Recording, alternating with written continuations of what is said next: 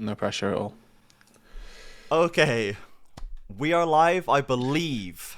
Hopefully. Sorry about that, everybody. Streaming is hard, and VMix was cooking the inside of my PC like you wouldn't believe. So we have returned to the backup mode right now. We've got an OBS stream up. We have at least the stream. We have at least myself, Trajan. We have at least Roodood on the mics. Please let us know if you can or can't hear anything, or if anything seems a little strange. But, Root, we have red and loud. Testing. We have at least 1 2 1 2. Yes, I've got some Am I mixers audible? going up. I've got sound bars moving. I'm hoping. I currently do not have a stream to watch on. What would you like me to do about that information? Sounds like a you problem. That is a me problem. I'm going to be honest. I'm watching on our stream. I can see currently that Rise and Rumble are maybe picked. Quite possibly. That is my... Maybe picked. Those are the informations that I have currently. It is the continuance of the Rumble first pick, which has been, generally seems to have been everyone's best idea in the first couple of weeks. It's getting answered a lot by Ambesses or Casantes, but I guess for this Rumble first pick that comes through so much, is the champion just that good? Are there answers that we're missing here? There are so many answers. I mean, first off, like the typical easy go-tos are things like Cassante Ornn, right? And I think that for CBLOL top laners, this is like a maybe drop ego, pick those champs kind of situation. So yes, in answer to the question, there are answers, but I do also think that it pairs up quite nicely with Jarvan, which I know a lot of people have been, quite high on. If we get a Jarvan pick, then that's pretty good. The Ambassador as well, actually one of the go-to counters in terms of bruisery style picks that you can take as well. Okay, now the Pantheon we haven't seen too much of. We saw one from Karaoke yesterday, I believe, did not find success on there. The Jarvan, of course, as you mentioned, very common. The Rise as well seems to be #1 mid laner that most people are taking. Kaze was piloting it yesterday in Red Canid's victory over Furia. Certainly not a result that we maybe would have expected. We were calling Furia, well, I was calling Red Furia Light on the podcast, but turns out they were, in fact, the better version. They were, in fact, Gold Top Furia. Shout out the podcast Gringos Liberados on our YouTube channel. Shout out the YouTube channel as well. Make sure that you go check it out. We're posting every week, making sure that we are providing the coverage for you guys once again and giving you that little inside scoop as well. But obviously, when we get into this these third picks having all been locked in, it is our double top sides being roasted alive, really, for Loud as they see the Rumble on the flip side. We've got Jarvan as a bit of a denial pick, I'll say, even though they've kind of already seen the Pantheon, so probably not. But getting that into an immobile top laner definitely feels good. You deny the hot pot combo, and it makes sure that you are actually able to keep the Rumble in place instead of him being able to get to your backline and start roasting them all. We're going through the second round of the bans here. Kai'Sa and Caitlyn denied by Red, thinning out Bull's pool. He has been quite an impressive piece of this Loud lineup so far, being brought through. And then the Bard ban away from Loud. This is pretty reasonable. The Frosty Bard has been doing absolutely nutty things already so far in the first week. Both of his games he's played were very, very impactful. A lot of support to turn into this one. And then the Nautilus ban as well. Really kind of telling to me that Loud are really trying to take away the support side of the bot duo. Yeah, I think that's the important part, right? Is that denial more than anything. So if they can do that, then excellent. With this now first pick of those AD carries, we'll see what it is that Rebello wants to look towards. I've actually not yet get to see Rebello take to the Rift just yet, so I'm excited for my first one of the day to include him as he looks like last second swaps over to that Lucian instead of the Ezreal, which will be interesting for him. I mean, lots of good pairings that can get locked on in, so we'll keep our eyes out for maybe a Braum, Emilio, Anami, anything of that nature to get some playmaking down on the bot side. Yeah, Bull back on the Corki. The Nami taken away by Redbird, in fact. So we're going to see what the answer now from Red is going to be. Those the Emilio, the Braum, those are the answers you mentioned are still available, but it's going to be the Pyke. So we're not going to necessarily take the conventional option, but Red is certainly going to keep playing like their support is the best player in the league, and he kind of has looked like it. So we'll see if the Pyke can get some work done. This is absolutely awesome, to be honest. I love Pyke getting locked in the CBLOL. There's a very few set of people that will typically do this. I think Ayu Jojo were a duo that were quite happy to pick the Pyke up on occasion, and Frosty now taking this one once more. This is a kill lane, right? In the bot lane, pure and simple. If Redbird gets hit by a hook, odds are he dies unless he lands the god bubble of all bubbles, and that's not going to bode too well for them. Expect a lot of lane pressure to be put down. Expect a lot of jungle presence actually to be found down in the bot side.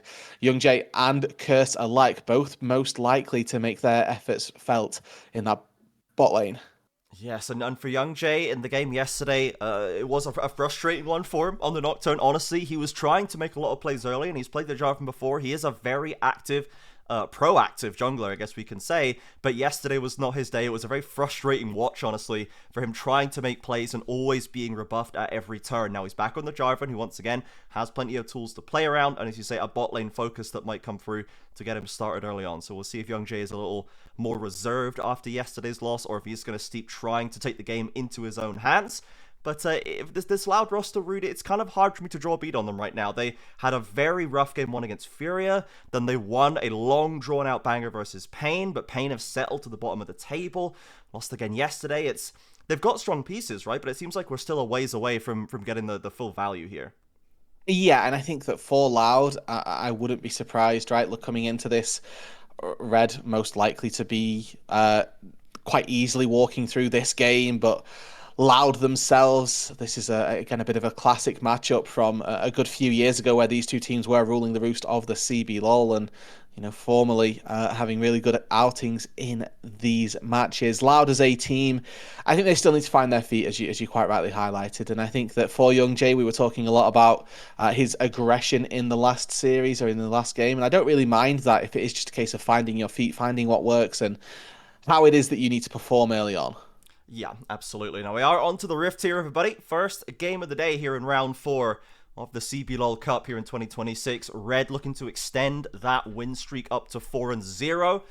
And this is a team that certainly seems to have taken some learnings from week 1. They made a bit of a meal of week 1, if I say so myself, but they came back very strong yesterday against FourY4 of all people. So there's certainly still kind of room to grow, but they are still improving week by week. And now Frosty and Rebello, as we said, this is a kill lane, and we'll see if they can get some killing done. Bull and Redbird have to respect it. Already a nice little bit of poke through the minions there from Rebello burning that bone plating. It does mean, however, that you are going to be pushing that wave, which maybe not what you want, especially versus a Nami Corki. If you can push the wave and then make it bounce, then that's okay, and you can start to threaten them on a bounce back, but not necessarily the easiest thing, as Young Jay now looking for an invade. Does know where Curse is based on this early ward that went down. A smite fight and a full skirmish to come. I was going to go aggressively forward, gets the knock-up, smiting away the camp, and now Curse trying to scrabble back to that top lane tower. Is the Q going to come off cooldown for the Jarvan with the auto? They can't quite get him in kill range. So it will be a close call for Curse, but he walks away. Young Jay now with free access to the rest of that top side. Okay, now the question is for Young Jay, does he go between turrets to try and take the Raptors as well? It looks like no. It looks like with the lack of prio in mid lane, the lack of prio in bot lane, he's recognized actually that might be tantamount to death, which is, pretty heads up play, and honestly something that me as a jungler, you can tell by the fact that my brain went there, might have done it anyway. Yeah. Walks his way back out through the top side and will be able to take his own camps, but that's still a really big win. Denying Curse, slowing his clear down, making him go back to base. It's definitely worth the effort that he's put into that, and now obviously it's going to make sure that this Pantheon feels even worse. Frosty gets the stun onto Red, but the Nami's pretty darn squishy at level 2. Ticks over to 3. Rebello's still waiting for it. There's the level up. Flash is traded. And first blood for Rebello. The Lucian Pike getting on the board. Hey man, kill lane killing. That's what we love to see here. And now another hook lands. There's a good buffer on the rocket jump there. I say buffer and I say rocket jump, neither of which actually happened. But Bull gets out to safety using the Valkyrie, and that's about as good as it can get. There we go. Curse now arriving on this bottom side to maybe see if we can get a bot scuttle locked in. Young Jay's in the area. We've got both mid laners arrived as well. So far, I mean, I am going to be keeping a bit of a close eye on Margot. He has been something of a sore spot for Loud so far. The laning is still a bit of a struggle for this guy. And against Kaze of all people, who's kind of our most dominant mid laner right now, depending on how he and Miru are playing, that is going to be a little worrisome for me. But we'll take a look at this bot fight again. Okay, well, this is just illegal by Loud. They saw Frosty walk into the brush and then allowed him to just E on top of their faces. Really good heads-up play by Frosty to actually hit a minion and make sure that they get level 3, which gives an extra spell over, gives that extra HP. But, I mean, if I'm Bull and Redbird, that is absolutely criminal. Yeah, it's a bit of a goof as Young J has to flash away. Frosty rotating up to get some more value done. Margot and Redbert trying to push Red back, but they're flashing into contesting. Ooh. Young J, I think, still walks away with another scuttler as a hook on from Frosty onto Redbert again. Pulls the flashless Nami into a bad situation. Kaze's there to pick up the credit. FNB now arriving and Young J with nowhere left to go. Curse this time gets the kill. Another kill for Red, and these scraps are all going their way. I mean, Frosty's on for a heater performance so far in game number 1 of the day. He's absolutely flying on this Pyke, making sure that there's not really anything that Loud can do wherever this Pyke goes. He's just having so much impact and got those boots early on, managed to make his way up to the top side. Long sword in his back pocket. Now he's feeling the pressure of mid lane a little bit here as Margot's getting a nice little bit of damage down, but you can see that this wave getting pushed under the turret, it's all that they were after. Attempt to get Kaze a bit of a recall, and Rebello are managing to stave off the pressure down on that bot side. So the Lucian might lose out a little bit here on experience, since we did end up seeing Frosty take a little bit too much time in that mid lane before getting his reset. Redbert obviously died, home guarded his way back out, and for Rebello now, it's a case of let's make sure that I can not die. And I'm looking at the minimap here, Frosty still doesn't care about his Lucian. No, absolutely not. There's a Rise with no mana being baited by Kaze, and he comes with a flash! Oh my word! And in they go again, Frosty. Full kill participation, 5 minutes in. All of the good work done by Young J in the first couple of rotations has been evaporated. Red now 1.5k in the lead. Look at the player cam. Go back in the VOD if you want. Have a look at Frosty there. He is grinning ear to ear. He knows that he's just committed absolute war crimes in the Loud mid lane, and he does not care at all. Flashes in to catch Margot on that bone skewer, and I mean, Kaze going to be quite happy to be bailed out like that by his mid lane, or by his support. I will say, good to see that there was a shifting sands used aggressively there. It means that you get the shield if you connect it onto an opponent, and that shield saving his life in the face of Margot.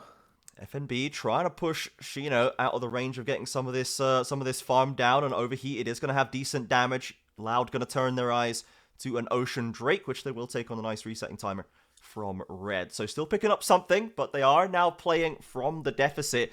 And Red, with the Pantheon, the Lucian Pyke, the Rumble, they're already going into a strong mid game, and the lead is only going to make it even stronger. Yeah, I do like that point here, Trajan, because this composition for Red needs to win early. Pyke, notoriously, just not a champion as you get later and later on into the game, because he just lurks around the edge of team fights and tries to kill steal your teammates, and that's pretty much all Pyke offers to you, unless the game gets messy, and I think that's what Red have done so well so far this game. It's what Frosty's done incredibly well, is just make the game volatile, start taking these fights on lots of different fronts, and really make the majority of Loud fearful. If you don't see Pyke on the map, he could be anywhere, and I think that's kind of been Frosty's MO. Yeah, that has become something of the hallmark of our most Brazilian teams, Red and FourY4, is the games are volatile, they're very messy, they're not afraid to bet on themselves and force a potential, non 100% play, but Red are looking very, very practiced and very talented, it must be said, as the hook does not quite land this time onto Bull. He's going to walk his way away. Rebello, little bit low, did drop the culling to get some damage down onto Redbert, but the Corki's still pretty tough and stepping forward. Those empowered Nami autos, heals as well. Valkyrie's across to try and put a bit of distance, and Red are going to have to back it off here. Yeah, no mana for the Lucian. A little bit of a problem in terms of the way those trades can go. Frosty might be in trouble if they did face check that brush. They actually not face checking in time. And it does mean that they're going to get that recall off, and about half a wave get denied here from the Lucian underneath the turret, who is going for this Essence Reaver build path, which I do really quite like. You can opt into going for things like the Collector early on the Lucian, but especially since you get the Sheen now for free with this Essence Reaver, it just synergizes far too well. And I mean, we'll get to see Rebello hopefully do great things with that early kill that he found. It seems like a lot of AD carries are very happy with the new crit holding, Sheen having Essence Reaver version again that they have brought back, and a lot of champions have gone back to it eagerly. Lucian already happy enough with the Essence Reaver before, but loves it even more now. We'll see once he gets to completion. It's going to be a nice spike for him, as we have the Grubs being contested. Redbert and Young J taking a little look-see. Both teams with vision in the pit if anyone wants to start that one up. But Prio in top lane for now. Frosty lurking. We'll see if there's any disruption, any more volatility to add here. Oh, I imagine there will be. Where there's a Pyke, there's a way. Hook comes through onto Young J. Doesn't get the stun, though. Flag and drag away, and still level 5 is Frosty. Margot's Realm warped into the pit to back them up. A committal by Shino with an Nami wave as well onto Curse, taking a lot of damage from this Pantheon. Kaze goes in with a shuffle. Frosty's there ready to pick up the credit. Now FNB cooking them on the front line. And Loud are running for the hills. The jungler's down. Still a 3-for-3 right now, though. Young Jay not looking super comfortable right now. Frosty's gone in for another double stun. He lands at this time. Kaze with the killing spree. And Redbert handed over to FNB. Red just fight it out better. Yeah, what a fight from Red. Once again, I mean, Loud, this time they're able to find themselves a kill. Now Frosty is level 6 here. Shino needs to be careful. You need to get us out of this 7-1 pronto, please, Frosty. You've done enough war crimes today already. But Shino, not having any of it, knocks him down. And Curse has to ult back in with the Pantheon to get this trade to happen. FNB will pick it up. But we have managed to get away from the dreaded scoreline. Red still pretty comfortable. Now over 2,000 is the lead. Yeah, I mean, and that's unfortunately going to happen if you try and walk your way into an Ambessa like that. Frosty realizes real quick that actually he is still a Pyke. No matter the best efforts in the world, he can't actually build any HP and become particularly strong. So really nice to see that Xeno has that little bit of confidence about him to know that he can turn the play back around. Obviously, FNB finds the kill in response, gets a lot of time on his own to this turret. So overall, it's obviously not the best situation, but Loud getting a little bit of gold back is always going to feel good, especially since this game is getting very quickly out of control. Yes, it is starting to snowball, a place that Red love to be. We'll see a replay of this one again, and it's just, Red are just so confident. If there's anything to fight over, they're going to go fight over it. And I think that, you look at this and Kaze's doing really good work to start off with, peppering a little bit of damage down. Double tidal away from Redbert does look good. And then a double scoop puts Margot into a large amount of danger. Good equalizer over the top starts that situation very well for Red. And then a double stun on the back here from Frosty does obviously look incredible as he starts recalling even before the Nami has gone down. It's definitely a nice position to have found themselves in. The flip side of this, though, is that a good flash from Xeno does get him out to at least be able to trade the 1-for-1 and get a little bit of a shutdown as well. Yeah, we're going back into live here. The top lane is still fighting straight into a pause. Unfortunate. We will see how quickly this resolves. But for now, we're just watching Frosty completely dominate every one of our best 2v2s one by one. The big names in the history of this region, Ayu and Jojo, Redbert. We're seeing so many just fall beyond this guy. He's pulling out Pyke games. This is kind of crazy what he's doing to the bot lanes in the region. It really is. And I think that this is a really big takeaway and something that we're obviously quite happy to see as a Frosty fan. I think he came into the league the same time as Pro Delta. Those two, in terms of rookie supports, we were looking at and saying, well, Pro Delta's probably just slightly a few shades ahead of Frosty, but in the current season as well, given how that has changed and the slight differences that we see in these two support players now, it's great to see that he's been able to really take off, and he's actually one of the players that, for lack of a better term, is smurfing, and is doing incredibly well, just making sure that he's able to find success where you wouldn't necessarily have expected it. Yeah, absolutely. We're loving what we're seeing, and we love it even more that we're back to live already. Now, 8-2 is the kills. Allowed to pick up that first dragon, remember. So we have another one ready and waiting, a Hex Tech, and we'll see if there's some fighting to be had over this. Of course, the mid and bot lane, well, basically every lane for Red is going pretty comfortable. So Curse has kind of got his pick of the litter, his choice as to where to go. The only side for Loud barely holding on to the marginal gold lead for Young Jay. With that CS lead he's building up, and now Red starting up the objective on position in J4. We're unlikely to see anything done about it from Loud. I mean, wherever Frosty goes is pretty much where Red should be going. And the good thing about Pyke is he's nice and nimble. He can make his way across the map without too much difficulty. So they can kind of dictate the majority of the map without really any problems, I'd say. And you can see that they're trying to do that as well. That dragon picked up rather simply. First dragon of the game for Red, as Loud were able to take one nice and early on into the game. I think that's bought them a little bit of time, which they are going to need. And, I think that, again, as this game gets later, the odds do swing slightly into their favour if they make it to parity. But they're so far behind the curve already that it's going to be so very difficult. Oof, Rebello barely stepping away from that bubble in time. Frosty was, of course, waiting around the corner. And now FNB not getting drawn into any more by Shino as Young Jay's ready and waiting. So both sides laying traps for each other, trying to draw out an aggressive play. But now FNB still pushing up in the lane. Young Jay, probably aware, could see the edge of that scuttler take and now a TP, and this might be the committal that Loud wants. They've seen that Pantheon's backed away. FNB trying to get this wave done, but Young Jay and Shino ready to try and get some Curse bullying has done ult. in the 2 versus 1. We've seen some Rumbles do some crazy things in the 2 versus 1 so far. 26, he flashes away, but he's trapped in. Here come the ults. Curse in for the rescue. There's the equalizer, and it's a bonfire in the top rush. 1666 send their regards, or is it 1066? I don't quite remember. Either way, Rebello gets out on the bot side, and it is FNB having a mammoth fight on that top side. Sustains so well. Just puts up the scrap shield. Xeno and Youngjae don't have enough, and it is remembrance almost of yesterday, where Youngjae just continually trying to go for these plays, and anything that he does, it's just not quite making it work.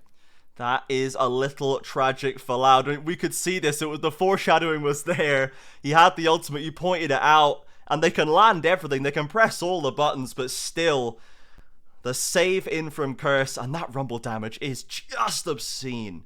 Yeah, so it's empowered Q onto the equalizer, onto the flame spitter, the overheat and auto attacks coming through. So much damage just up front, and the burst that came from it as well. Genuinely, nothing that I think they were expecting. Oh, now Youngjae caught in the jungle, but in fact, it seems like Red might have bit off more than they can chew here. Rebello with a culling, cannot quite secure the kill. Another stun from Curse onto Bull, who's firing back, but Shino's looking for an angle. Frosty somehow ends up getting the credit after all anyway. 2-1-7 now, 1.5k his own gold lead over Redbird as the top lane now matched up against Margot, and it's going from bad to worse here. Rebello doesn't need Frosty that time, but he's given up the ghost. Curse in for another stun, and Red happy to just drag this fight out as long as they want, because they're going to keep picking up the kills. And it's just a slaughter across the map here, Trajan. I don't know that we can be praying for the scaling to come through in this case. Definitely feels like this is going to be a pretty disastrous match overall. Yes. And given the quick brief pause, we can take some stock of the fact that Red, I mean, they are so far ahead, 14-3, the scoreline at that top right, and there's nothing really that's going to stop this ball from rolling. No, I think we're probably beyond the point of no return here for Red. At least from what we've seen from this team, we know that they're able to seal up the deal when they have this lead that they're so effective at picking up. But when it's fights like this, even if maybe you give a kill back here or there, maybe you don't necessarily walk away with the perfect 3-for-0, but you get the 5-for-1 instead, you're still making net gains, and you're still just hammering home the point of their dominance in this game. And the thing with these squishy supports is, and this isn't built into the tooltips anywhere, they come with a global AoE taunt. So whenever Loud see Frosty, they just want to kill him because they know he's nice and squishy. But the problem is that he's so slippery as well, can largely get out of these tricky situations. And I mean, Youngjae very nearly died to the ulti that would have come through there as well. And Rebello with a nice little dash over the wall, he dodges out of a little bit of damage extra. I mean, this is the beauty of Red when they're firing on all cylinders, and it does look good to watch. Yeah, absolutely. And remember, these teams are fighting for a top 3 spot is kind of what we're looking for here. First, of course, would have the chance to go and compete at first stand at the end of the CBLOL Cup. But second and third get into the Copa Americas to play against the second and thirds from LTA North, from LCS. And no one heard anything. From the LCS to try and get that Korean boot camp, try and accelerate that training. A team like Red, still with so many young players like Rebello, like Curse, that would really, really benefit from that kind of opportunity. That there's so much value, and they're looking so good. They already looked good last year when they were taking names off 100T in the cross conference play. So they've still got they've already had a great foundation to start for. They're still building on it, and it would be great to see them, if not end up, getting to represent the region at first stand and getting at least one of those boot camp places to try and keep this growth. Yeah, I think that for Red, them getting to cross conference is probably very likely. I think that we were coming in hoping for a top 4, Mm. It seems a little bit more likely now that we've got a very solid top three, maybe we need to see them play against other top teams, but Yeah. they're currently a little bit of the wild card. But feels like Cade Stars, FourY4, Canids are our top three, and then whatever Los end up doing, we'll wait and see. Um, but the top three is very much in the world of possibility for Red. Obviously, if they make it to fourth and don't quite make it to that international, that's obviously going to be the big sticking spot for them. And we'll keep our eyes on for how their progression goes, because if they are just steamrolling teams like they are right now, then great. And I think Mm. that the adaptation from the draft as well is very, very important and very worth talking about, because this wasn't, Corki Nami isn't a crazy lane that people fear in solo queue. It is, Hmm. got its own strengths. It's nice and strong, but this Nami was a denial pick. Yeah. It was a takeaway from the Lucian Nami duo, and Red have gone, oh, I see. You've owned yourselves here. Thank you. Well, Yeah. we'll just take Pike. This is You great. you have chosen death. Interesting. That's fine. We're ready to hand it to you on a silver platter. And even as you said, ultimately it was some illegal behavior going on down in the Loud bot lane. It was kind of not the best played out from Redbrit's side. Did kind of get the Pike rolling with some misplays, and Frosty then takes it to mid lane, then he takes it to the Grub camp, and then he takes it back bot lane, and he takes it top lane, and he's literally everywhere. Yeah. And when he's able to, when they're gonna ban his Bard away, like, oh, you don't want me to roam? Okay, well, I've got an even faster champion. Unlucky. You wait till you see me actually roam. You thought I was Yeah. roaming before. Yeah. Let me show you what I've actually got in the locker. Yeah. And the Pike obviously working very well. I don't speak much Portuguese here, Trajan, but I'm guessing from the text at the bottom, we've got some sort of audio problems. We Is based do. on. I believe Um, it's Rebello from the state of the player cams. He, when the pause came through, was looking up to the referee talking. I think he's probably having some sort of audio issue right there. You wouldn't be able to tell. You would not be able to tell there is any audio comms issue for Red. The way they're playing together, it is looking well oiled so far today. We'll see if there's just a headset to be swapped out, something of this nature. It has given me a chance to go back and fix the intermission screen. So oh, that's good. So that's a W. It now says CBLOL English correctly again. Thank you, Luna Day, for pointing that one out. We're back in the bad cursed era, but no, we've returned, and I think that honestly, what I think for Rebello here is this guy doesn't really need a headset. I'm going to be honest. We could No. we could unplug the headset, let him keep playing, and I think this game wins itself anyway. So Yeah, you have to really creatively come up with a way to throw this one, I think, if you're Rebello specifically. Like, yeah, we don't even need your DPS, man. We've got Kaze, we've got another AD carry in the mid lane just building Nash's Tooth. FNB is 1v2ing anyone who comes within a screen's width of him, so you're probably alright. and you can tell that they're pretty relaxed. Rebello, I just saw on the player cams there. He's laid back, chilling, thumbs up to the Yeah. crowd, maybe to Frosty. Just Frosty giving him a quick vibe check. Anyone How'd you like the will look. Pike? Yeah. Anyone who wants Response. to share a thumbs up with him, just why not? That's what you do, isn't it? It's like when you're driving past. I don't know if you did this as a kid, when you go on school trips and you just wave at random people in their cars in the hope that they'd wave back. Yeah, for sure. Like you Same all like vibes. crowd up by the side of the minibus or whatever, just waving at truck drivers and hope that they do anything. Yeah, and you basically. you make them like ask them to pull the horn. Yeah. I just need to prove that I, as a human being, can affect the world around me. This is just my my brain development. I just need to. If I wave at a man, he's gonna wave back. It's an important lesson. It is. Says something about society, I'm sure. Rebello is now conked out. He's worked too hard, I think. He's like, He's worked too hard. Yeah. Taking the headset off of him. That'll do me. Yeah, I'm gonna be Actually, interested. I can't listen to my team. No, I can't bear to listen to these guys, man. I am gonna be watching carefully, assuming this game continues as we are expecting it. This should be a relatively easy Red closeout to kind of snowball this one to a win.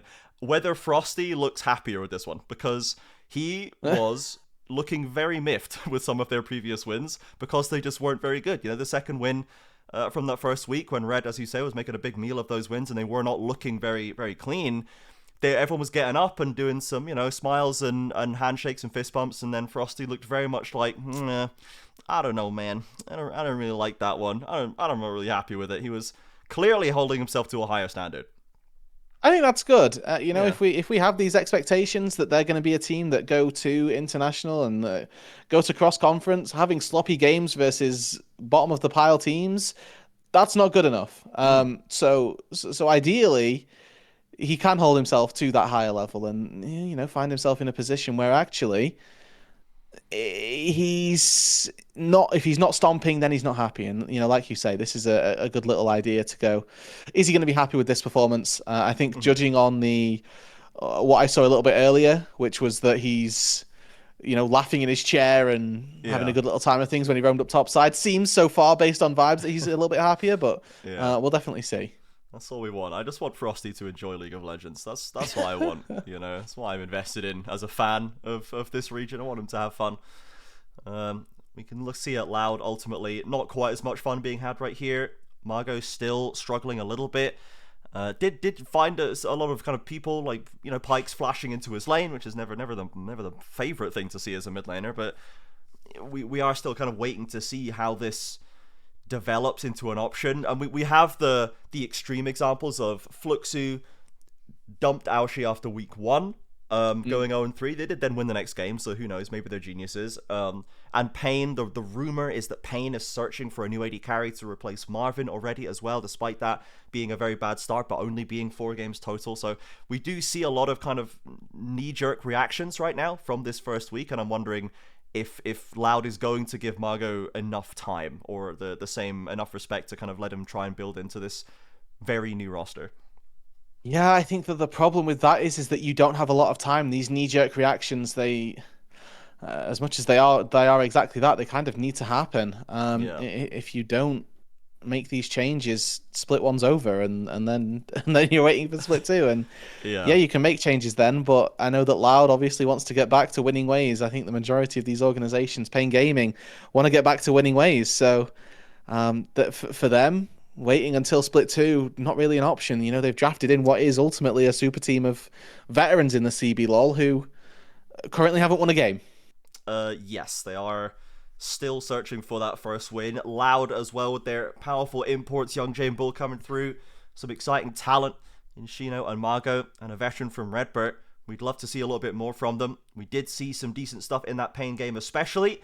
But for now, we're back onto the Rift. Audio issues finished. And Young Jay is being blind robbed of his life, of his camps, of his teammates. It's all been taken from him. Yeah, now a nice ulti under the turret could be a turnaround, never mind. Oh, but Frosty's there, I fear. Has the hook with the CC chain to follow it up. Rebello and Kaze getting the damage. And here comes the shuffle as well. Kaze flashing out just to set up another one for Frosty.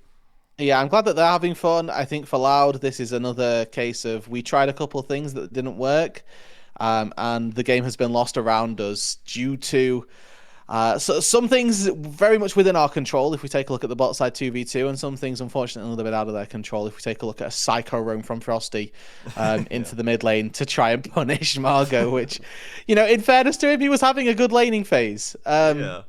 And he just got punished for trying to push that a little bit too far. Yeah, you could see he was potentially thinking about a flash in onto Kaze just when the flash bone skewer comes out of Fog of War, and you go, okay, well, sorry for trying, I guess. That's my bad.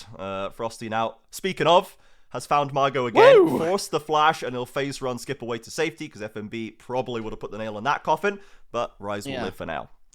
Yeah, Margot there put on every single pair of shoes that he had to run extra quick, super far away.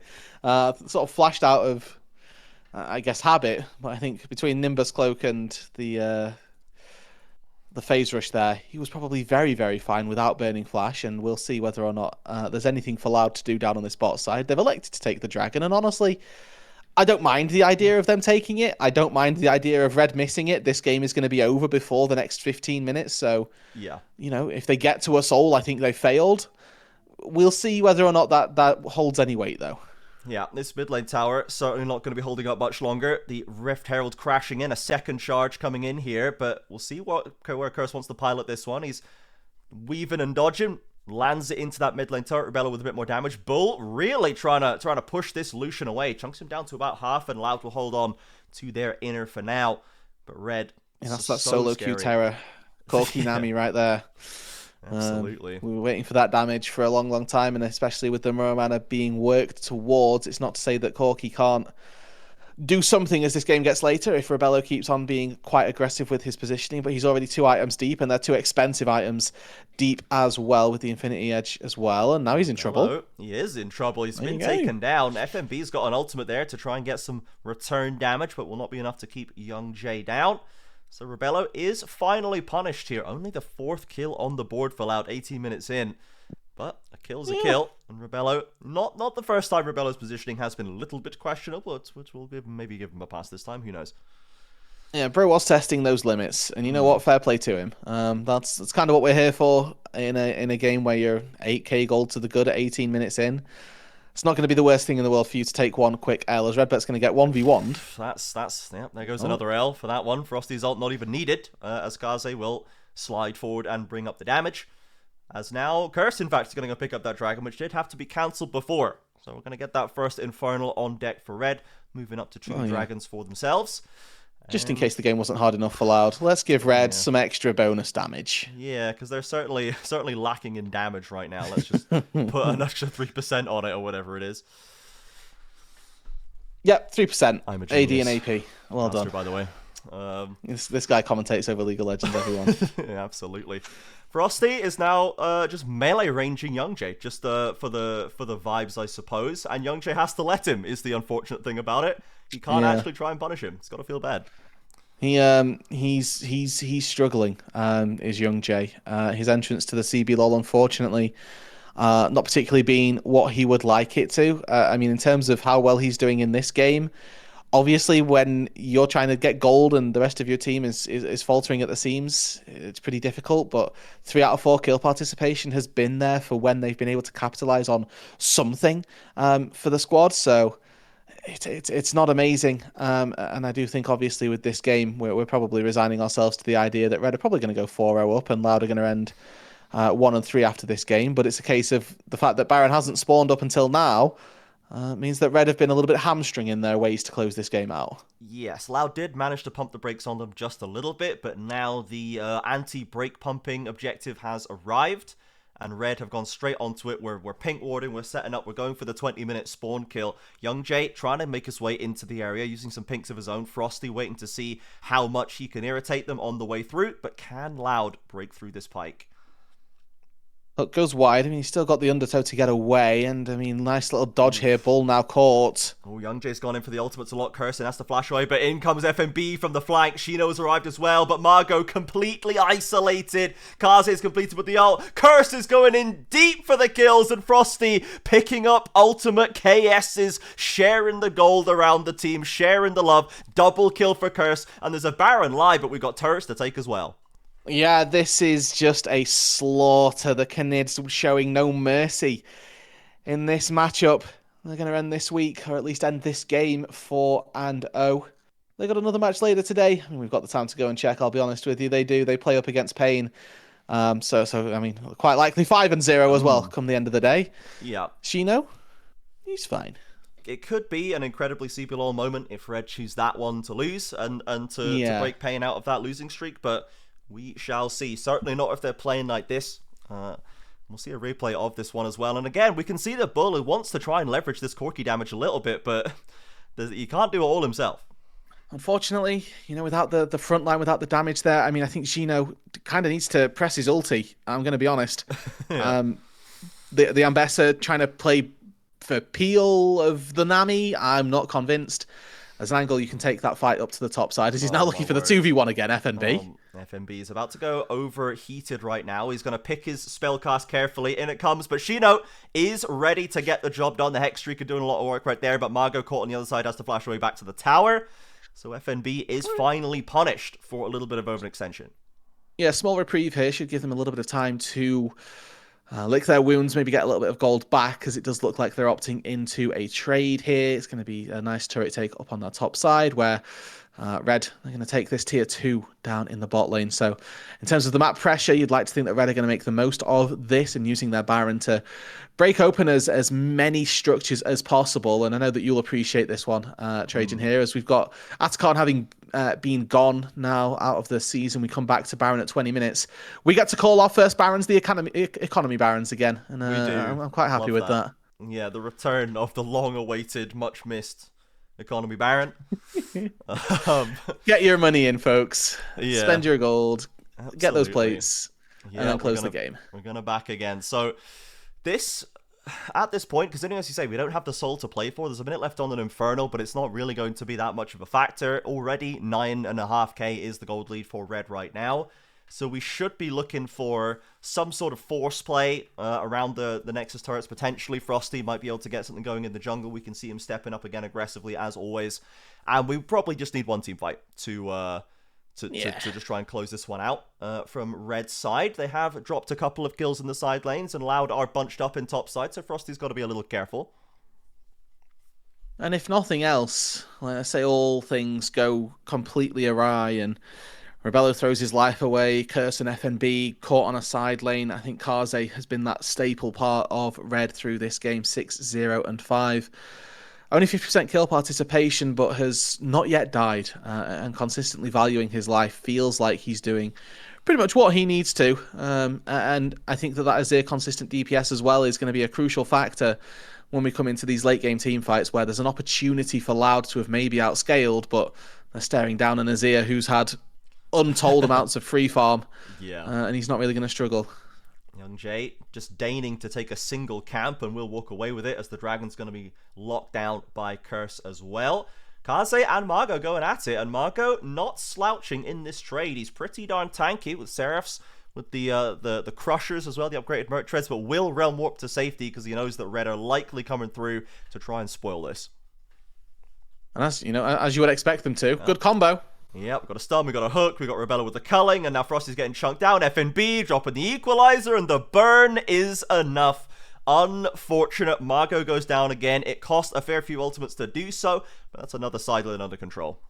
Really small thing, but Frosty using the Pike kit to its fullest extent there. Good to see that, you can use the E in combination with your ulti. If you ulti behind the target, that means that the E is going to go through them. And a really good combo there from Frosty ensures that the Rise does fall despite the utilization of that Ghost, the phase rush as well. He wasn't quite able to sprint his way out this time. Shino trying to crash a wave with Young Jay covering in that top side. Kaze and Curse moving on to the top inner as well, and they're going to take it without any contest. Bull's surely not going to be able to do too much about this one. Using the rockets and the phosphorus bombs to clear it out as best as he can, but Red just looking for an opportunity, looking for someone to step out of those base gates, and Curse will be dropping onto them. But Loud turtling up, trying to get as much gold as they can. We're hitting kind of 2 or 3 item spikes on some of them. Bull has the collector locked up now, so he's got some damage. Young Jay working on a Spectre's Cowl item, potentially some sort of, I don't know, a Spirit Visage or a Canic Brooklyn maybe, not sure, but they're getting there, I guess. But it is such a trickle of value that is making their way into Loud's pockets right now.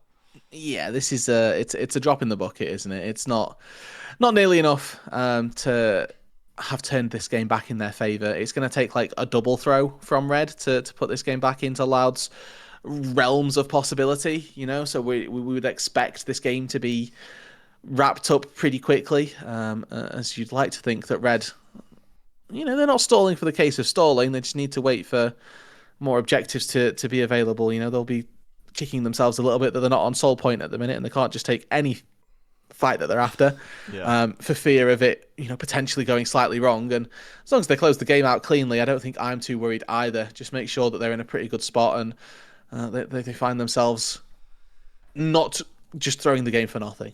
Okay, Curse trying to throw the game for nothing right now. Has been caught by a couple of ultimates, but Frosty's round the corner with TP's coming in as well. Pantheon will survive. Loud just do not have the damage to knock him down quite so easily.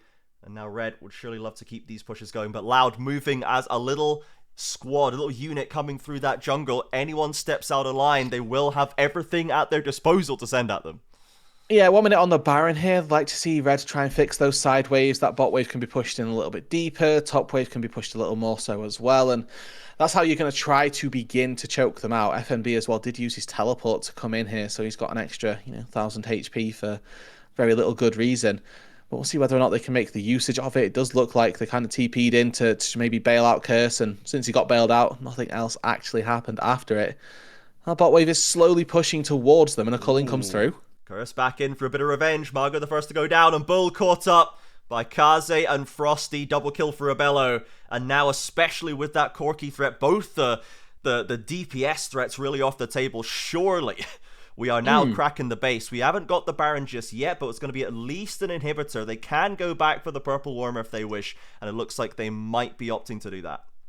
I mean, Kaze there taking a lot of damage just off of the turret might stop them from being able to go any further than this, and yeah, that has been the case. I don't think they would have looked for the inhibitor turret or the Nexus turrets in the face of 3 people anyway, but this might make this Baron a little bit more dangerous. Kaze, walked in, took turret aggro, and took like 5-6 turret shots, and the Baron off the back of this might be a problem. Youngjae needs to be careful with what he face checks. Oh, yep, there he goes. And that is all that we wrote right there. 4 members of Red will knock down that Jarvan without too much problem. No smite to contest it, and Red are going to walk away with the second Baron of the game. We can at least say for loud that they lasted longer than BKS, because they went down in 25 minutes. So we shall see. Just surfing. Yeah, he is just hanging out in the middle of the enemy team right now. Tries to ult to safety, but can't quite make it. Shino will not let him get away with that one, and the supports are traded right now. We'll see if the Ambessa can dip and dive her way out of here.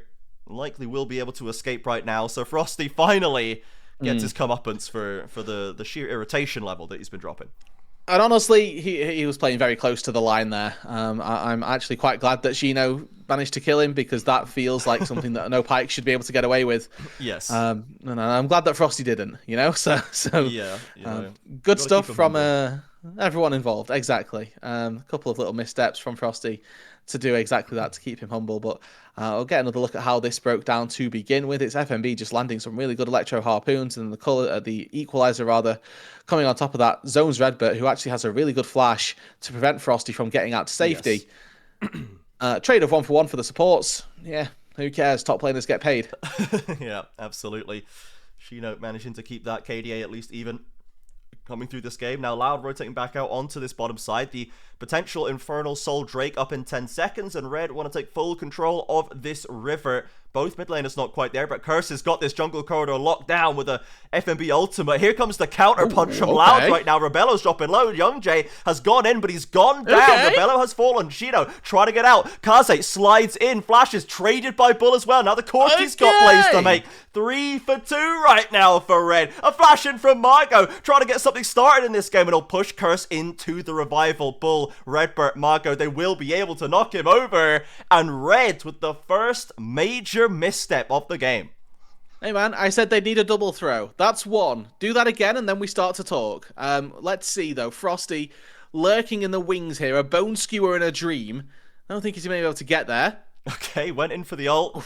I respect it. There was no smite for Loud, but it will be a denial of the soul, so Loud have stayed their execution for the time being. I respect the effort from Frosty. The ulti damage to minions is very minimal. So it was going to be incredibly difficult, and would have been a complete chance for him to find it. But this entire fight, look at the pressure onto Bull. There's none. He actually feels confident enough to Valkyrie forward. He gets multiple triple rockets onto people, and actually has a very solid team fight, very safe team fight as well. Flashes away from Kaze, who looks for the scoop onto him. Big One takes him down, and then Margot actually, going forward like he needs to and taking these extra kills back, secures the dragon for them, stops the Red snowball for just a little bit longer, and we'll see whether or not this can turn into one of the biggest comebacks that we've seen. Yeah, Loud fans have been waiting for something, anything right there, and they got it. An 8k team fight out of Bull, who has been threatening on the Corki all game, finally getting to unload a little bit onto Red. And now we cross the 31-minute mark. A chunk taken out of that gold lead, down to about 7k right now. And we've got another aggressive play by Margot, looking for FNB. They won't catch him right now. He will have to flash away. Or, he didn't flash. Sorry, blast cone away. Didn't have to flash. And we'll see whether or not That actually, with no cone there, can make too much of a difference. Scoops his way out, but I mean, for the time being, Loud, do the same again, right? Wait for Red to do something a little bit crazy. Bull's actually 5 items now on this Corki with the Infinity Edge picked up. Collector as well, 75% crit chance. This Corki's no slouch when it comes to the damage, and with Margot as well, 3 items on the rise. Definitely not a game that Red can afford to make another mistake around. Ooh, like sitting on a ward perhaps would be one of those possible mistakes. Loud are looking for a way to capitalize on it somehow. They know there's vision on that top brush there, so they can't go through to a flank position. But they have the information. They know what Red is doing. Now, can they actually craft a solution with that information? And that's the bigger problem, isn't it? You're playing chess. You see that they've got a mate in 3, and you're like, how do I stop this? That's the problem. Yeah. I have no idea. Yeah. And I feel like that's the position that Loud find themselves in, where they're waiting for Red to make the mistake, and Red, they've made one, they're not going to make another one. I think that's about as good as it can get for them, to be honest. I did not expect this game to go to a third Baron Root, I'll be honest. I did not think Neither did I. that we'd be here 10 minutes ago. So props to Loud for putting the walls up, battening down the hatches, and keeping Red out of their base. Their inhibs even back up as well, so they don't have super minions to push through. You mentioned how strong Bull is. 5 items deep. Margot 0-5-3, but we're still managing to get some value done as working on that 4th item just now. Has the Actualizer ready, so does have that damage and cooldowns boost for an all-important team fight when it comes around. 4 items deep on Shino. We've got tools. We've got tools to use, and if Red wants to leave the door open, Loud will walk through it. Yeah, and despite the 7,000 gold lead that is in the back pocket of Red, 1,300 gold lead for Shino. He's 4 items on the top side. Bull, 600 gold lead. We're getting to the point where this 3,500 Pyke gold lead doesn't particularly matter.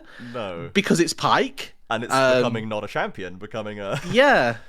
So, as much as this game could have been completely curtains, you can see that Red are beginning to realize, actually, we need to sort ourselves out.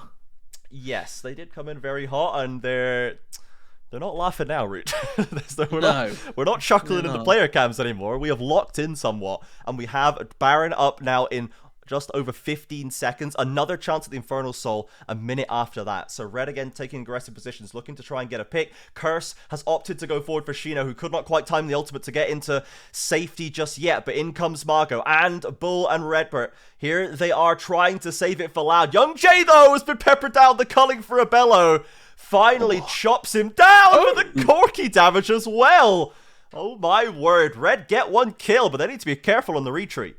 That was an auto and 1 big one from Bull that took the Lucian down to, I'm going to say 20% HP here. Has got a Vamp Scepter in the kit, so will be able to sustain himself back up. And I think that Young Jay being dead is going to mean he's not going to be around for this Baron. Red can take it without any consequence. A little bit of a misplay there. I think if you want to go forward there, you have to use the Cataclysm. And then you've got Flag and Drag to get back out to safety. Instead, finds himself dying with neither being used. And actually, we've just seen Redbert go for the wave in the mid lane, which didn't do anything, and they're trying to find some kills whilst the Baron's going down, but you can just see Red playing all too well on the edges of their limits. Yep, not going to be drawn into any messiness in the mid lane this time. Red going to pick up the objective, and they'll back away. Now the Infernal Soul becoming the next target. Young Jay will be alive for this one. Red, of course, with the Baron and Powered Waves, can get that map control on lock, and Loud are going to have to try and find another miracle fight. Rusty waiting in the brush. Spotted now by Vision. Loud trying to get back together, trying to coalesce. They don't want to leave anyone out on their own or they get picked off. The way that they play this is with Bull Rapid Fire procs. He's now got the big one ready and they're looking for a flip. Rebello is into the pit, dives his way back out, and the Infernal Drake is taken by Loud. They denied the soul again, but here's the team fight. They've got Curse on the front line. They push him down. Young Jay with a Cataclysm slides his way to safety as well. No full death so far. Kaze going aggressive, but can't find an angle. FMB corralling Shino and Margot, who use the Realm Warp to recoalesce again. Curse is in deep, puts up the shield, keeps himself alive. Every single member walks away from the team fight, Rude. Pyke isn't a champion at this stage in the game. I have to re-emphasize, this game going this long is problematic for Red. Pyke can't play in these team fights. He has to play Trixie over the wall, where Nami actually gets a lot of value, able to provide heals, provide a little bit of damage to the Corki. And that Tidal Wave as well is really good at slowing the assault from the Red Canids. Now, we find ourselves at a 7-dragon game, 36 minutes into this one. The gold lead hasn't particularly grown, it hasn't particularly shrunk. But for Red here, they need to start doing something. This is pretty disastrous. It's getting a bit suspicious. Remember, everybody, the one win that Loud got so far came 40-odd minutes into the game against Pain. We're entering the Loud comfort zone where it just gets real messy. And as you say, Red's comp is starting to come apart. We're well past the optimal point of the game for them, and so much it feels like is on Kaze. Loud they need to try and stay clear of this Azir, or alternatively, Bull could keep hitting him with these rockets and just keep him low. Yeah, and I think that's the crucial point here. Can Bull be this carry that Loud have imported him to be? He's got the rapid fire now. He's looking for some good bits of poke, and as soon as that Lost Whisper gets finished, he'll be in an even better position. It's a nice equalizer, forces Loud to back away, and the second inhibitor turret will fall. 2 exposed now. Baron's still doing a lot of work for Red. They're going to probably get this inhibitor down. The kind of minions will get the work done. Shino getting chunked down the front line. Kaze dealing with mid lane as well. Loud again still alive, but they need to use the fountain. They're going to lose their control here. Defenders advantage on their side. We'll be able to get their HP back, where you can see Curse a little bit low on HP. No GA this time, but an inability to find and engage. Shino with no public execution just now has come back up off cooldown. You can see he's testing Frosty here, wants to go for it, but initial burst and the decaying movement speed mean that he's able to get out to safety. Loud lose 2 inhibitors. Baron falls off, and now they're going to 5-man assault through this mid lane. Maybe, just maybe, they can claw a little bit of gold back. Get a little bit of that map control back in their favour. Finally, all of the red outers are destroyed. 38 minutes on the clock, and Loud have managed to reach that far across the central line of the map to finally start opening it up just a little bit. They've got waves to soak in now, pulling the recalls. Champions like Marco, who have been starved for gold so far, it's getting late enough in the game that they've got enough income now to really start becoming a threat. Shino, threatened by the bone skewer by Frosty, but I hesitate to use the word threatened, if I'm honest. Just kind of walks away. I mean, 3 items now on the Pyke. If he finds Nami on their own, maybe Redbert's in trouble, but I don't think anybody else needs to be particularly fearful for this assassin. Bull's getting a lot of this gold, and I think once he, again, finishes off that last Whisper, puts him in a good position. I think it gives him a real chance in this fight, especially up against the Bloodthirster. If it ends up being the Mortal Reminder getting finished, that they've got an opportunity to actually turn this fight and stop that healing coming through across both sides. He's walking back to base, hopefully has that. Yeah, there's that Mortal Reminder. 6 full items completed. The ADC dream is actualized, and as much as Red may try, it looks like, Trajan, we're going to come back down to another dragon. Maybe even another Baron. A 7-dragon game. We're going to go to a 4th Baron unless somebody can get a wipe at the dragon play. We might even end up playing for a trade, depending on how these teams try to organize their lanes. We're reaching full items for all the carries. I'm exhausted, Root. It's game 1, and we should have been done in 20. We've had 3 pauses, 40 minutes. This is too much. There are 40 kills in this game, 75% of them in Red's favour, and we're not convinced they're going to win the game, which is really, really bad. I mean, they might lose off a base race. Curse is caught. Rebello with the culling chunks Young Jay down, but he's got a heal and a blast cone to safety. They're going to get pincered. Both junglers a little worse for wear, but Red FMB can drop an equalizer for the ages right here. The mid laners are trying to just control the base waves. Frosty catches a stray missile and loses half his Darn HP. Yeah, they do need to be careful. If they leave those Nexus turrets open, Rumble and Azir can lay waste to them pretty quickly. Good chunk onto Frosty, but he's Pyke, so he's able to passive his way back up. Curse, Guardian Angel, now back, now ready. You can see Bull stepping up, these big chunks coming through. Massive HP taken off of Rebello. Oh, the confidence is massive. Marco ults to get into range. Curse has gone aggressively on the front line. Shino with a lovely flank, though, has gone to Rebello. He's forced him to go golden. Kaze is straight losing to Marco. Red's team fight is falling apart, Rude. Loud just take a straight 5v5. No tricks, no clever angles. They just win it front to back. The Corki late game AD carry prophecy here. He's able to punish The fact that Red just don't have any threat on this backline. Curse goes in, gets immediately bubbled. Redbert with an incredible team fight here. Now Loud, using the Infernal Soul, are going to be even stronger in these team fights as the game gets later. They're still down 5k gold, but they've got everything in their back pocket. They've scaled to the point where the Pike doesn't matter, where the Azir is losing 1v1 to the Rise, despite being a full item ahead, and they've taken the Baron. I need to see what happens to Kaze here. How does this go so wrong? It's a lovely flank onto Rebello from Shino, just locks him down, but what happens to Azir? I mean, he just loses. He gets caught by a root, and EQ, he's just getting spaced. Like, actualize there's nothing really to it.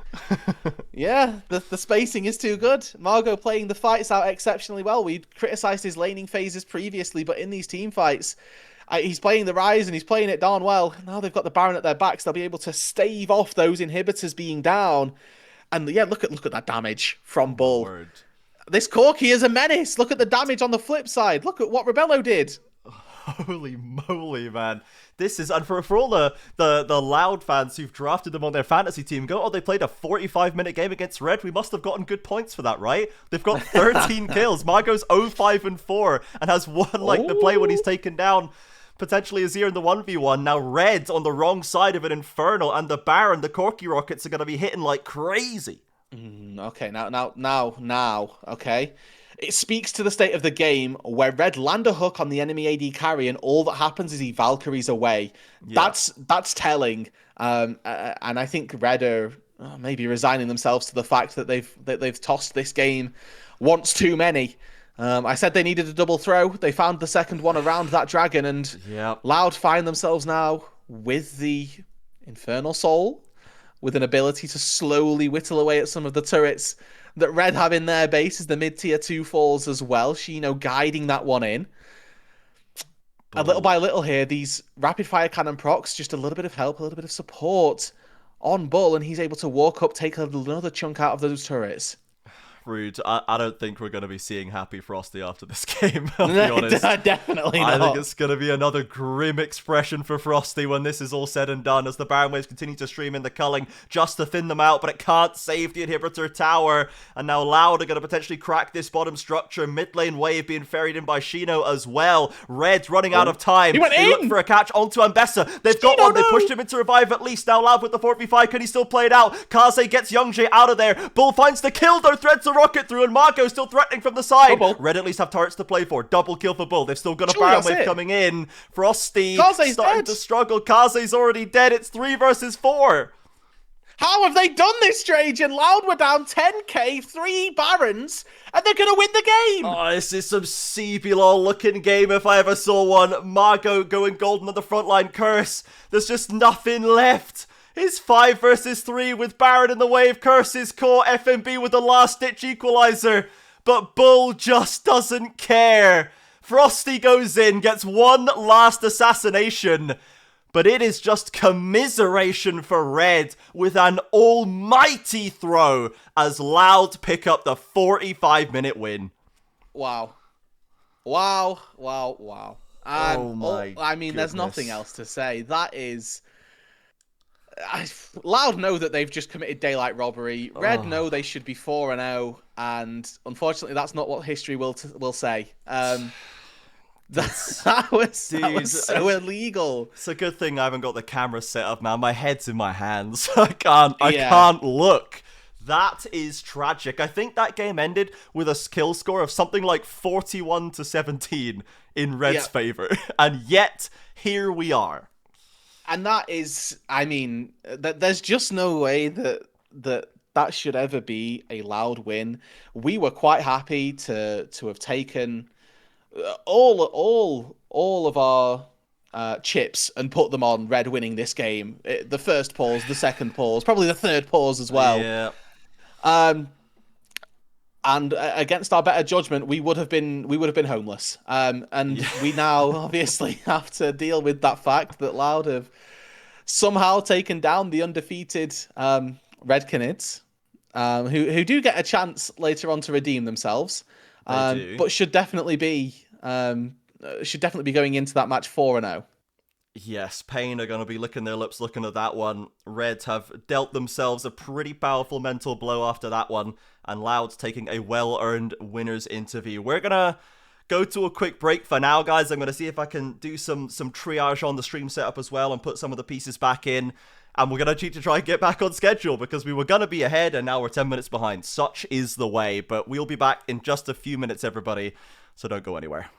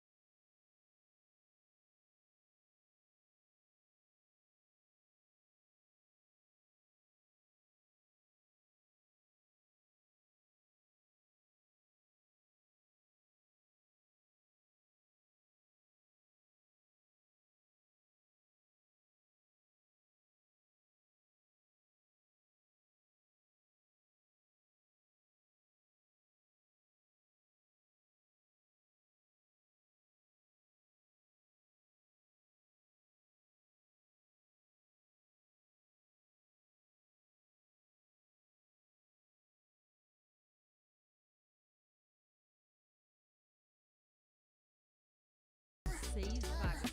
Pois é, Chaep, GSTV. Bom, a Fluxo ganhou ontem, hein? Vou fazer a mesma pergunta aqui que o Takas me fez. Vocês acham que eles podem levar hoje também? Cara, eu acho que qualquer coisa. Qualquer coisa. Eu não duvido mais de nada, porque, sinceramente, antes do jogo começar, eu já achava que a Loud ia levar uma piada.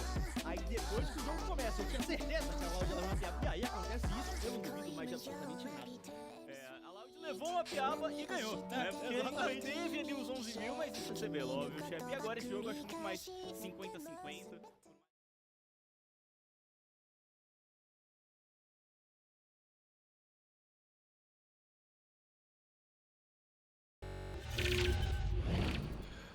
Welcome back, everybody.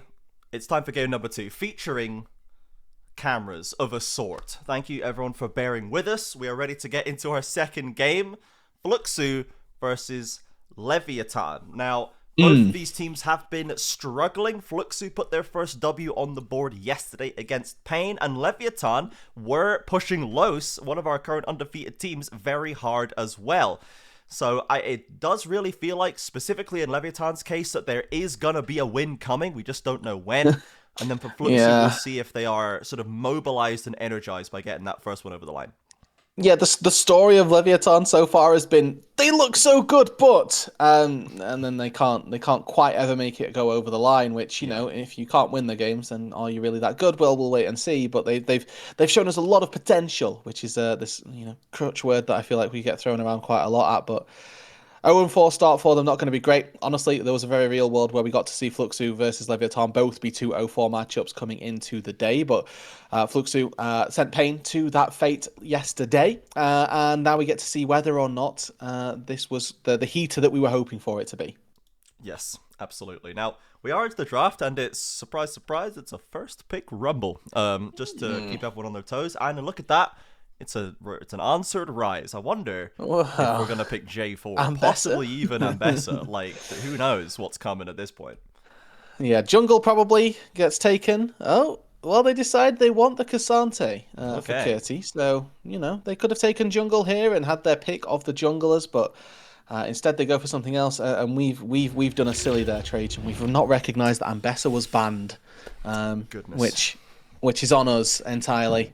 Well, maybe me more so, but anyway, even the Ambessa getting taken off the board removes some of Curti's options, and we were hoping for a Jarvan, and this is why Hot Pot combo has been locked up, and maybe we're going to try and throw some ice into the mix as well. Yes, we have seen the Anivia come out at least once. It was in Furia's hands at one point yesterday. Didn't go super well, but kind of ever since Worlds 25, to be honest, the Anivia started creeping back in and did make it over the 26 boundary. But we're going to go with the Cassio instead. Another champion that does have quite a lot of history in the CBLOL. And we are going to see that come through as another scaling mage option. The Xin Zhao being the final answer for Peach in the first rotation. Don't hate Cassio. I mean, I personally just I love Anivia as a champion. I think she's so flexible in terms of what she actually provides to the team. And if you want some secret sauce at home, don't max Q second, max the wall, because it's hilarious going wall max second and just watching people crumble when you create a brand new wall in front of them or behind them. So that's the secret sauce for everybody that they should be trying to perform in their own solo queue games if they get to see a rise. Either way, though, we've fallen into this meta almost through the start of this season where we just take the top sides and then we handshake that bot lane is going to get banned out in the second phase instead, unless you're playing Varus, and then Varus gets picked early, but he gets banned every game, so that's also fine.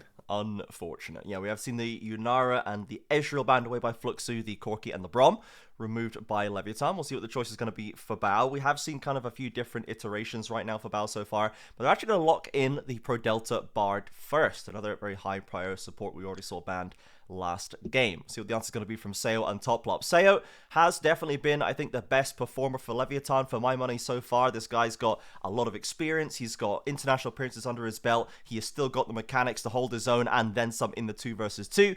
And we'll see what tool he's going to be given by Leviathan today. I think versus the Bard as well, you've got the option to go for something quite aggressive as well. Definitely a squishy pick that can get picked off. Something like the Nautilus here. Something like the Rel as well. Great pairing up with the Misfortune. Provided you don't get caught and poked out by Pro Delta, this is a pretty favourable matchup down on that bot side. See whether or not it is that Toplop looks for it, and I think that for Fluxu here, their choice of AD carry, and they need some damage coming out from the rest of this composition. I don't mind House on the rise, but looking to see what they come through for Bao. Oof. That's not what I'm looking for. That doesn't No. fit my brief. No, but it is the pick that has been selected. We've seen it once from Bao before, and it did look something like the Mr. Useful Jin, that anyone who has heard that Sven interview from LCS at some point where they used to refer to Jin as Mr. Useful because he doesn't do anything in Pro. So we shall see if this is a good idea. Obviously, as you say, it does leave them a little low in damage. They've got decent range CC options there with a Bard and a Jin, and they've got a nice front line, and they've got House, but yeah, it may be somewhat of a mistake punishing angle rather than winning through damage, and Leviathan certainly has damage with a Rumble J4 MF combo potentially to lay down. Hey man, we were saying that they're looking for a win, and that it feels like one's coming. I feel like when you pick Mr. Useful versus Jarvan, you've signed your own death sentence there. Yes. They saw Jarvan very early, and then they went, oh, you know what? I think would be really good here. 2 immobile carries. Yeah. People with no way to get out. That's the idea. That's the method that's been chosen here. We'll see if Fluxu W7M can navigate this one, or if Leviathan will finally pick up that win that has felt so close. The LLA heavily represented by Leviathan, still in the CBLOL, and we have seen those players like Devast, Enga in the mid lane, and Bucky in jungle all acquitting themselves very well, despite being kind of new names. The talent and the hands are clearly there. Certainly their competition has not necessarily been at that level for a long time, or at their level, recently, but they're growing into this roster, they're yet to get the win, but they are showing good fundamentals, and I think that especially in some of these games against Fluxu, who have also had a bit of a tough time, there's definitely a good chance for Leviathan to get that win here today. That absolutely is, and we are on to the Rift then, game number 2 of the day. Obviously, don't have round robins. We are going through the first round robin nice and steady, and Leviathan looking to put their first win on the board.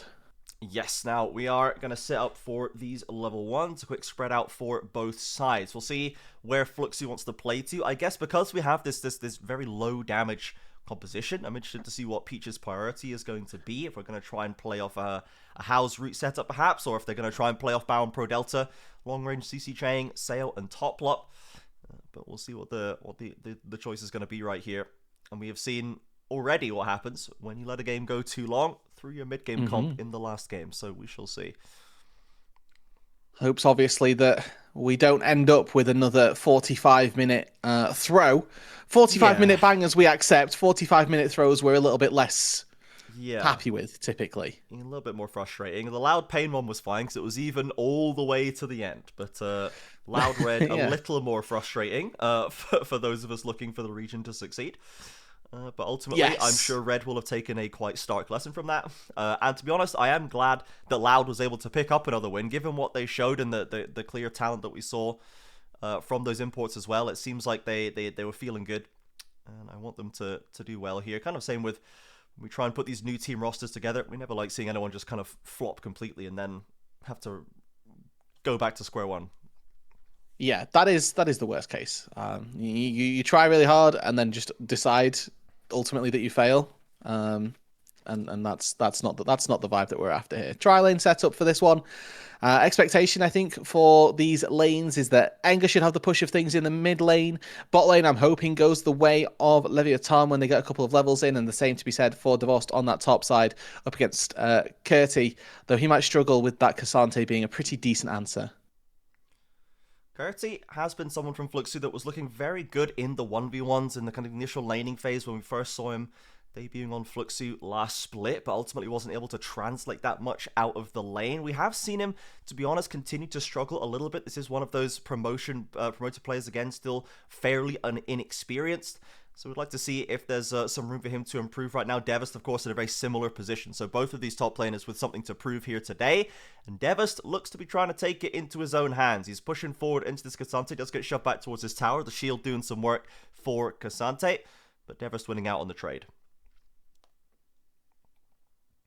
I don't know. Well, a little bit surprising. I mean, this matchup really turns when they hit level 6. The Cassante can just all out quite easily and, start to do some pretty dangerous things up against the Rumble when that all out comes on through. You can see, though, Enger looking quite aggressively, especially with Buki here, looking to try and find a bit of an opportunity onto House. Hits level 4 and he's positioning safely down towards Peach, who, for the most part, has had a pretty mid entrance to the league, let's say.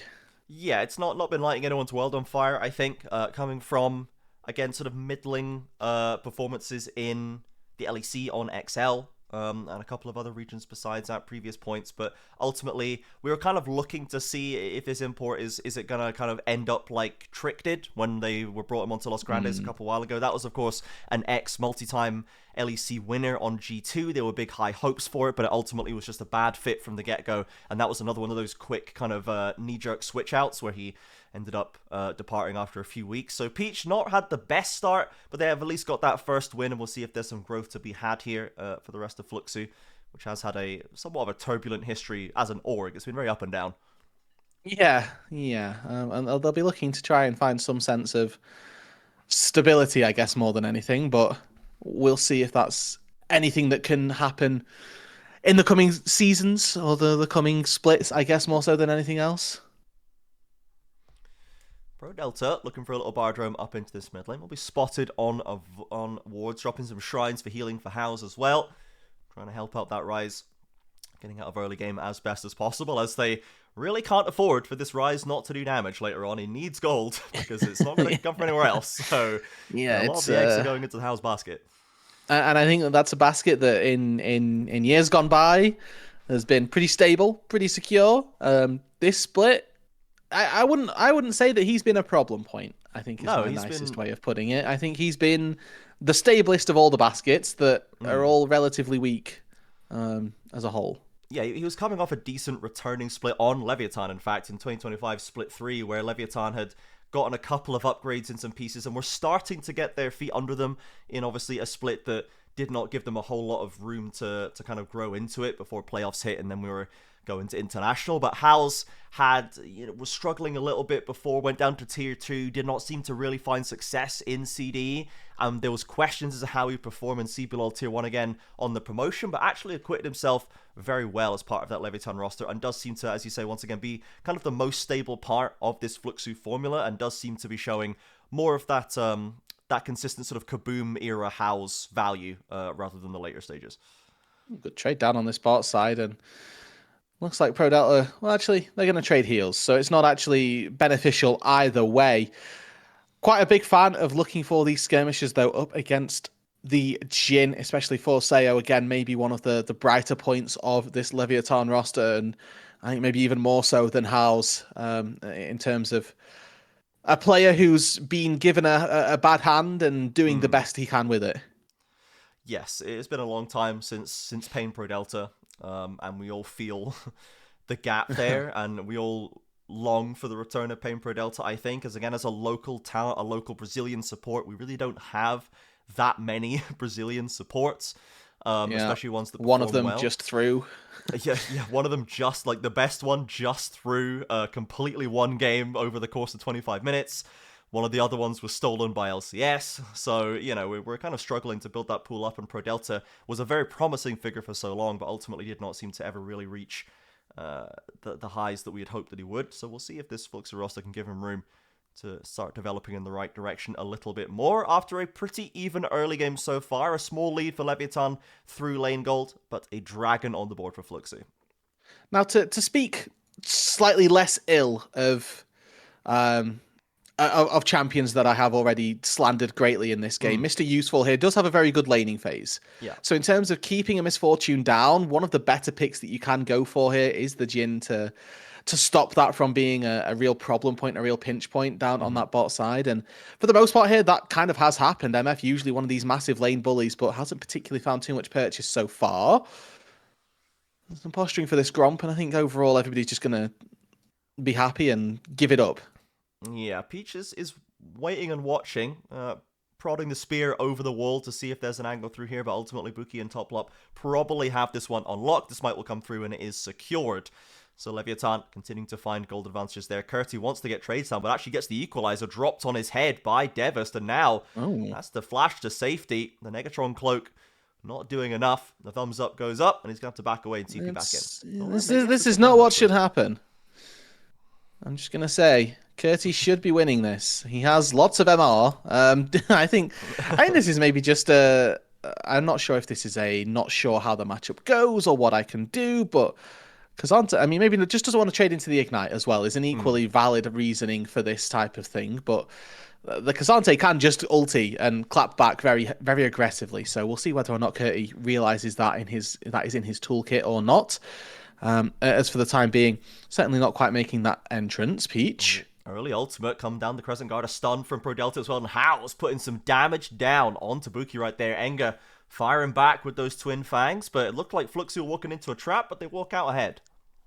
Sayo used the bullet time down on that bot side. Bao did use barrier, so a couple of crucial cooldowns expended there. If we do see a fight around that dragon in a minute and a half's time or 2 minutes time, then those vital cooldowns may not be available. Looks like the grub's being started and secured for the most part by Fluxu. Oh, ProDelta with an ugly flash does get the portal through, but now a Cataclysm comes down, ults himself to buy a bit more time as the grubs have been completed. He's he's got nothing left to offer, and a stun comes through onto Curti to slow him down. How's is wound up in the backline somehow, trying to flash to safety. Enga flashes after to try and lock him down, lands a Q in the phase rush trying to get to safety. Peach knocking up the Snake. It's a 3 versus 4 right now, and How's just cannot come closer to this play. He's so low. Curti doing what he can on the front line, commits the all out, but is surely just buying time, and Enga picks up the second kill. 2 for 0 for Leviathan in the play, as Bao now maybe threatening on bot side. A crucial sidestep from Sayo as a 3rd and 4th shot ready for this Jhin. Does not have the ultimate, has committed it as well. So the bot laners will get away, as now has overstepped for this wave. The Rumble ult's not the best, but it is going to get just about in range. He's into the alcove. No one can help him. How are we going to navigate his way out of this one? Sidesteps one. Cannot get enough damage down as Devas just steamrolls over him. Yeah, and that's an overstay there on the top side for How's. Rare misstep from what we've mentioned as one of the brighter spots of this roster, and that's not really what you want to see, especially after you've just lost 2 members on the top side. Finding a third after the fact, definitely not what we like, and a very suspect bullet time there from Sayo, just kind of for the vibes, throwing that one out. Literally as we panned away, looks like he went for the bullet time, and it's a Jhin bullet time. That's the best thing I can say. Kind of a nothing burger, that fight, but yeah, this one was getting a little bit ugly here. So how does How's end up behind everyone is my question, because they're all trying to get into assist, right? Maybe it's just trying to reposition through this brush. They want to help ProDelta, and suddenly they're kind of caught in between Devast and the rest of Leviathan, and it gets a bit grim. I mean, Leviathan are just caught in between 2 different ideas. How's gets a really good route on the top side onto Devast, and nobody goes for it. ProDelta's playing, running distraction down on the bot side, and I think if they just say, oh, you're just going to die now, ProDelta, we're going to have the grubs and bounce, that's fine. But they look for a fight after, and it doesn't look pretty. Oh, we've got the locked up ProDelta. Remember, no flash to get through. Knockup's being chained through right now. How's again isolated, and the bullet time shreds him down. Bao with the curtain call to do what he can, but it's another kill on the rise, and Leviathan now with all the control over Drake. Yeah, did land all of his bullets that time. However, he landed them into a beef burger that was not going to go anywhere anytime soon. Top Lop ready with that unbreakable will. Now looking for another fight. 2v4. Oh, they're going through, following through the portal. Enga's around the corner, could lock up a third layer. Sayo, in fact, picks up the credit, and now the miasma as Peach tries to wade back to the tower, but he cannot make it. Leviathan really trying to accelerate now. The kills are coming in thick and fast. There's Curti on the top side, picture in picture. Doesn't get the job done, but it's continued success for Devast in the 1v1. Not window shopping. Use your ult, Curti! What are we doing here, brother? Please, we can win this fight.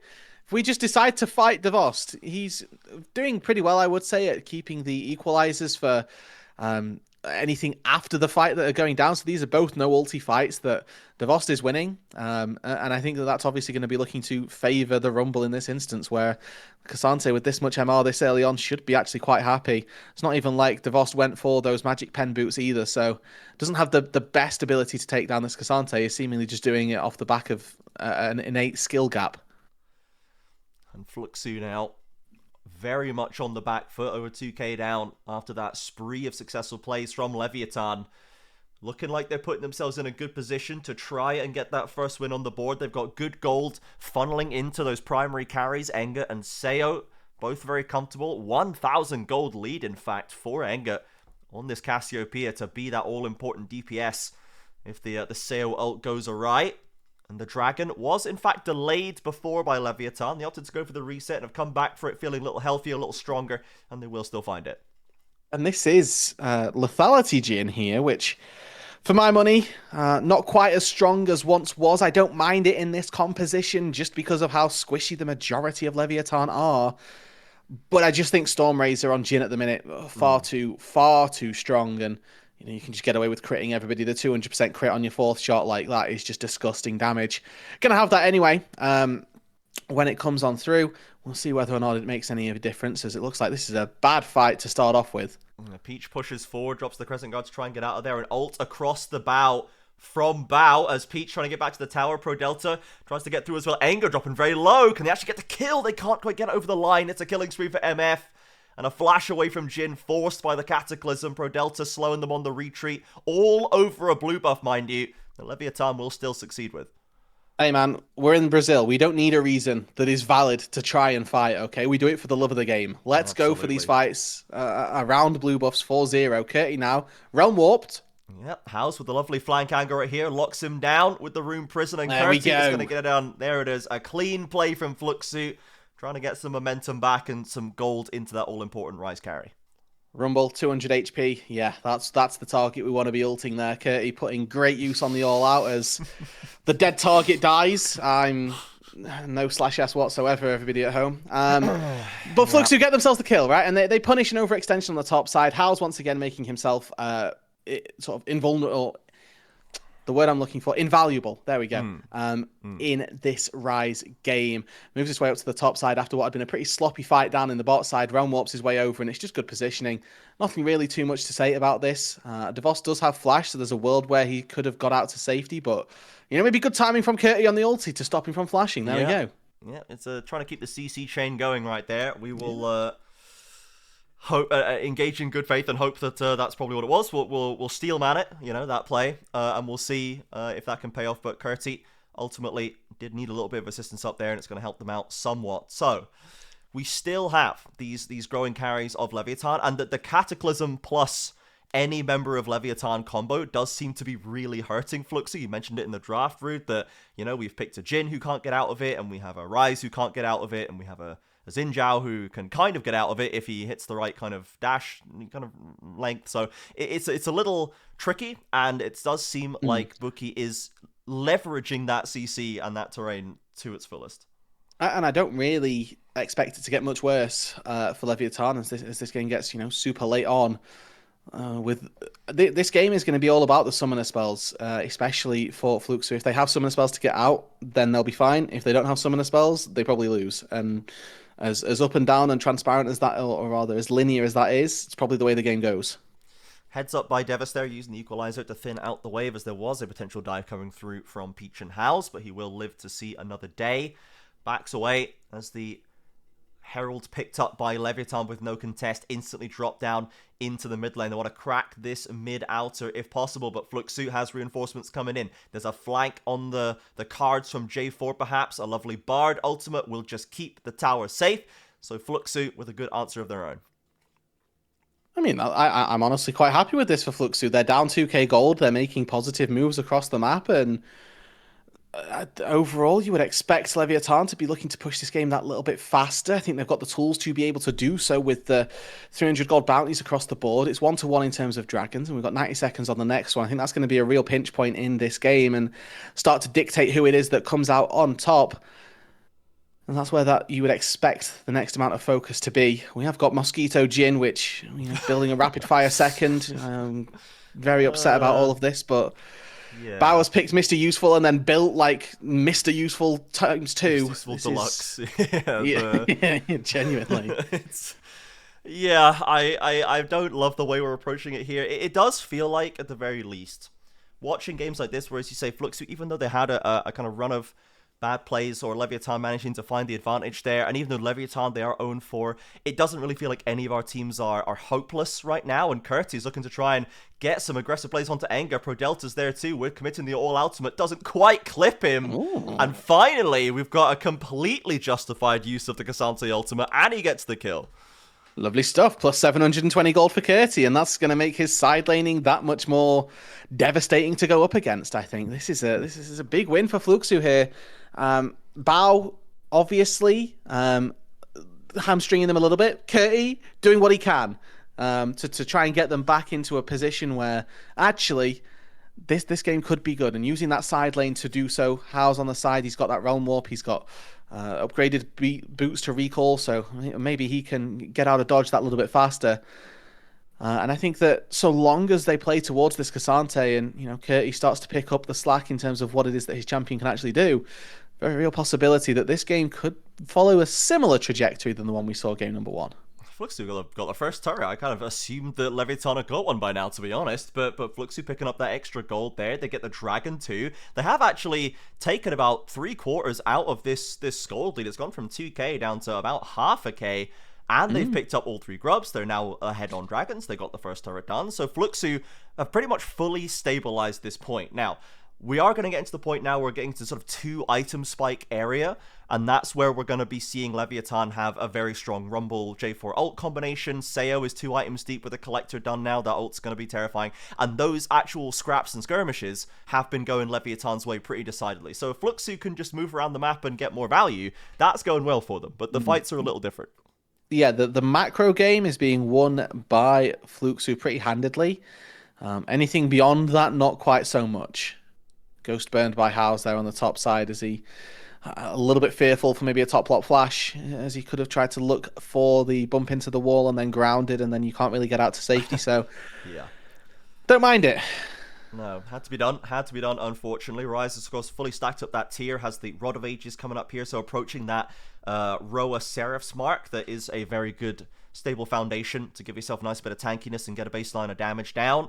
Peach there, covering a potential redive onto Hao's as well. But again, we looks like we have a fight brewing here, and let's see if Leviathan can get some control back in the game. Bardol committed onto top block, who still has his own, I believe. Buki is looking over. Sayo is ready there to try and commit. Oh, he's actually double tapped the bullet time, so the MFL is now gone. Peach is still not going to escape. Top block is going to get knocked down by the Baron of all people. Devast is isolated away by a lovely all-out from Curti. Forces the flash back to his team. Flashing in goes the Cassante. Bao looking for a route, but Curti's too on his own. He's gone too deep for it. Fluxu couldn't get in range, and now Hao's cut off by the equalizer. Flashes on top of it, and it's another team fight going the way of Leviathan. The work from Fluxu is undone, and the Leviathan squad are happy with it. Couple of bad clicks in there from Fluxu, unfortunately. And Leviathan going to reign supreme. Good fighting from them, no doubt. But it was handed to them by a couple of really important mistakes through that team fight. Enga be able to secure this tier 1 turret on the top side. More gold into the Casio. Definitely worth picking up. And this gives a really nice little boost now to Leviathan. They were slowly but surely losing their way through that game, and now finding themselves right back in the ascendancy. So start off slow here for Fluxu. I don't mind this. They take it nice and easy, and you quite rightly pointed out, Sayo actually, he gets interrupted by the Crescent Guard from the Xin Zhao. But then, look at this bullet time, okay? Top block goes down, that's fine. And then 4th shot here is ready to go, would have annihilated the Rumble. Yep. Flash out goes away. Flash from Curti misses the slow, so then he's overcommitted. He uses his W as well, so he can't withstand anything. And those two things in tandem really, really cost this game. Not sure where Pro Delta's portal is. The Magical Journey probably not available just yet. He can't really allow an escape route out. But overall, I think, that Cassante play, unfortunately, costing them quite significantly. Leviathan with a boon to get themselves back in control of this game after suffering a little bit for the last little while. Fluxu right back to trading turrets across the map. It's going to be top for bot across each side. And we can see on the gold advantage, the only real major advantage is in the favor of Sayo right now. 6-0-1 on the Misfortune. Once again, stepping up and providing that value, being that ever-present carry threat that Leviathan is growing to rely on, and we're seeing a lot more let's look at what as well. what that's actually given them, right, in terms of actual tangible advantage, this current state, if they were to fight on these items, is a pickaxe versus a crit cloak, right? It's 2 full items. The benefits of Mosquito build, it's pretty cheap.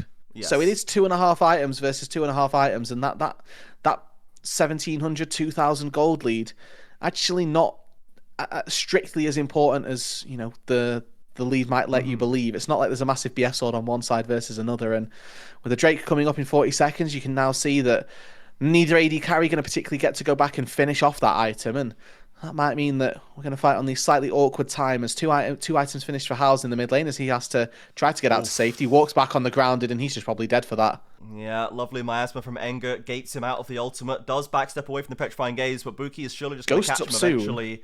We're phase rushing back to safety, but now there's a 3 versus 4 on the top side that Leviathan might be in trouble with. Bao's got the ultimate to drop down, but they're losing that as well. Pro Delta suffering, and Seo with a bullet time pushes the Jhin out once again. Curti is deep in the jungle, hunting for someone to try and hit with some sticks, but they just can't get to it. Finally, Seo is picked off by Peach. Devis will try and cook him down. A clutch heal comes through from the Sundered Sky and keeps him alive for now, or perhaps a Bard Shrine.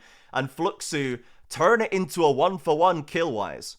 All right, well, overall there, that's the fact that Leviathan come away with a 1-for-1, I think they'll be sad with. The fact that Fluxu come away with a 1-for-1, I think they'll also be sad with, because they should have lost Howes on the bot side and cleaned the fight in top lane.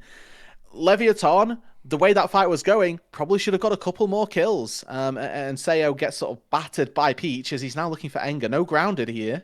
Yeah, I think no petrifying gaze as well, not quite, but Peach still doesn't want to overcommit to that one. Pro Delta not quite in range to turn it into a 1 versus 2, but let's see a replay of how this top fight started.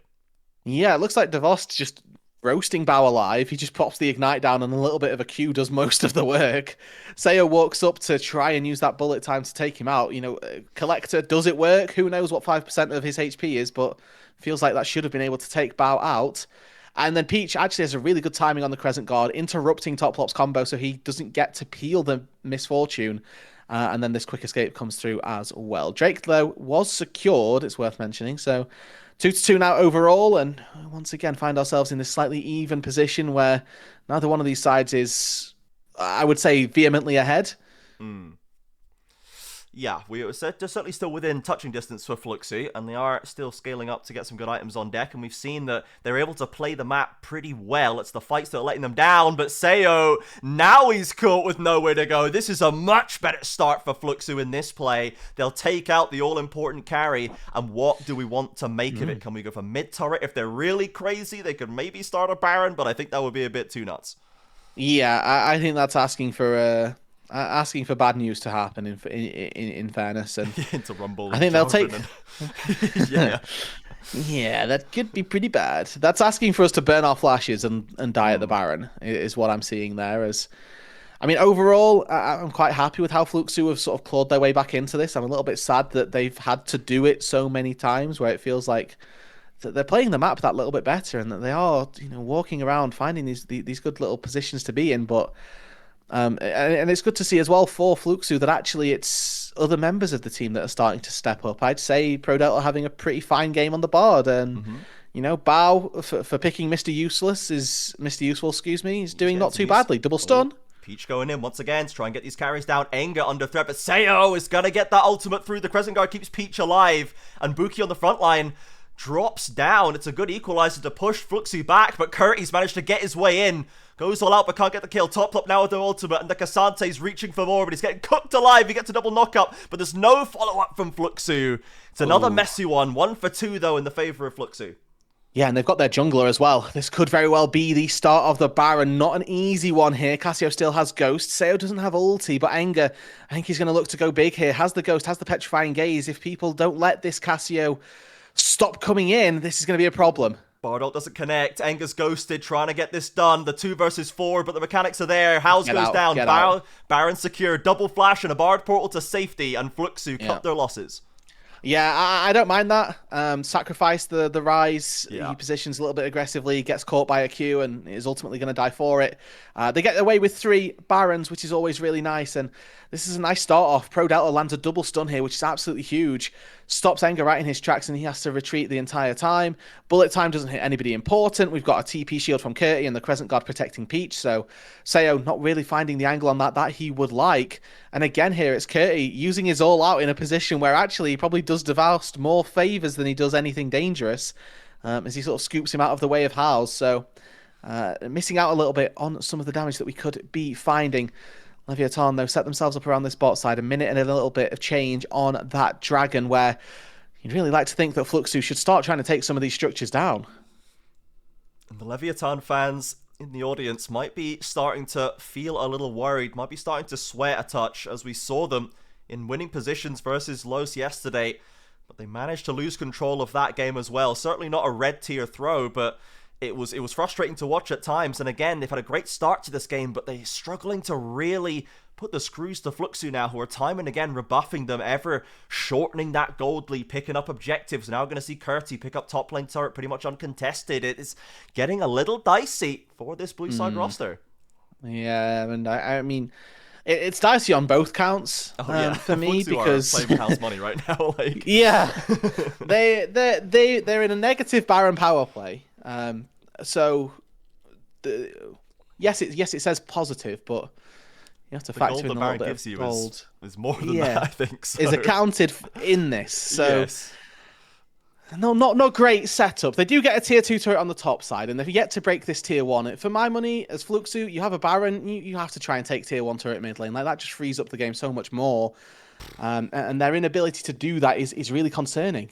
Yeah, we are for sure damaging Cassante on that one. And now we've got Buki actually trying to catch onto Peach, goes right back out there. Bardol catches a couple. Now what can we make of this one? Top up on the front line. Curti with a triple knockback. Oh, that's to get back to the team. But Seo lays down the bullet time, and Cassante is melted. House has arrived, getting them DPS down himself. Top flop will be eliminated as well. Support for top right now, but Enga and Seo still comfortable. Can't get through the portal. He's grounded on the miasma, and Peach knocked up by Buki. But the fight back is there from Fluxu. House is doing well. For House, he's trying to now push them back, in Leviathan with a little overstep. The carries can't get in to do damage.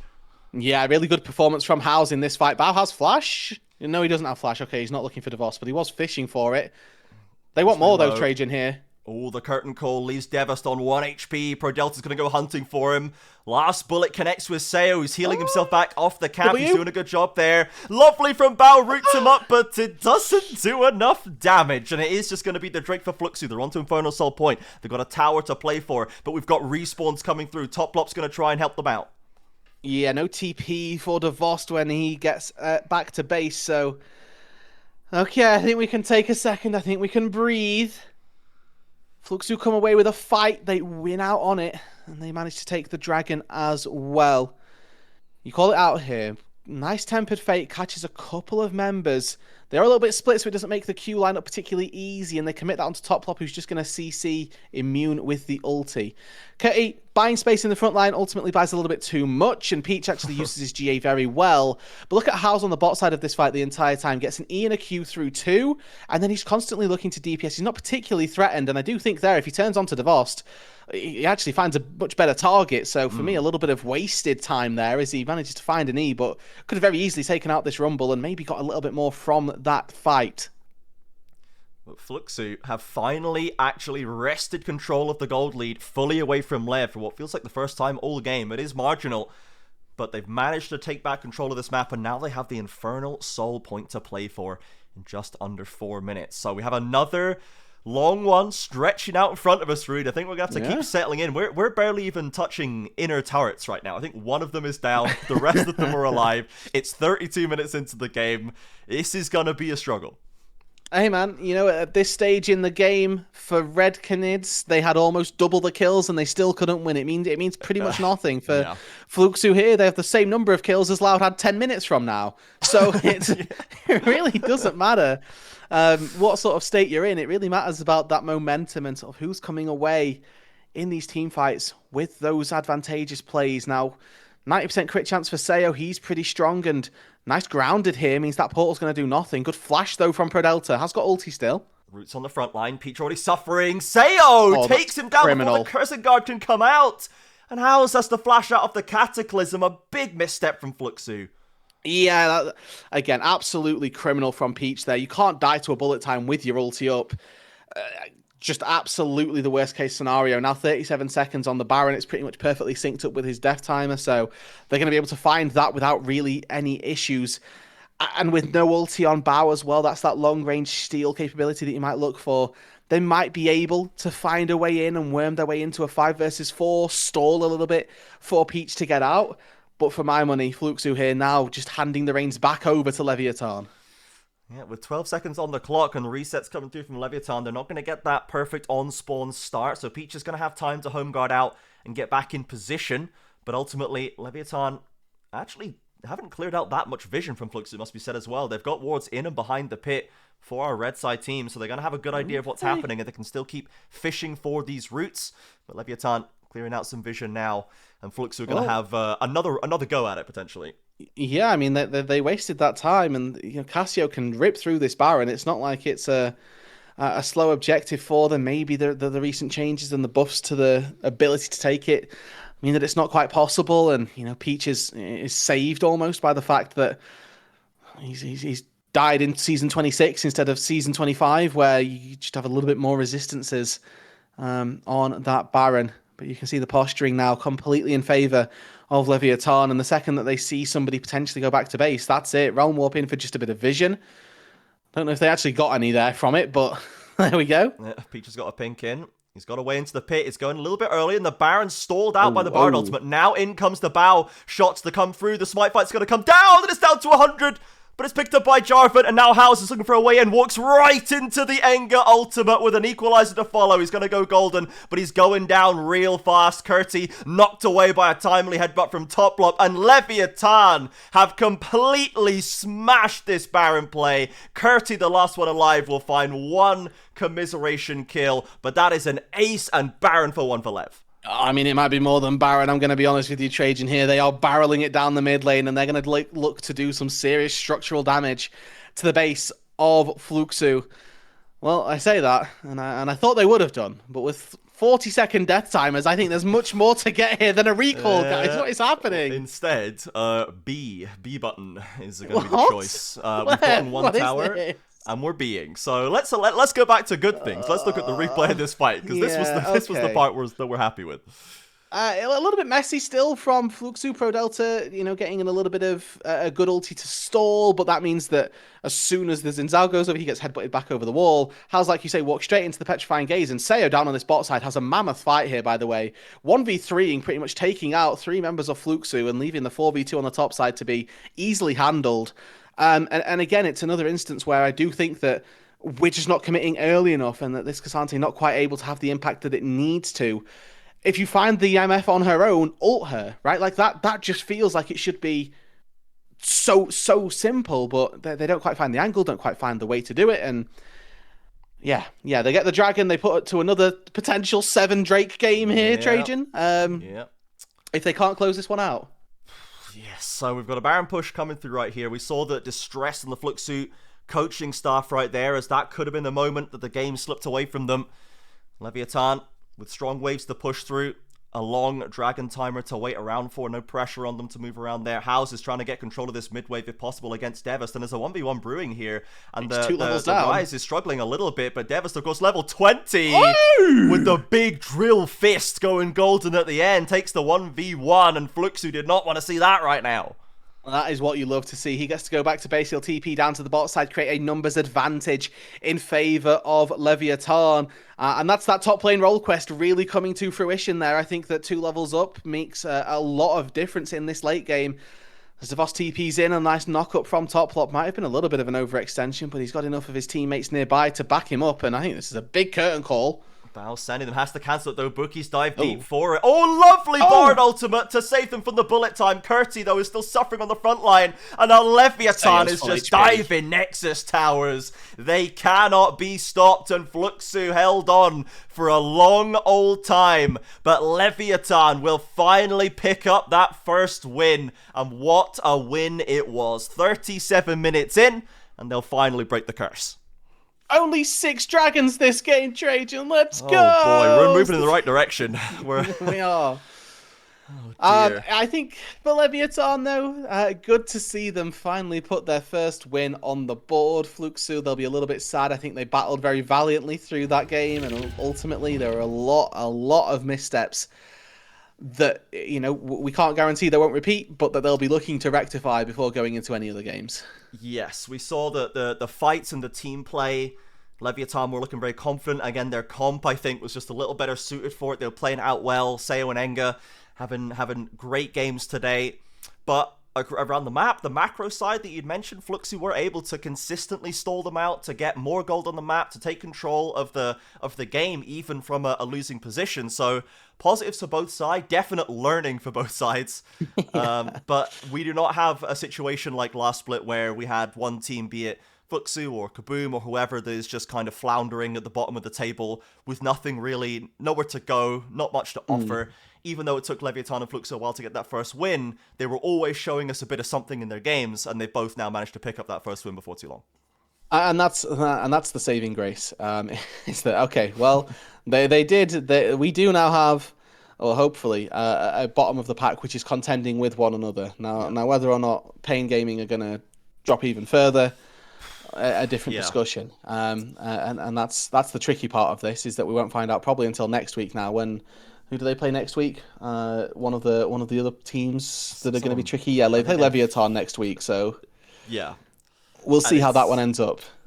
Yeah, it's if Leviathan are able to at the very least just fight them out in a team fight setting, if they're looking strong there. Historically, players like Robo and Tinones back from the Dynasty Loud days, the team fighting was how they won games and won championships. It was not by being super smart on the map, and that was one of the frustrating parts of that era. But it just can't seem to be enough for them on its own right now, and with Leviathan even showing that that's their real strength, they can play it through.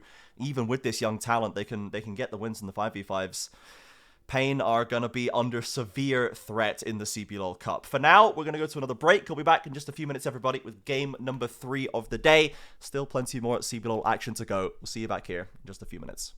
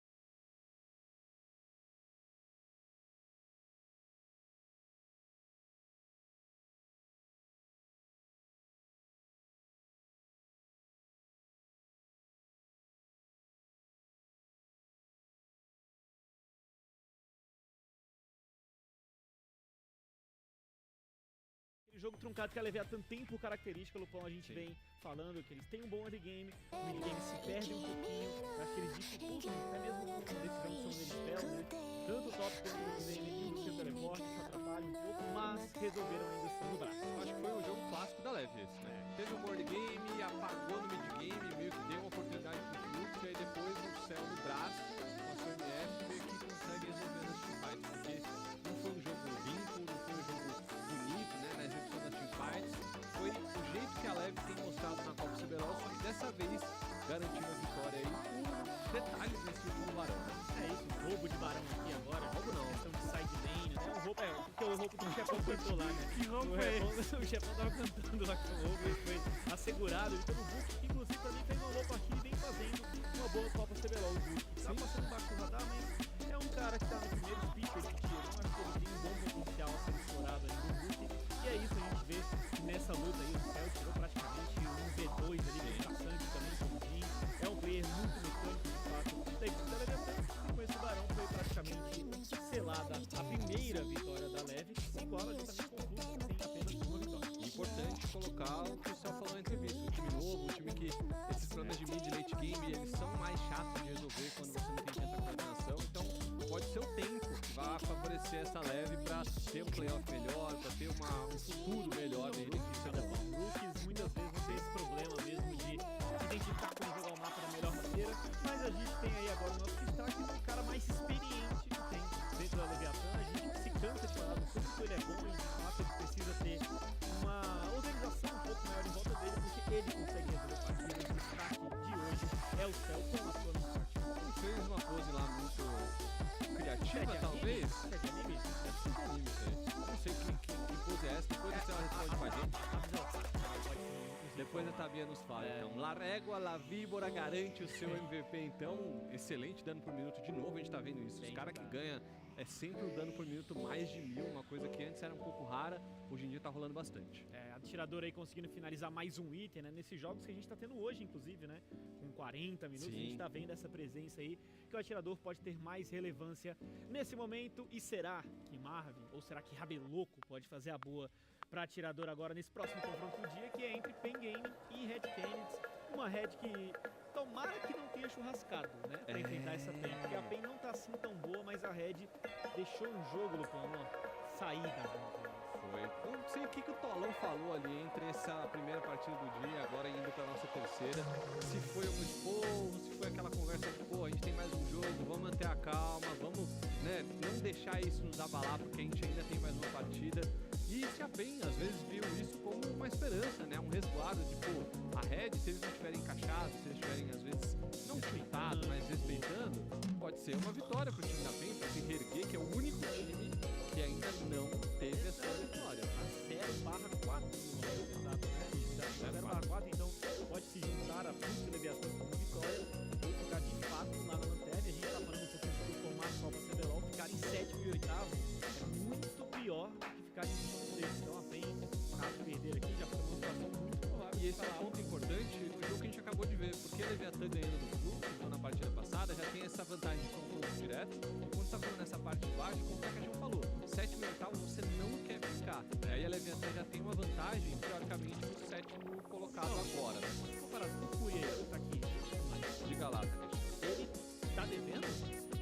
Tá, comparado ao ano passado, tá devendo. Não, tá devendo. O que a PEN precisa? Eu acho que o robô ontem ele foi um pouco inconsequente. Porque tinha uma vantagem muito grande pro jogador. E também acho que o FourY também tá devendo um pouco. Acho que o Carioca, dentro da medida do possível, acho que ele não tá todo mundo tá jogando padrão, né? Então, olha o robô, não pode largar aquela vantagem toda pra trás não, amigão. Cara, eu acho que é um pouco dessa questão do bot, viu? A questão de sinergia de Super Jungle, eu acho que nos times que estão ganhando, tá sendo mais gritante, não? A gente tá vendo muito MVP de Super, a gente tá vendo muita jogada de mapa, de suporte, de Jungle, criando alguma coisa. Então, talvez o FourY realmente seja o cara principal, porque na PEN do ano passado, na PEN do passado, né? Não só do ano passado, ele era o cara que tava na phase, que tinha a Nico dele, que fazia aquelas coisas plásticas, e isso não tá mais acontecendo. Então, apesar de achar que o FourY não é, assim, o pior jogador, né, daquele time nesse momento, eu acho que ele pode fazer mais. Também na roda do meio, guys, teve essa questão entre Kazé que jogou dia 20 hoje mais cedo.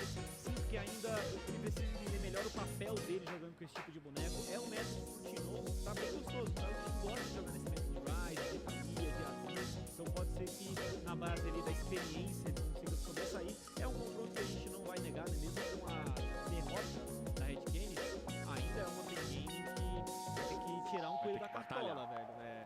Vai ter que batalhar bastante. A Red vem como favorita, independente da derrota. Eu acho que o draft ter sido daquele jeito, eu acho que limita um pouco a capacidade da Red de entrar naquele modo sanguinário. Porque se você erra uma vez com aquele draft que a Red fez, não tem volta. Então talvez o draft do Tolão fazer um negócio mais suave, mais tranquilo. Vamos ver agora, Rafa. Será que a Red Kennedy se recuperou da derrota? Inclusive a PEN também tem que ter se recuperado da derrota de ontem, Rafa. Depois a gente fala com o Talkers aqui quando começar o jogo pra ver o que ele falou pra esses meninos aí pra dar a volta por cima, já que eles perderam um jogo hoje, né?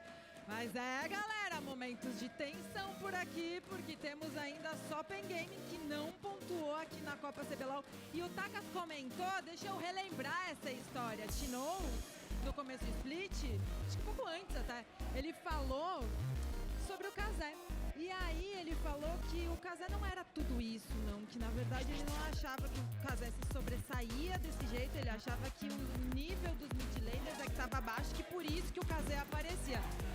Essa história pode envelhecer bem mal, chefe. Né? Hoje já começou dando um deslize ali a equipe da Red, agora a PEN tem a chance de aproveitar esse deslize. Antes de entrar no jogo, eu vou tirar a dúvida do Taco ali que tá questionando.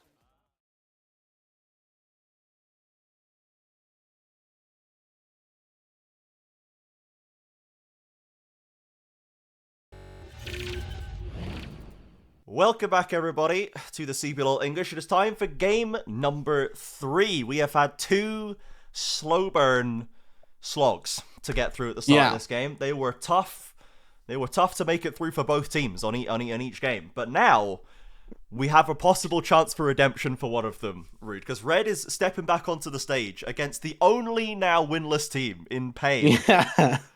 Let's see if we can put an actual dub on the table here.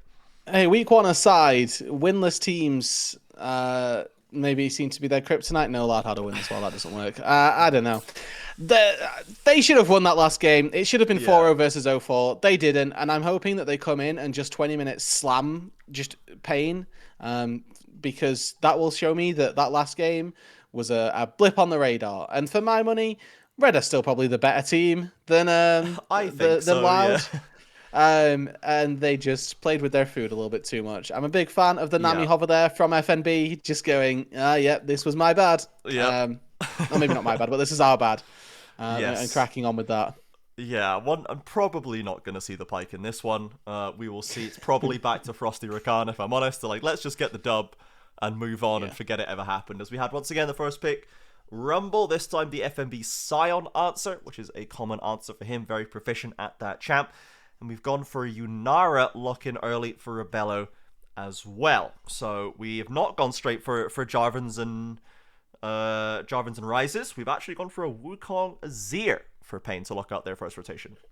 I wonder if we see Lulu here for Frosty. A Frosty Lulu. It's been something that we've had off of him a couple of times before. Yep. I think it gives a good little boost, especially to a Scion as well in the front line. I really do actually quite like Scion Lulu as a duo.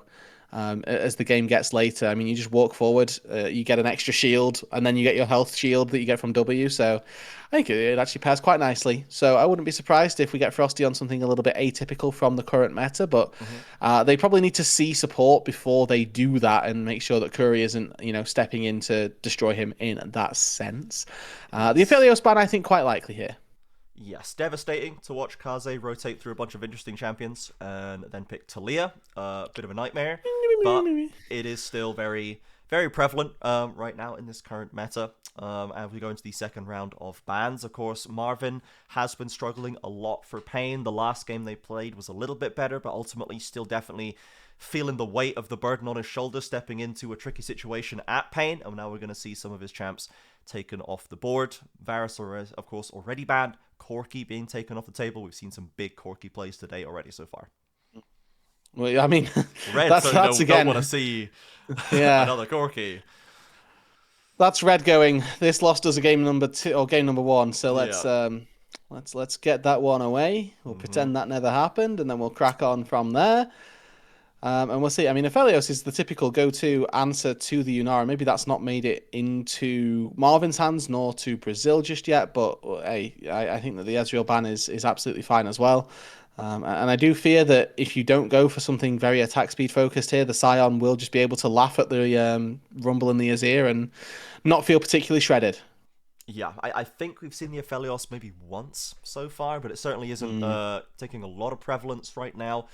Bard and Nautilus band away from Pain, and we'll see what this lock-in's going to be for Red. We still have we don't often see junglers make it through to the second rotation these days, but we'll see what Curse wants to put it down on. Of course, the Pantheon giving him a lot of proactivity earlier on, a lot of safety there, but ultimately was not hitting the same. We can see the Xin Zhao leaked early on the stream right there, so it is going to be Curse going back to a classic pick.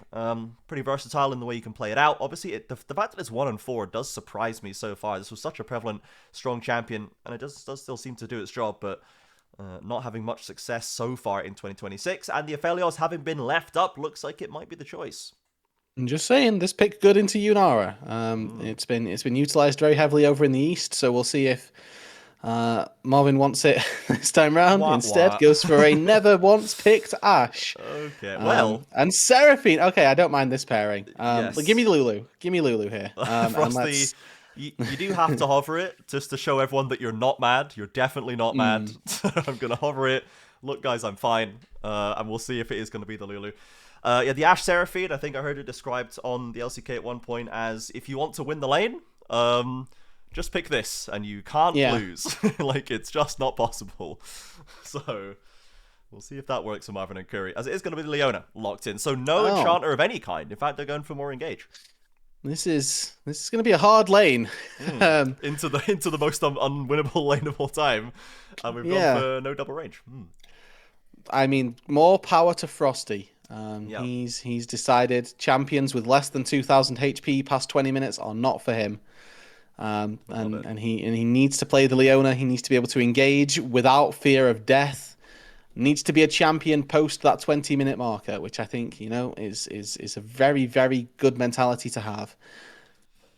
Now, I'm imagining walking into that team fight that Red would love to have, and you're going up against Ashe ult, Seraphine ult, and Wukong ult as a potential kind of as hurdles to get over there, not to speak of a Zero as well.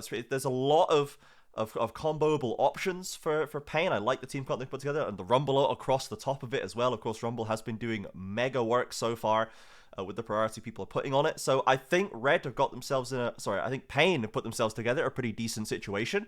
And Red, of course, battling back from an unfortunate loss early on. We will see if they're able to shake that one off, because as you say, they're definitely the better team. They for sure are, but will that be what we see in this game? I'm not sure. It's uncertain. I mean, there are definite elements of, you've been given a not an unwinnable draft, but a difficult draft to play out, and the other team has so many more simple tools to go with that maybe it's just a little bit easier for one side to play the game than the other.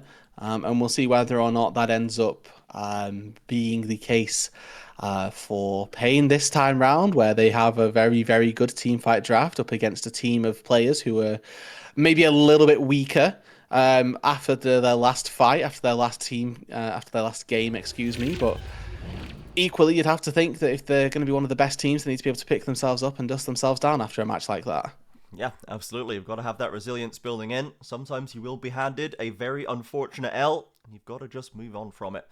An early ward placing that top side, common placing right there, fighting over, double warding the bot brushes, in fact. Curry and Marvin want to take the very first possible second to start pushing in and bullying the heck out of Rebello and Frosty. And you know what, as they should, to be honest. Yes, they should. They've picked this bot lane to be able to do that. Now, if Frosty has any sense about him, he will scale W level 1 and pray that he doesn't take a boatload of damage. Anything else is not the case, and instead he may have scaled W, but he's yet to use it. This is just ugly stuff. This is some nightmare fuel for any bot laners watching, going up against this duo. We do have Curse on the bot side right now, clearing round 2 as Krugs. I doubt we're going to see any action towards this. Just going to walk past them and go, thank you for your sacrifice, and then go back to farming his camps. But who knows? Maybe there's a way out of this for Rebello and Frosty yet. Yeah, I mean, the way out was Doran's shield for Rebello and second wind resolve kind of vibes, but we'll see. I like this Hawk shot. It scouts that there's nobody in that tri-brush, and it gives a lot of information. Yeah. Yeah. I mean, I think that this is still a little bit tenuous here for Marvin and Curry. There is a world where Curse can loop his way back down to that bot side if he wants to. I think he just knows that he's doing such a risky route. If it fails, he just loses everything. Waves crashing in that bot side. Frosty taking a fair old chunk, burning through some of those potions. She saw Kaze and Tinones trading aggressively in the mid lane as well. Kind of the standard bearer for Brazilian mid in Tinones for so many years. Second most decorated player of all time here, up against this firecracker in Kaze that has been blowing the doors off the region. Him and Miryu have been taking names ever since they joined last year. It's a very cool matchup to see coming through. And I don't want to see this bot lane anymore. I'll be honest. I don't want to look at it. I don't want to watch it. Observers, can we look at something less depressing maybe? I do wonder where Frosty's going to go after this, because when I play support and I'm playing in a lane like this, I get level 3 and then I leave, and that's and that's how I play the game. I try and do things elsewhere. And I'll see you never. And good luck, brother man. But... yeah, Rebello he's been dealt a short straw here, and you know that's what you get when you pick Yunara early on. Not a champion without counters. She's very short ranged early doors, and you know they've been able to weather a little bit of the storm. Looking at the CS, Marvin's missed a good few, so Rebello's not going to be super far behind. Yeah, he's not too bad. All things considered, could have been a lot worse. He's got his cull locked in nice and early, so we're going to see some payoff for that hopefully later on. Top side has been... We haven't looked at top once, I believe. So we did see one trade. Oh, there you go. Kind of tells you, I guess, all you need to know about what's going on up there. Robo has for... Oh, hang on a second. Kaze, speaking of trades, is taking tower shots to get the lead. Dropping some vision to make sure Karaoke's not about to spoil it, but really is trying to put the pressure on. Yeah, I mean, somehow generated a level advantage here. Maybe a little bit of sapped experience by Curse at some stage, but Tinones finds himself able to weather the storm of this Taliyah in the mid lane, and obviously with the Ghost being used a little bit earlier on in the laning phase, it looks like Kaze uses his Ghost to get back to lane probably at some point, so that might be where that experience lead has come from, as he does have Tia in his inventory already. But for the most part, again, we're waiting to see how this bot lane continues to play out. I mean, if Pain can continue to put the pain down, then obviously that's going to be pretty good. But I think after first recall, this lane does start to swap. It now becomes much more difficult to try and put that poke down, because if Frosty lands an engage, all-in possibilities are much higher. Whereas at level 1, it's a lot more difficult to try and go for those all-ins. At this stage, definitely possible that if you get caught by a Zenith Blade, you could end up be throwing away your life. Yes, we have seen that, Rebello has managed to come out of this whole situation with, in fact, a small CS advantage. It's getting that wave pushed in, and they're holding the space a lot more effectively in that lane, as Marvin and Curry giving them the respect that they deserve. We saw a potential attempted play in mid lane, but Curse wasn't able to connect. The wind becomes lightning, and Tinones is going to maintain a small lead in HP himself. Of course, going into that, Nash's first has the blasting rod, so those Qs do start to sting. Zenith Blade is sidestepped by Marvin critically, and now they can get a bit of return damage, but fairly even across both sides.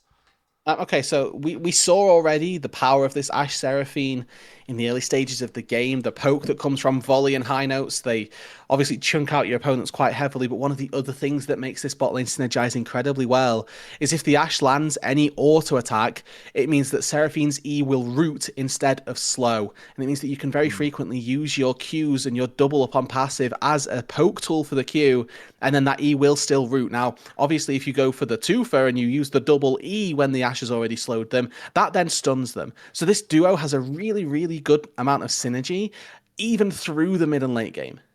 Yes, the utility on board is massive. The Ashe not necessarily known for being one of these late game hyperscalers, but it's such a useful pick with the Hawk Shot for vision, the Ashe ult for engaging, and then the setup onto Seraphine to layer on top of that as well. There is plenty of value to be found right here. They've got Tinones and Robo building up a bunch of damage and a head of steam on that top side of the map as well. So Pain, as I said, I was happy with that draft, and I'm hopefully going to see a bit more out of such decorated players in the near future in this game. They've got one Dragon locked up, decent start for them, the gold fairly even, and it's certainly not the kind of whirlwind early game that Red pulled out earlier in the day versus Loud, snowballing very, very quickly. It's a lot more measured, and we'll see if they're able to find those leads elsewhere.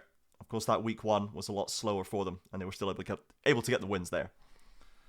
And I think as well, if they can, push that pace a little bit better, then obviously we're looking at them in being a relatively decent position.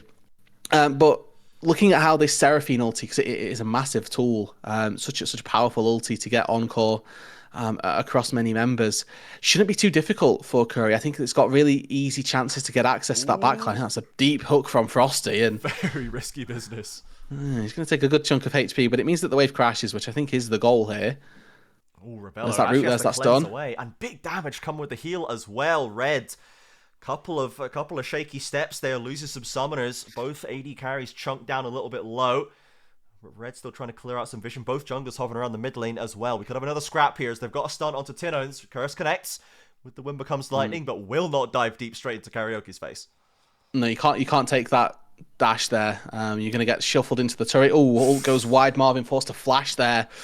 Good steps by Rebello, able to dodge out and actually force Marvin to lose out on a crucial summoner spell for the Ashe. Obviously, tier 2 boot's going to feel pretty good, but still very immobile if somebody gets on top of her. Tensions rising across the bot and mid lanes right now for Red and Pain. Both of them looking to find that catch. Tinones goes aggressively, but the minefield stuns him up, and there's no Karaoke this time. The Shurima Shuffle, or the Emperor's Divide, I should say, just to disengage. And Tinones under a bit of pressure right here. Now, the good thing about this bot lane, again, keep on saying it, is something else that's really good about this bot lane is Seraphine's passive healing, or rather not passive healing, but innate healing in her kit. If you use double W, you get a good heal and you can tend to stay in the laning phase and weather the storm of any bad trades quite easily.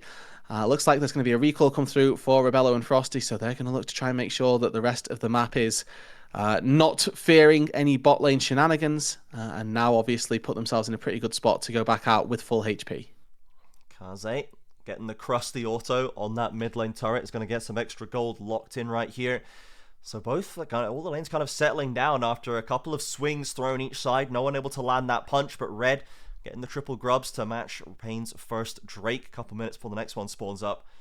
And so far, now that we're going to be approaching kind of getting first items on board, or getting closer to first items over the next kind of 3 to 5 minutes perhaps, we'll start to see maybe someone able to find that first winning punch as the ultimates are available. The engage options for both sides are pretty meaty if they want to find them. We might have to find them here. As now a big fight top side, and Robo forces himself to flash out to safety, and FNB going to walk him down, try and find a good little trade. I mean, you know that the Zinzal's nearby. We can get a little bit handsy as Robo still has that ulti ready to go if he wants to try and clear a wave and find that recall as Rumbles so frequently do. Frosty trying to take brush control, takes a bit of poke, but is still able to get that wave crashed in. It has, as he said, Roodood, after that first back, definitely flipped in terms of control. Rebello and Frosty were setting the pace right here, and Ashult will soar past the mid lane. Not going to steal any summoners, but ultimately they won't have it in the bot lane for now. Karaoke now trying to help Tinones get this wave in. Yeah, I think they were looking for this play onto Kaze. Karaoke sniffing around nearby. Could have probably got shuffled in by Tinones, and a good dodge there. Does mean that he's able to get out of any danger, and Curse now spotted. He might look for Curry. Good little 3v3 amalgamating here in that mid lane with Frosty on his way. Frosty almost there. The ult's committed by the junglers as well. Kaze trying to keep Tinones out of there, but the Seraphine ultimate connects onto Xin Zhao. Tinones slides in and does get that first blood done, but he's traded back quickly. Emperor's Divide pushing them away. The Talia ultimate to reposition for Kaze. Karaoke is now under threat. Rebello and Marvin going at it in the river as well. Yunara's doing a lot of damage right here. Frosty trying to get onto any target to lock them down. Has been waiting all game to get that engage on deck, but he cannot make it through. Slows on slows. A heal is there. Karaoke barely tagged by a Zenith Blade. And there's the knock back onto Marvin as well. The double for Red. They get everything they need. Great little flick from Kaze, adds an extra kill that they probably shouldn't have found, but very nice pickup here, and they may even look for Curry as well under the turret. Frosty, if he'd have gone for that dive there, I think Kaze's looking for it. Kaze is playing with fire right here, gets the heal forced out of Curry as well with Frosty threatening, and another little bit of plate gold in the pocket of Red, and this mid laner once again stepping up when they needed it to be the difference maker.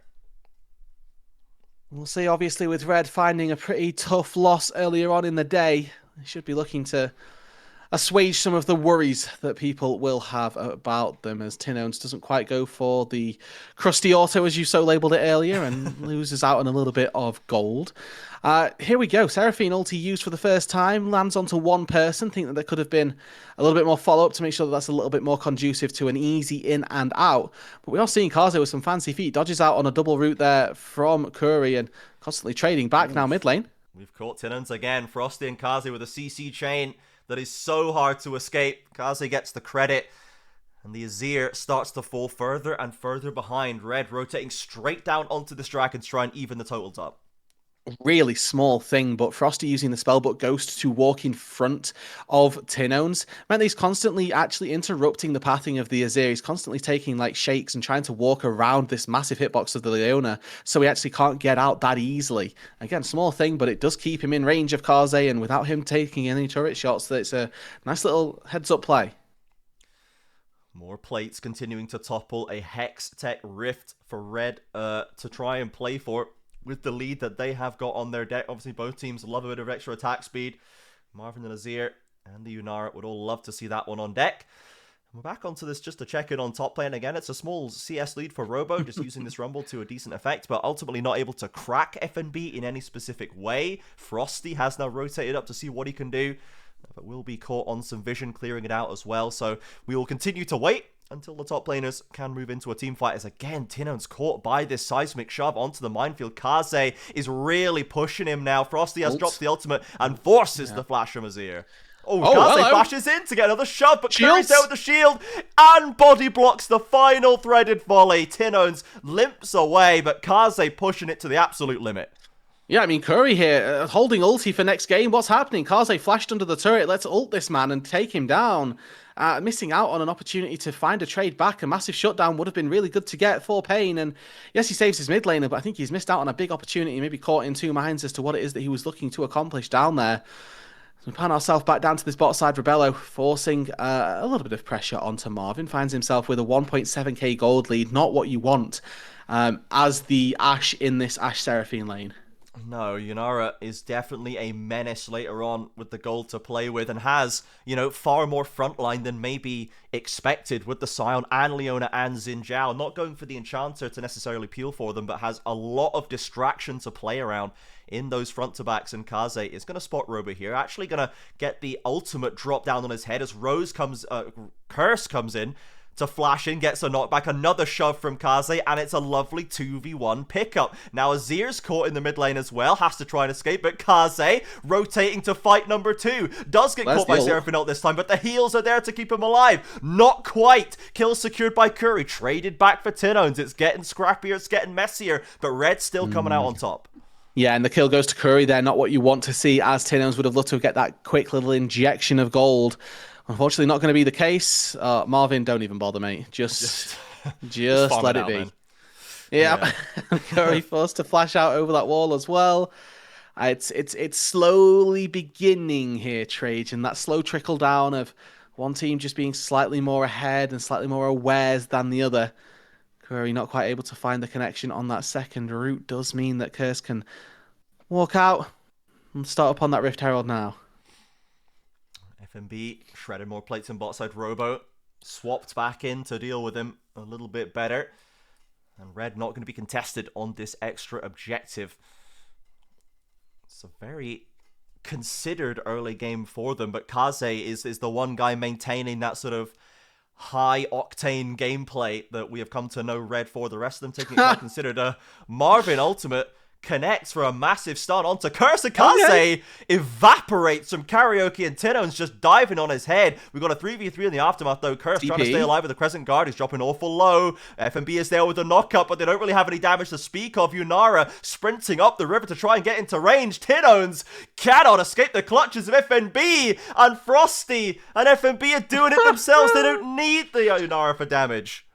Robo, why are we TPing? Help your team, please. What am I watching? As he just stays down on the bot side, and they're not even going to get either of these turrets. They might get the tier 1 down on bot side, but that is, again, this fight could have been so different.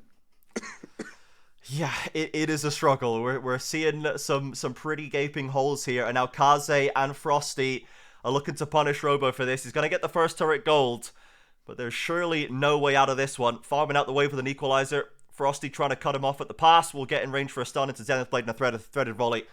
Will pick up the kill with no questions asked. FMB still working on that top lane tower.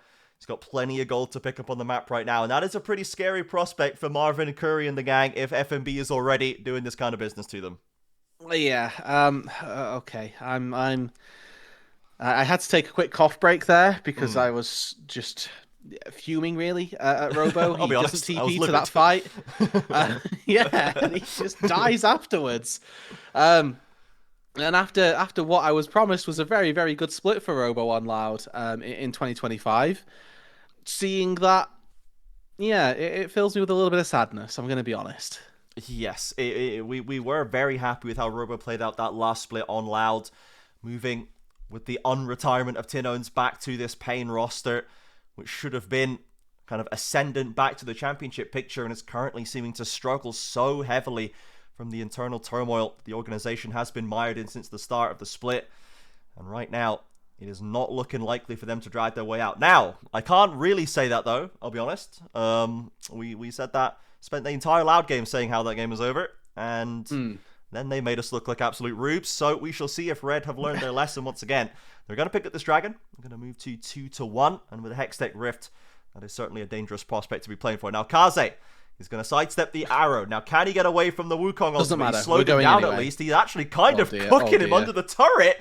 Kaze in the 1v2, make it 2.5 if you count the Ash Arrow. He's completely wasting their time up here. Curry and Marvin is going to try and ult to get past them, and now they can't reach him. Kaze is running rings around Pain in this game. It is unbelievable as Karaoke reaches for him, but cannot get it done. This mid laner is magnificent. Marvin caught up by Curse as well. It's a disaster for Pain. And cue the Benny Hill music. I mean, Kaze has just ran rings around Pain Gaming. And observers, please, I beg of thee, stop showing me Robo, not with his team. I don't want to teleport. see Robo right now. I'm so upset at this guy. Lollysports.com, get that clip, get it on the top plays of the week, because there's no way it isn't one of the top 5 plays of the week. This guy is doing absolute dirty things to the team, and let's have another look at it. Why not? And Karaoke thinks that he's safe to go up here and take this. The Unraveled Earth's down. Surely I've got an opportunity to do this. Gets caught by Rylai, slows, and just never really has an opportunity to do anything. It's a really good flash as well to dodge out on the divide from Tinones, who then has to flash away from Rebello, and he just hides. He corners himself off inside the wall and knows that as long as I get out of there and nobody can get in, then that's good news. And it really was. And we look back at live as Curry's dying as well. But Marvin, unfortunately, as an AD carry, we've long since known that you can't 1v1 people from the top side, and that holds true still. It does. Tinone's now caught as well. We're chaining here's picks together Kaze. for Red. Out comes the Sun Disc. Robo is waiting to see if he can offer some assistance, but correctly discerns that there's no point. Has to flash away from an ultimate, in fact, as FMB will clear up the wave in the interim. So Red really starting to open up this gap now. 14 kills to 4. A widening gold lead on their favor with objectives on their side as well. Baron now live, and it took them 4 Barons to not win against Loud. So let's see if we can do a little bit more with them in this game. Sorry, that hawk shot over the wall. Just Frosty looming over it with his Zenith Blade ready. Oh, okay, they see me, my bad. And he has to back away, but they know that they're not doing the Baron as, Curry dead again. We have still not managed to identify the safe path through the jungle. Curry is going to go down. Kaze is an absolute monster with this one. Robo now dropping a nice ultimate to lock off the escape, and Kaze trapped in the red pit, but does not seem to have a problem with that. Robo now locked up for the double. Rebello is just being completely untouched this game right now. After that lane, he is free to do and kill as he pleases. It's the AoE Global Taunt effect, except this time it's on the guy who's stunted on you the entire game. Kaze, I don't think, has been hit by an enchanted crystal arrow, despite the fact that they fired about 4 at him. No. And Karaoke decided, I've got to go in here. I have got to try and take down this Talia. But by the time that message got spread to the rest of the team, he'd already died. Then we end up finding a little bit of an overcommitment from Robo as he turns back around and decides he wants to go for the fight. And I mean, for Red Knits from here, it's looking good. It's looking good so far. It's guys, Red fans, it's looking good. It's looking real good, this one. Don't want to say anything else. We're favored to win, we could say. Quietly Maybe optimistic we're is all I will say. marginally favored in this situation with 8k in the bank and Baron, right? But let's not get ahead of ourselves. So let's see what Red can do here. And unfortunately, as we said, we kind of joked that Loud got into the late game comfort zone and did actually manage to make that joke land, 15 minutes later somehow. And they did the same thing to Pain. That was where they got their first win of the season. So for CourY, is there actually any way for him to safely ward, or is he actually kind of being a bit foolish and getting caught this many times? Take your jungler, and then at least try and pretend like we're playing a team game, I think is my idea. Yeah. I mean, you can use Q at range and like play the edges of the brushes and look for it like that. You can use your E as well, and you can hear them. You can hear if the E connects. So yes is the short answer. There are ways to ward brushes of Seraphine, but equally you can just use your jungler too. Oh, Kaze's dancing. Yep, Tenons has been caught once again under the Sun Disc, but doesn't seem to have much to do. Shuffles back Kaze, there's a knock-up to follow it up. Karaoke doing what he can, but FNB's found the backline, and the backline has disappeared. Kaze has gone down at least, raid boss down, but it's still a 1-for-2, and there's a Baron wave in mid. There is, and for the most part, that's all Red need. They don't actually need their mid laner. He's doing excellent work and is a crucial piece of why they've done well so far in this game. But Karaoke is just so done with the game, decides to take the blue buff. They're going to be losing out on this dragon, which puts Red to soul point. And hopefully from here, Red should be able to take another turret, take that neutral objective. Go on, FNB, walk up. Hit the turret, mate. Just do it. Nope. Do it for all of us, Okay, Just... well, go on, soon. Okay. Surely. Well, I mean, eventually, right? I think even the observers are like, he's hitting it, right? He's about to hit it. Let's check back with FNB. Are we hitting? No. No, we're literally. Well, that turret let's just fight another day. Okay. Well done, Robo. Yep. He's held the line once again, and I was, we've been correctly, I would say, bigging up how hard that Kaze has, as you put it, stunted on Pain, but he's only 1.2k up now. Rebello is 5k up on Marvin. And as no one even seems to be trying to hit him with anything in these fights. So where he's not inflicted the mental damage. No. Okay, he's doing the physical damage, but it's not inflicted the mental damage just yet. Certainly not. We'll see if that changes at some point. But we have Red with the vestiges of Baron trying to get another push going in topside, and now FNB has been phased through Robo with a golden stasis, but is not actually going to avoid getting this kill. And the domination continues. FNB looking over to his counterpart, giving him some words of wisdom, I imagine, across the studio, as Red continues to push in top. It's close there for Robo, really close. Yeah. Maybe next time. We won't overextend. Ooh. But you know what the good thing is that he doesn't have TP. Good hook. Okay, Ash Arrow once again lands on Kaze, because who else would be firing at? And Pain have managed to actually hold the line once again. The Seraphine ult was good, flashing in from CourY. Frosty the second to go down. Rebello and Curse perhaps will be the target of some aggression at this point. Tinone's trying desperately to get into range, trying to get the slows and the wildlife that he has. Curse already dropped the ultimate, doesn't have much in the way of defense, but Pain cannot quite get the hands on him. We are Seraphining under the turret a little bit there. That was quite nice. We had the nice team fight. We had a good little bit of CC. And in these 5v5s, when we expect, or if we ever make it to parity, you'd expect the Seraphine to have a little bit more ability to do things than this Leona. And a good ulti once again from Marvin, has to be said, catches Kaze, who doesn't have that flash. So he's going to get picked off here. Our flash from CourY actually into the face of the Talia, so never really gets a chance to move. Lovely combo comes on through, and you can see CourY here actually does a pretty good job at rooting people, taking a lot of damage, and that Echoes of Hellier as well is giving him a lot of healing in the back pocket. So, you said like if, we get to parity. We're talking when. This is a Red game, We're talking when we get to parity in about 15 minutes time, I think, and we'll check back in. If Pain don't take the next dragon, then I'll be very sad. If they take the next Baron, that means nothing. They needed 3 Barons and still lost in game 1. But they never got the soul. So if they don't get the next dragon, then I'll start entertaining the possibility that this is just a team who can't close a door, let alone a game of League of Legends. And then I'll start to have a conversation about it. But for the time being, they're going to get the Baron, they're going to get the soul, they're going to win the game. That's what's going to happen. We have to manifest it to believe, just for the sake of Red, hopefully living up to the expectations that we now have for them. As Red currently trying to get control of vision on this top side. The entirety of Pain is around the corner, though. Tino's not taking as much chunk at this stage. The Rylai's and the upgraded Crushers giving him decent defense against Kaze, who, of course, does have a lot of utility and not so much raw damage in this Taliyah build. So Red gonna have to try and get it from Rebello, as they're trying to take some control of this jungle right now, but Karaoke's gone in for the ultimate instantly. Marvin ult lands onto Curse with the follow-up. In comes the flanking members of Red, and Curry is eviscerated. This is more like it for Red. Rebello now once again can go crazy. He might be cooking up a pentakill if they can just get him in range. There's the Quadra, and it's a pentakill locked up for Rebello. Well played by Red Canids here. They put the woes of the first game behind them. A pentakill for Rebello here, and a glorious pincer secures them the win. Do not recall, please. There are 30-second death timers. Let's put some structural damage down in the base. They're all jumping in that portal. I fear they're jumping in the portal. Oh goodness me! Here we go. Here we go again. Well, congratulations, Pain Gaming, on your first win of the season. Surely, with the 11-0 Yunara, that is 4 items deep at 27 minutes, probably about to be 5 once he spends the gold from that one. He's even going into Mercurial Sash, or Quicksilver Sash, just to make sure we're not getting comboed by Pain. So, Kaze waiting patiently at the Baron for his team to show up.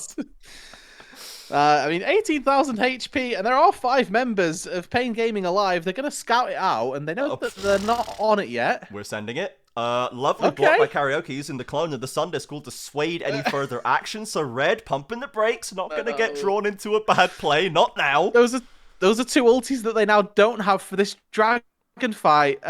Okay. Marvin's caught. Marvin. He's gone instantly. Robo gets a decent equalizer off, and Karaoke with some knockups. Kaze trying to deal with Tino's and is keeping him out of the fight. Rebello is gliding once again. Are we about to lock? We could lock the double pentakill, and we already saw one in the LCK today. I think Rebello, get in there, son. He couldn't quite get the knockback onto Tino, so this Azir is tough to find. Slow lands onto Curry. We can get in range for the Quadra. Surely the backstep from Q puts him in range for Yunara. FNB! The scoundrel that he is, locks in another kill and puts paid to the hopes for 2 pentas.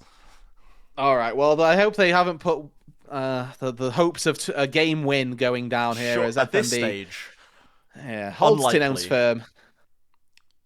Yeah, Tinon slides out. Does get okay, no, it's fine. Does get a decent shuffle back.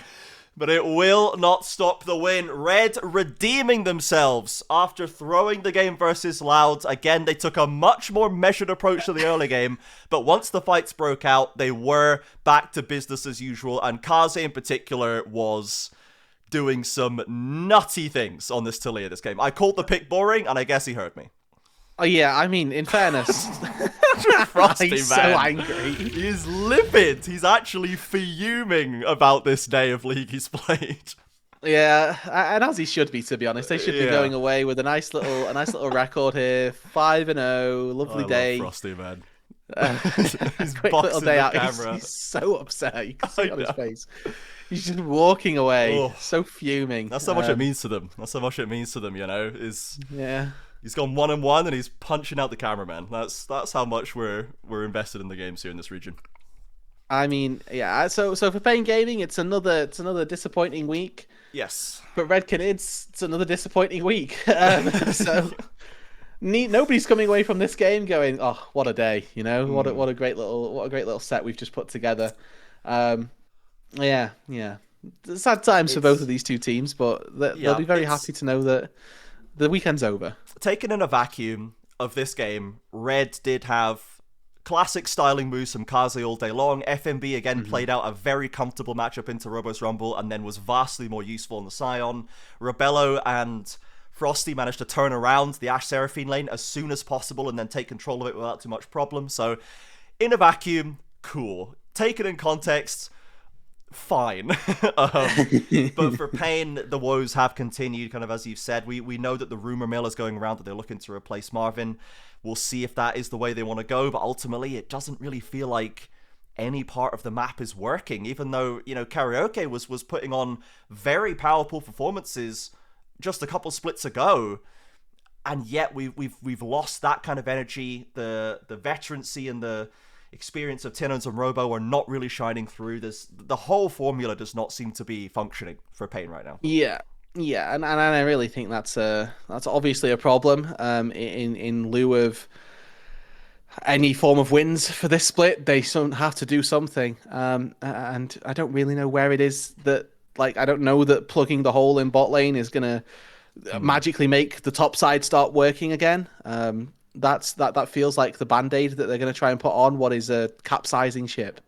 Yes, it's we're running out of ideas here, I think, and we shall see if there is a path forward for this Pain roster as the cup continues. But for Red, got themselves back on track, and we will be having a couple more games today, where I think we're going to see Lost step up, our currently only remaining undefeated team. We will see if Lost can continue that streak after Red dropped a quick fumble. And for FourY4 as well, I think, going down to Red yesterday, would like to get themselves back on track as well. So for now, we're going to go to a quick break. Myself and Roodood are going to be stepping away, and we're getting FourY4 and I think it's SuperBren on, but we will. Bren, yeah. You'll find out after this break. So don't go anywhere, guys. These games have been very, very interesting and exciting to watch. And I'm sure the last two will be no different. We'll see you back here for more CBLOL in just a few minutes.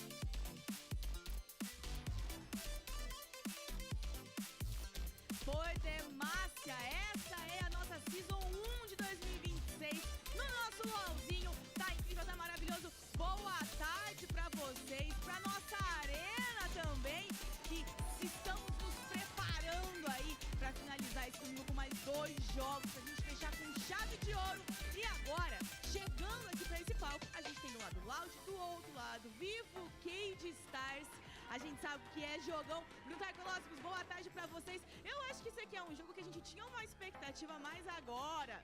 Takeshi, agora a gente já não sabe de mais nada. Eu não sei nem o que eu chamo agora. Não sei, Takeshi, não sei. Vai vocês aí, vai vocês aí. Manda pro vovozinho aqui, Fox. Manda pra cá que a gente ainda precisa finalizar esse amasso da Red em cima da PEN.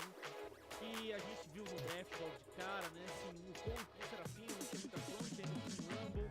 Guys, draft é uma parada, mas a gameplay é outra e a Red sobrou na parte da gameplay.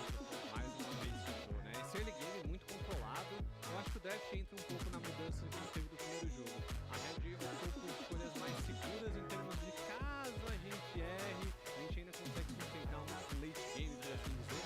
Mas óbvio, não foi isso que fez a diferença. O que fez a diferença é o fato que a Red é mais rápida, é mais proativa e eu acho que é mais certeira na hora que luta. É aquilo que a gente também falou sobre o Kazane, agora ele não Thalia, é um pouco diferente, ele pode beitar um pouco mais o Azir, ainda não faz tanto a cara dele, mas ele tá evoluindo. E de resto, rapaziada, foi um early que deu resultado no mid-game também.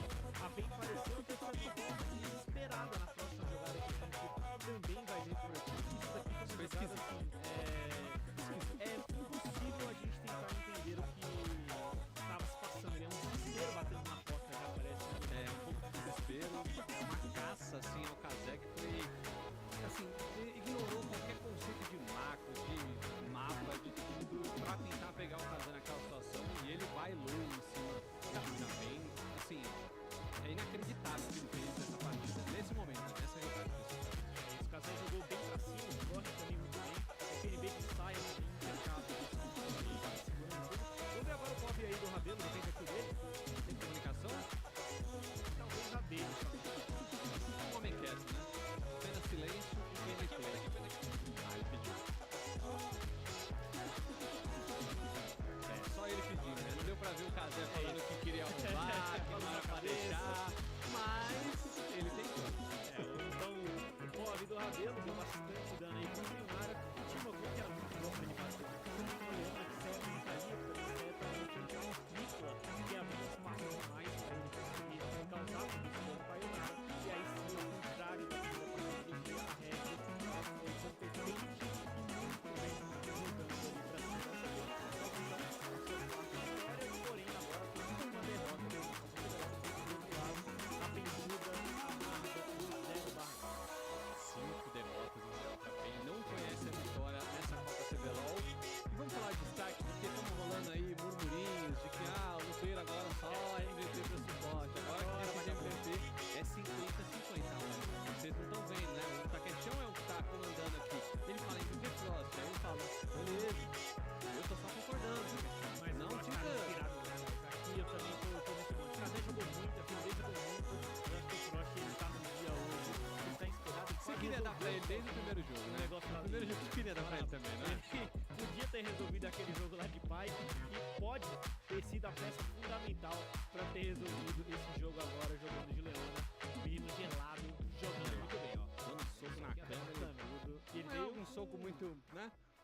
Mas não tudo tem bem. a cadência, Aquele né? gingado, Não né? tem assim tão bem. Precisa de Mas umas tudo bem. aulas com o Frost Father. é o nosso destaque aí agora pra esse jogo e o próximo confronto do dia, assim como a Red já jogou hoje, a Loud também já tinha enfrentado eles anteriormente, então fogueta, Loud e VKS, a Loud tirou uma vitória assim improvável e a VKS vem pra também sair invicta na semana.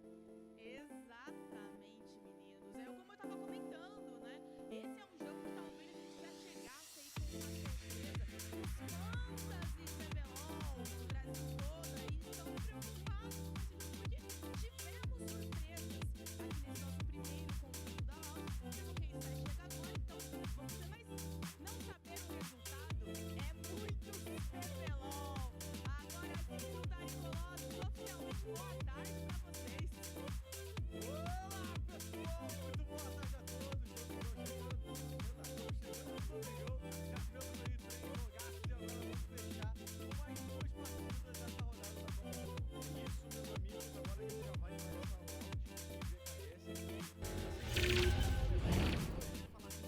Welcome back, everybody. Thank you for being here. Already into casters, you can see. My name is FourY4. That is SuperBren. We're going to take you through the last 2 games of the day. It's been an interesting one so far. Unless, of course, you're a Pain Gaming fan, in which case it's death, destruction, famine, plague, pestilence, all the four horsemen and all the king's men have come to roost.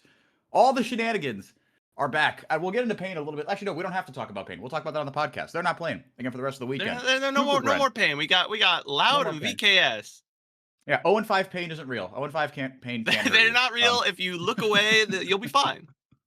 Unbelievable. But let's get into this one. Loud versus Cade. Loud coming off a really good win over Red Canids. Bren, I'm going to keep it a buck with you. I wasn't awake for that game, so I'm going to need you to tell me real quick how Loud pulled it off. So what happened is that Red Canids kicked Loud's teeth in for like 35 minutes, and then Loud did the Loud thing where you like lose one team fight at 40 minutes and then they win. Man, it's crazy. Like the most classic Loud move of all time was that like someone threw the game at the late game, and then Loud was like, oops, we win. And what's crazy is that is something that we used to say about Dynasty Loud when it was, Robo and Tinones and Roots and Seos, it might be right? systemic. It might just be something in the water in the training facility there, because this is a completely new roster, right? 4 out of 5. Redbird is the only holdover from the Dynasty. And even he himself was the new piece of that Dynasty not too long ago. Because how Seos quickly went up to the north. Things change. Exactly. Seos up there in LTA. Wow. Whoa, old habits die hard. In the LCS. Yes! But he's up there on Shopify. But on the other side, Cade starts. They seem to have righted the ship after a rocky start. And look, I think everyone, you would, especially given how Cade have earned the benefit of the doubt last year with a rocky start, and now, a rocky start because of a position that they directly upgraded, and now have directly upgraded on that position one more time from Trimby to Kaiwing. It should just be an upward trajectory, and if anyone has, like I said, has earned the benefit of the doubt, it is the Cade Stars. This one should be very, very interesting, because on paper, Cade are the favorites. On record, they're 3-1, but Loud, they've proven again, they have that je ne sais quoi that you can never count them out. Yeah, I think that's what's interesting is we kind of prescribed that CBLOL was going to have this top 4, bottom 4, and we were almost right. And we got the placement of 2 of those teams wrong.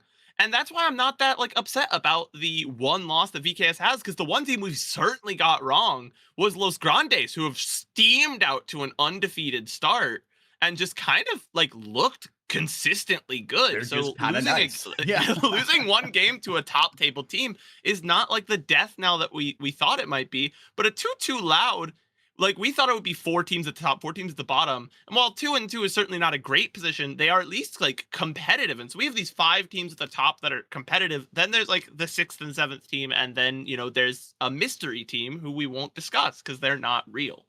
They're not real, like we said. But Loud, I think, are they real, right? Because they're kind of the taking over the spot in that 4th spot in our quote unquote power rankings. We'll see just how legit they are. Again, they're gonna have a good barometer here against a Cade team that the floor is high with this team, but maybe it's not as high as they'd like it to be. Bull gonna grab that first pick on the red side, and it will be that Rumble. 100% fearless pick ban. He's still just really, really strong. The ban's nothing too surprising, right? Jace never gonna get through.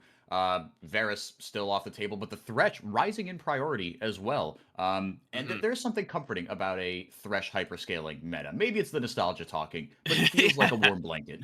I think a lot of people like watching Thresh play. He's such an interesting champion from just a design perspective. He's really well designed. He doesn't do anything that out of the box that makes him particularly insane. But he's just really cohesively designed. He rewards skilled play. He makes sure you feel the impact of a good player on Thresh. And so when he is popular, you're gonna see him catch a lot of bans, because if you don't think you're winning that Thresh lane, there's no need to risk it. Varus as well actually just got a buff, despite his presence in pro play. He's actually been doing a little weaker on the casual side. So no surprise that he is gone either. And yeah, so far the picks have been pretty stock standard, I would say, 4x4. Yeah, looking pretty standard. Mago, going to be on this rise here right now, and he was someone who we kind of flagged up in week 1 as, look, maybe it's still the same old story with Mago, right? New team, same problems, looking a little bit inexperienced, but in your opinion, has he kind of shown some signs of life in week 2 so far? There have been some moments where I'm okay, Mago, you can see why Loud picked him up, right? There's no objectively what are they doing with this guy here. He certainly has potential, but it is very much the potential man meme. They call him 007. You know, z- 0 games carried, 0 solo bolos, 7 random deaths in side lanes.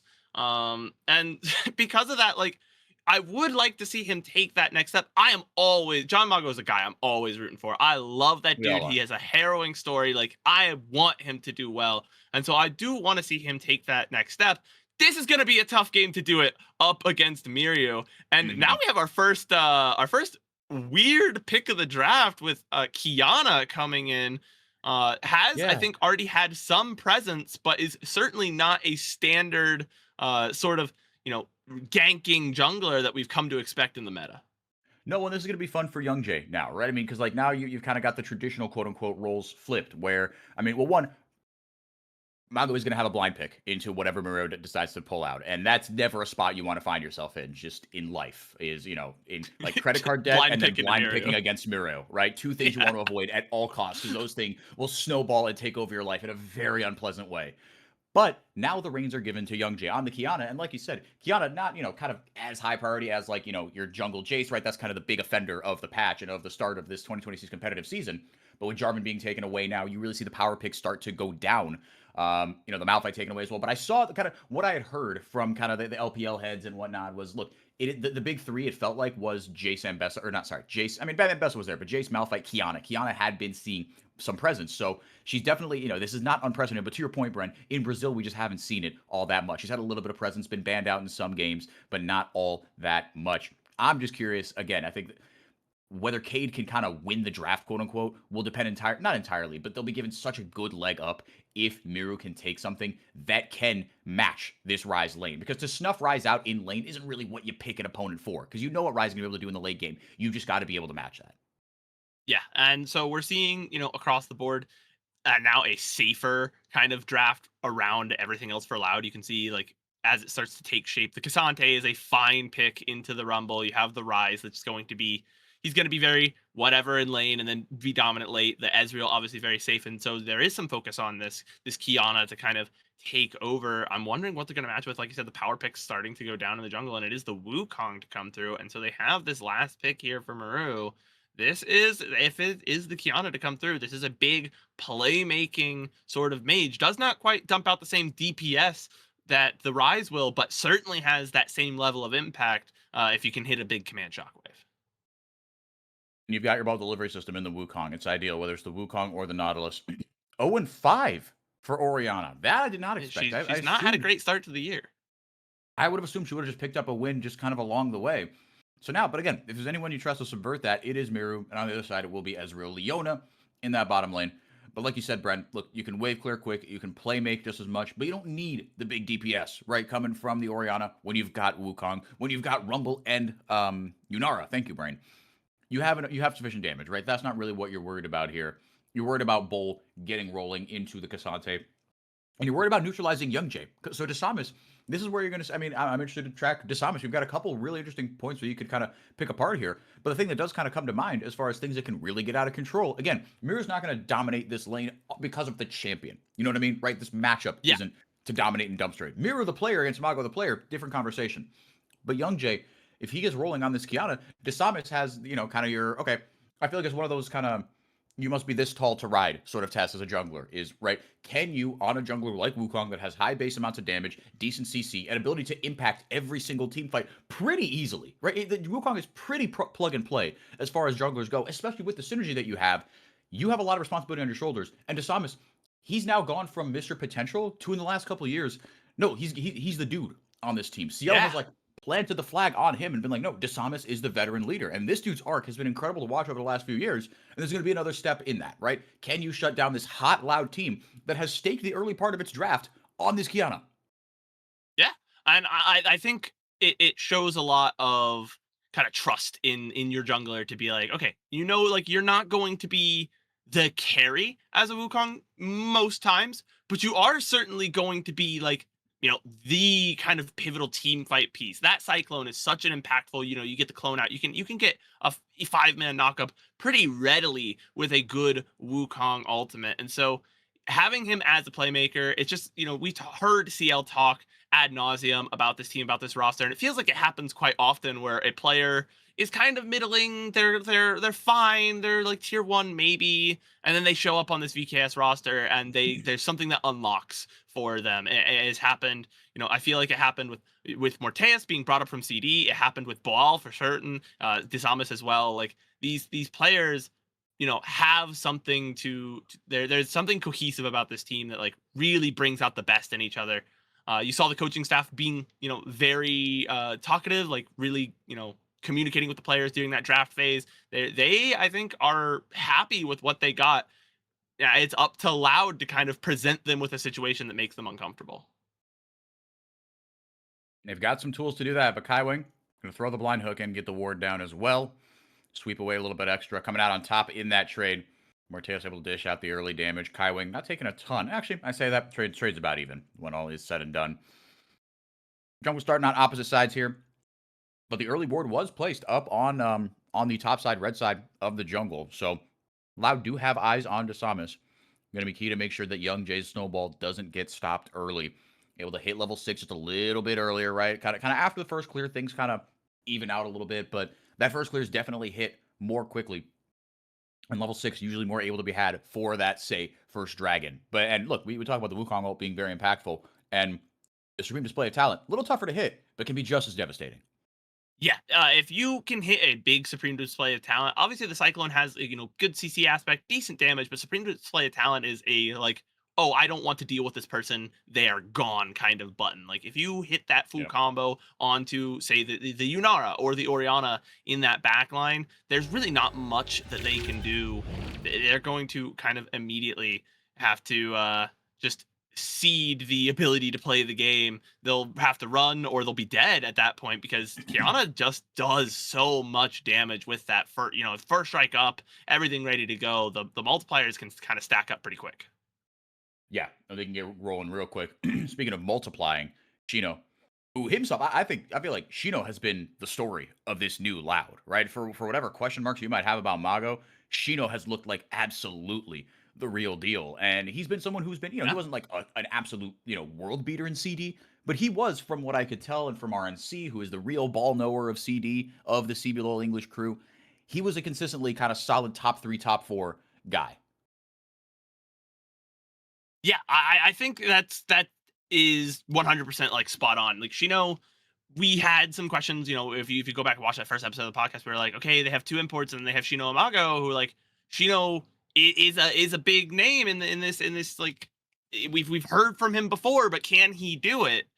Like we know the name, but like does it have that talent tied into it? And he has more than delivered. He's looked really, really good to start the year. I'd say he's kind of a big piece, at least in that first win that Loud picked up. Like I said, I think the second one was had a little bit more to do with Redkinids and their handling of a late game. But yeah, I mean, I think he's been performing admirably on this team so far. And if Loud win this game, then both teams go to 3-2. If you would have told me after 2 weeks, Loud and Cade would have had the same record, actually, I might have believed you, to be fair. I thought about that for more than like 2 seconds. And again, Cade they've gotten off to slow starts, right? But it's the end game, right? That's what they're focused on. CL talked about it in his kind of preseason stream was, look, we want to win basically every single domestic split and go to, or like, what was it? They said go to at least 1 international? I think the words out of CL's mouth were, if we don't win everything, it's a disappointment. Okay, well, there you go. So it's go to 3 internationals because Brazil gets 1 seed. I presume, yes, is the goal. That's how that works out, yeah. So look, bar very high. For my money, if I was a betting man, which legally speaking, I'm obligated to say I'm not, I wouldn't don't put the house on Cade doing anything, in the kickoff. Split 1, split 2? Golden road for Vivo Cade Stars. They're winning all 3 splits. They're winning MS. They're winning MSI. They're winning First Stand. They're winning Worlds. It's happening. I love CL, but if they're the first ones to do ever since we moved to 3 splits, if they're the first ones, I'm not even not Golden Road, but if they win 3 splits in a row, when no one has ever won.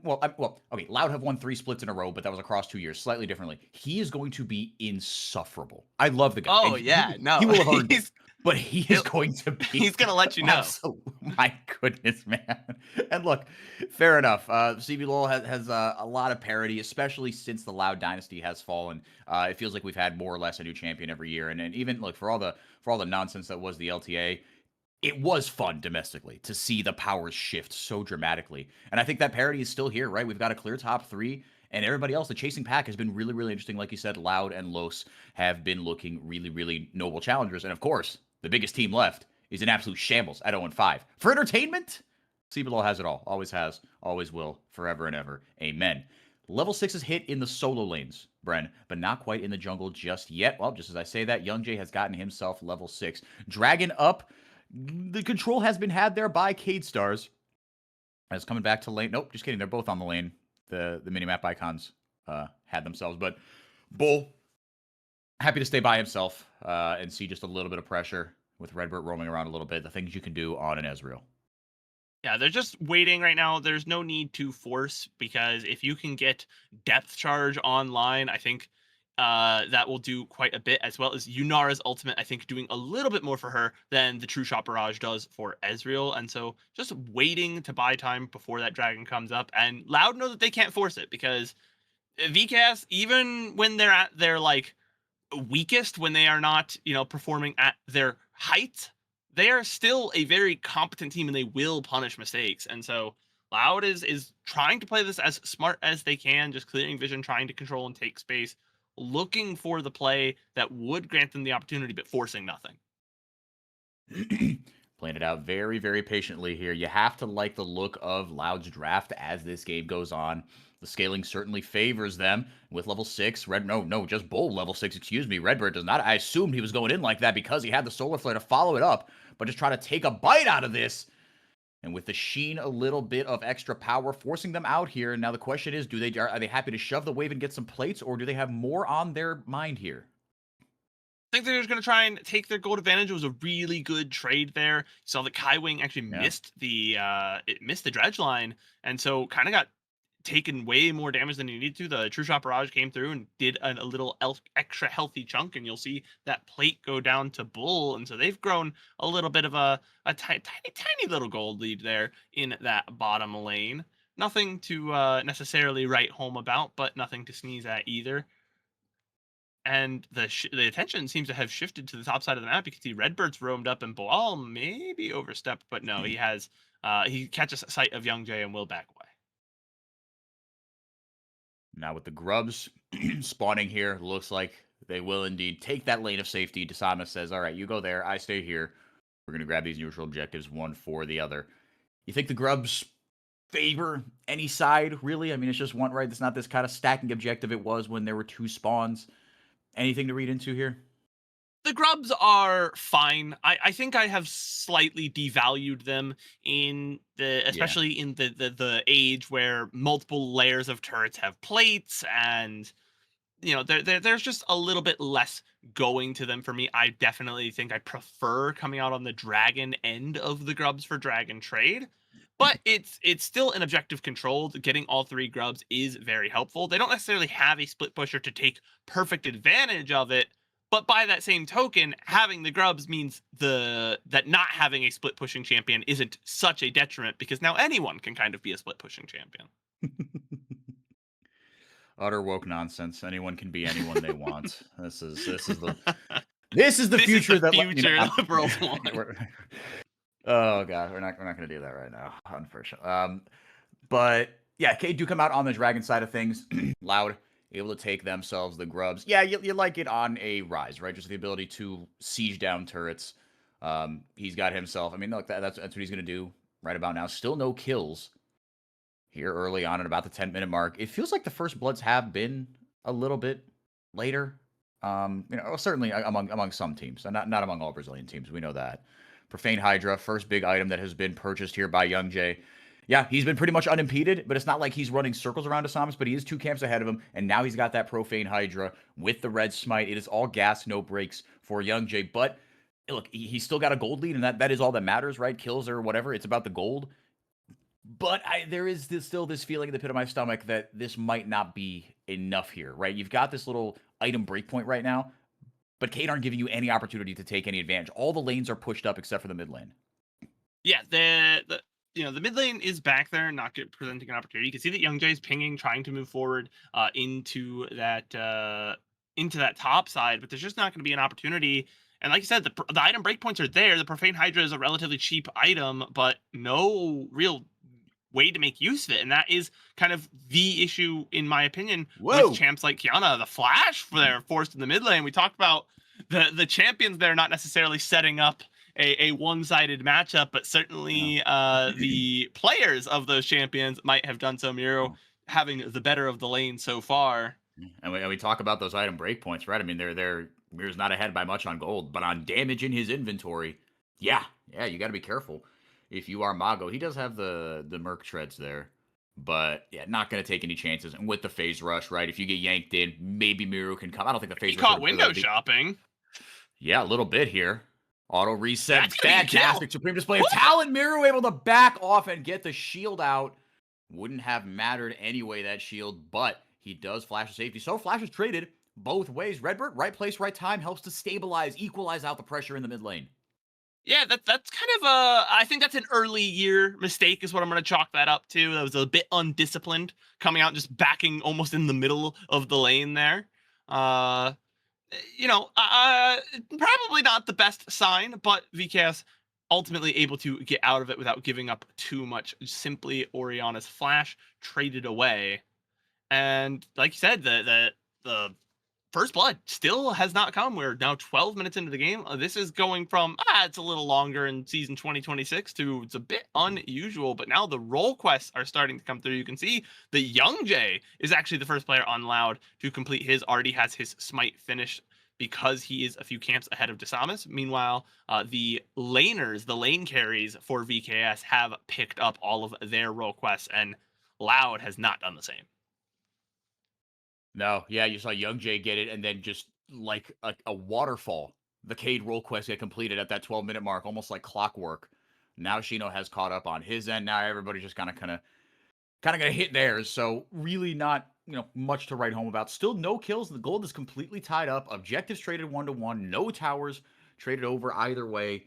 The gold lead that Desamas has, that Young Jay has, is completely canceled out by what Bull's doing. He's got his first item going. And Shino, with that Kanik Rookern, immediately slammed down. A lot of magic damage coming through, obviously into this lane. But still, I feel like, I don't know, I feel like I wouldn't have really seen that. I mean, you have a hyperscaling AD carry, and it's like you said, look, the Orianna's not there to just like dish out the damage, but there is, I guess, a good amount of, I mean, I don't know. I just haven't seen, I don't know, maybe I'm off base here. But the Kanik Rookern slam feels very much like a bit of a gamble.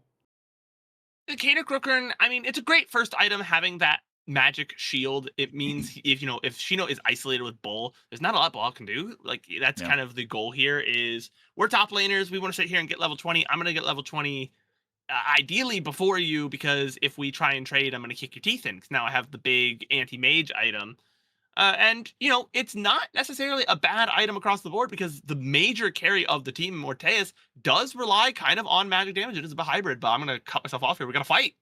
Big damage as Redbird goes in, drifted right back with the supreme display of talent. Young Jay trying to follow up on Kaiwing, but Bull shows up and burns him to a crisp. It's 1 kill over to Loud so far. Traded right back. Morteus gets on the board. Bull with the flame spitter trying to get out of dodge. Young Jay is low, but not ineffective. Gets the root off into the unstoppable force. Not the unstoppable force, Shino drags him over the wall, gets a little bit of shield on him, so just a 1-1, but the prize goes to Loud. They grab themselves the second Drake of the game.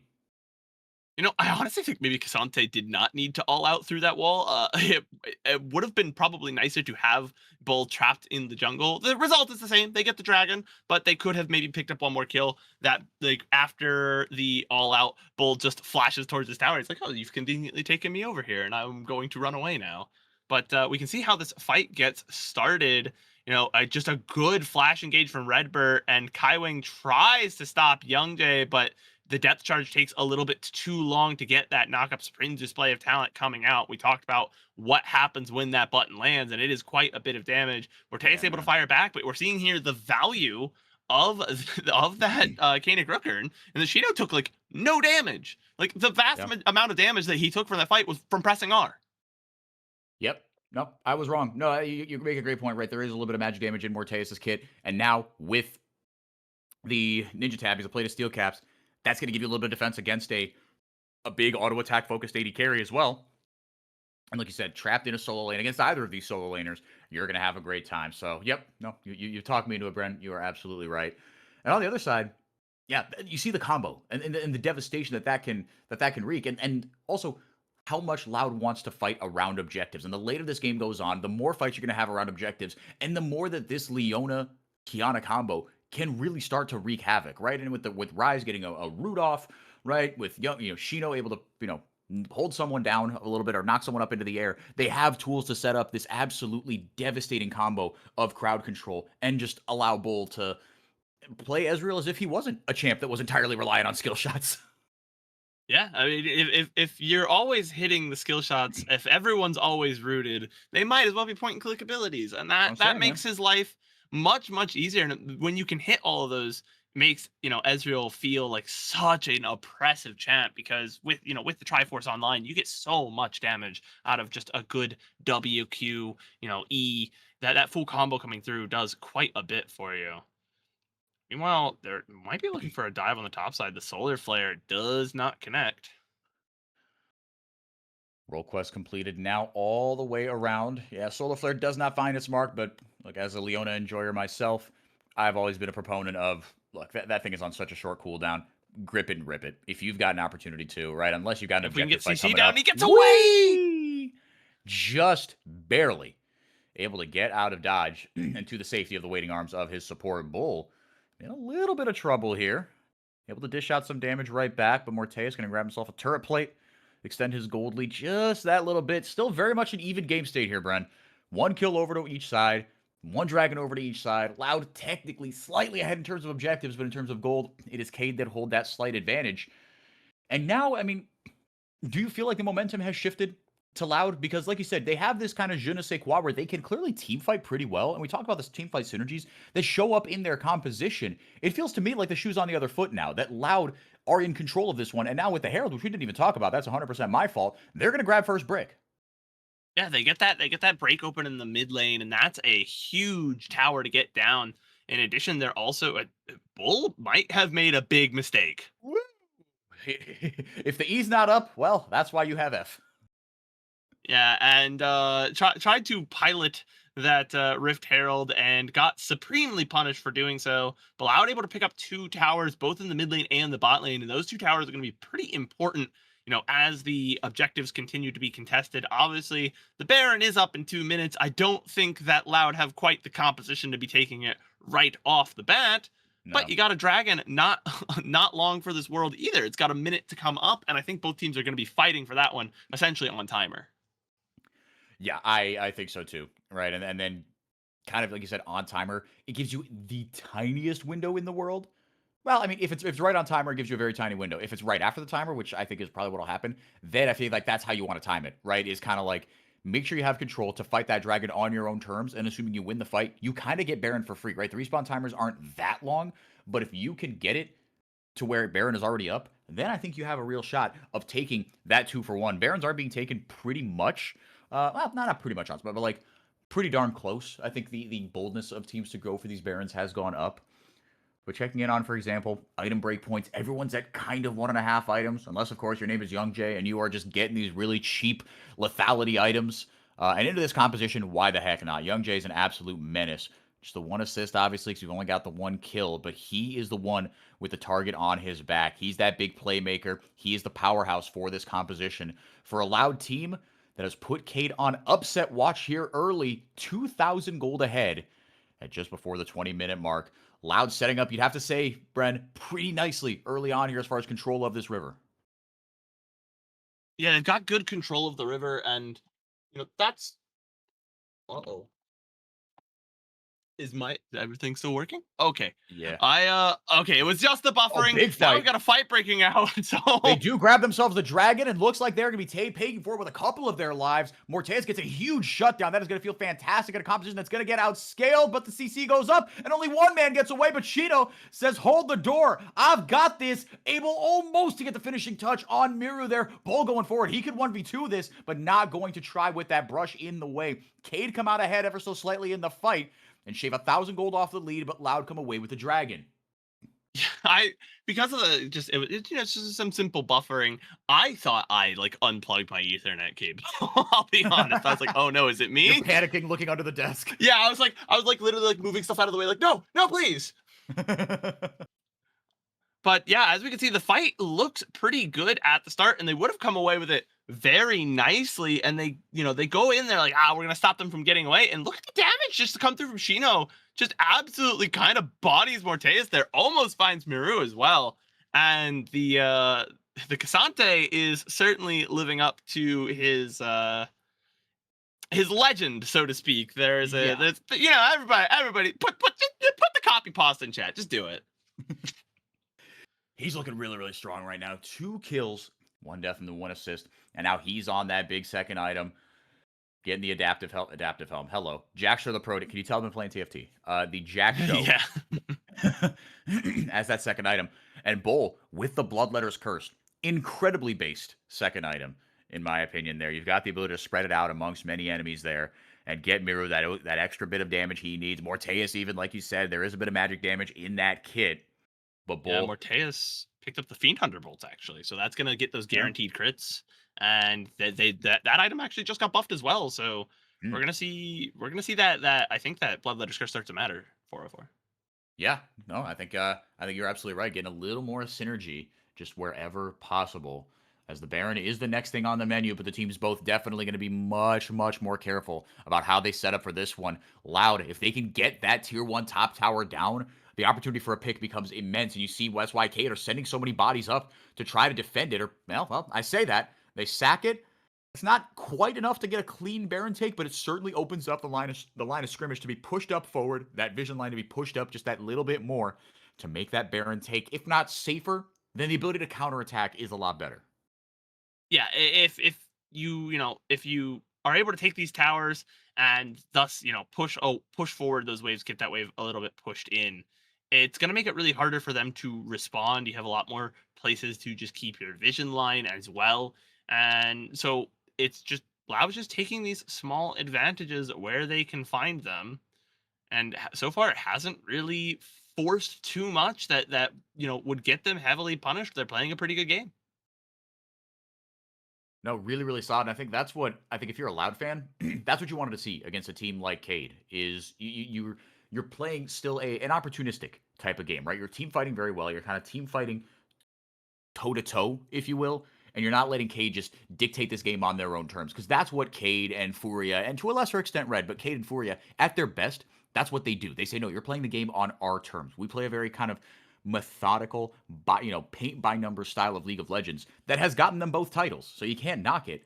But Loud, they haven't just completely relinquished control, and with a composition that, you have that Kiana going early. Yes, you're going to spike more in the late game, but you can't let things get out of control between, the beginning of the game and the 20-minute mark, and that's exactly what they've done.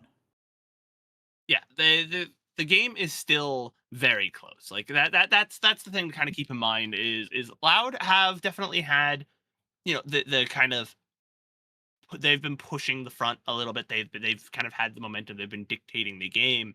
But like I said early on, that is what these two teams, what these two compositions kind of require, is that, like, if Loud wants to keep this close, they do need to kind of dictate that pace. And it is on VKS now to kind of find the counter punch. I think the thing I want to point out is that, like, we talked about Miru being able to, be a huge playmaker with that command shockwave, and we just haven't seen it come through yet.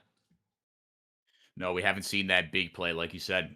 I think part of it is because Loud have been the first ones to pull the trigger, right? We've seen a couple of times Redbird just flash EQing in with the Solar Flare over the top, and that gives enough time for Young Jay to rip the Supreme Display of Talent over the top of that. If Loud keep pushing the button first, then, that's going to be a defensive shockwave. If you can just get onto him, right, then the shockwave is going to be an oops button. That's not going to be that big play make button.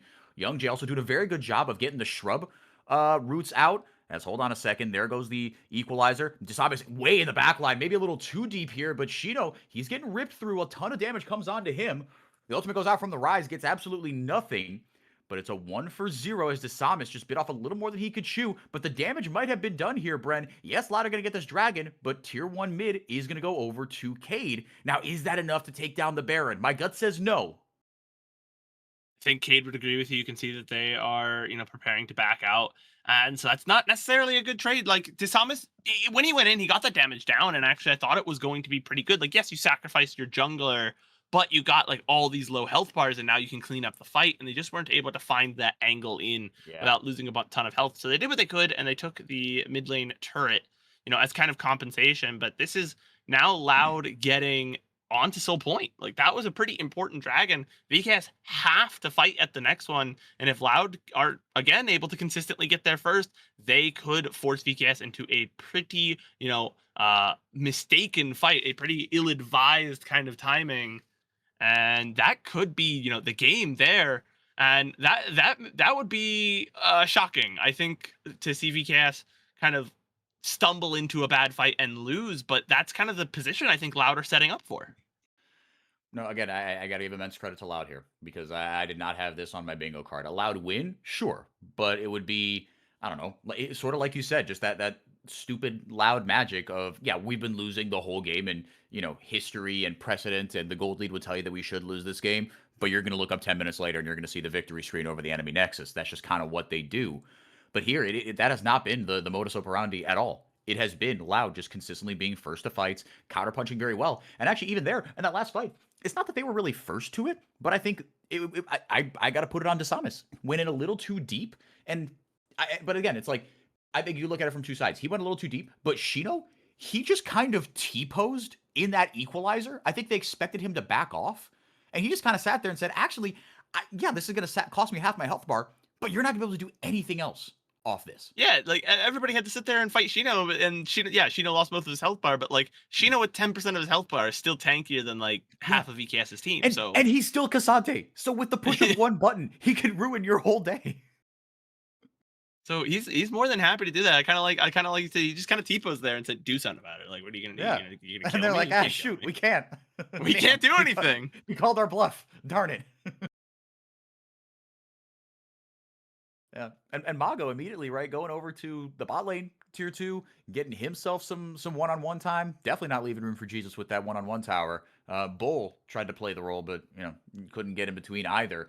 And now Loud, they've got complete control of this map here, Bren. All the tier 1s down and the tier 2 completely down in the bottom lane, and sets up beautifully for that soul. Right? I mean, yes, the Baron is important, and you've got the tier 1s down on both sides, but having that super long lane, if you can time that push just right, make that soul so much tougher to contest. And with a 3-1 lead in that, you don't even have to take it, right? If you miss position, if you set up your vision wrong, guess what? You've got 2 lanes to attack. You could take an inhib.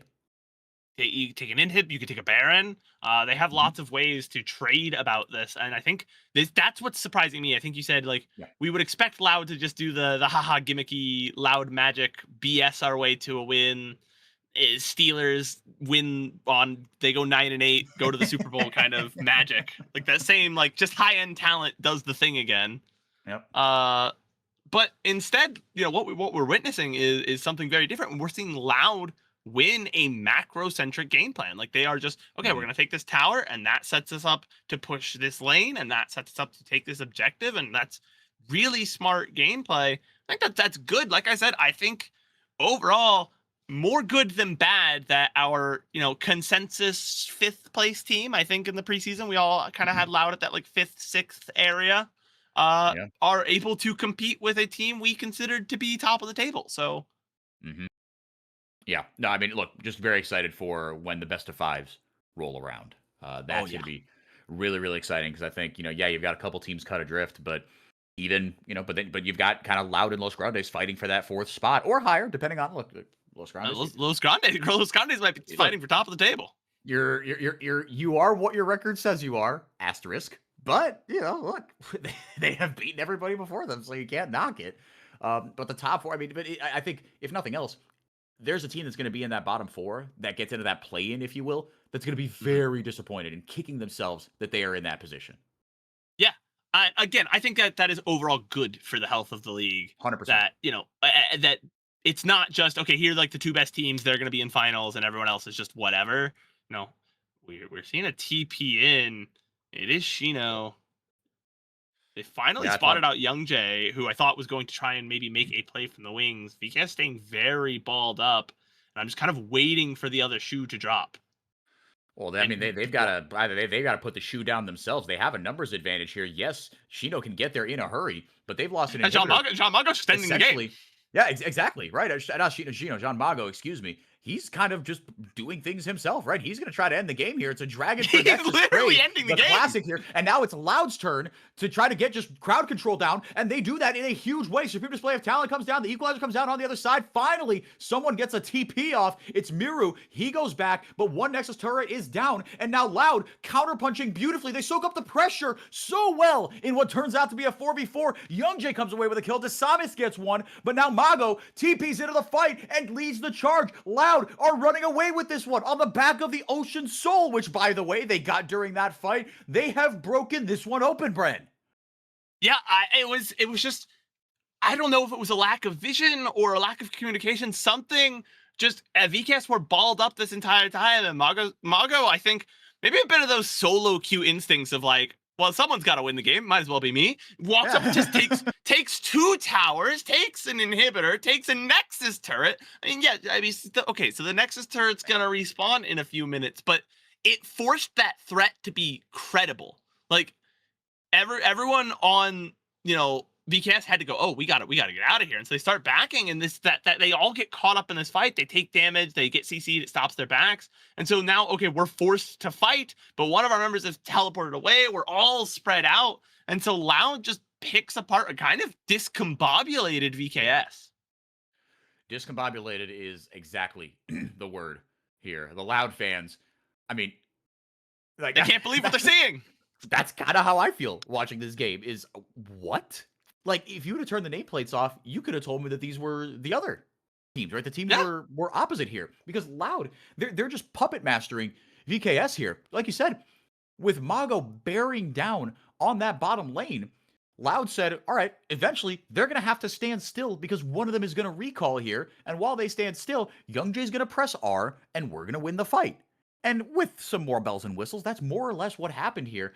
And now Cade, like you said, balled up under their turret. They've got super minions. They got the Baron off that. So they don't even have to super siege this, right? They can just watch the cannon minions tear these towers to shreds. Now with a good hook here, Cade trying to get the fight started off, but that Supreme Display of Talent coming in again. As guess what? Young Jae is on 3.5 items. That cooldown is so short. What I want to point out is that I feel like when you see the Kiana, it's like, oh, they're gonna like get a bunch, like similar to almost like when you see a Kha'Zix. It's like they're gonna get a bunch of kills and then they're gonna be an assassin in the late game and whatever, right? But Young Jae has only picked up one kill, still has a 5,000 gold lead over Desamis. Yeah, well said. Yeah, he has now Flame Horizoned him. For those of you keeping score at home, Mago is going to TP the cannon minions into the Nexus, and how about this? Bazueli, Loud are back. They tie Cade in the table, get their third win of the year. And how? What a game by this young squad, this very unproven mystery box of a team. That's a Hamo jersey in the front row. That is super based. Love seeing that.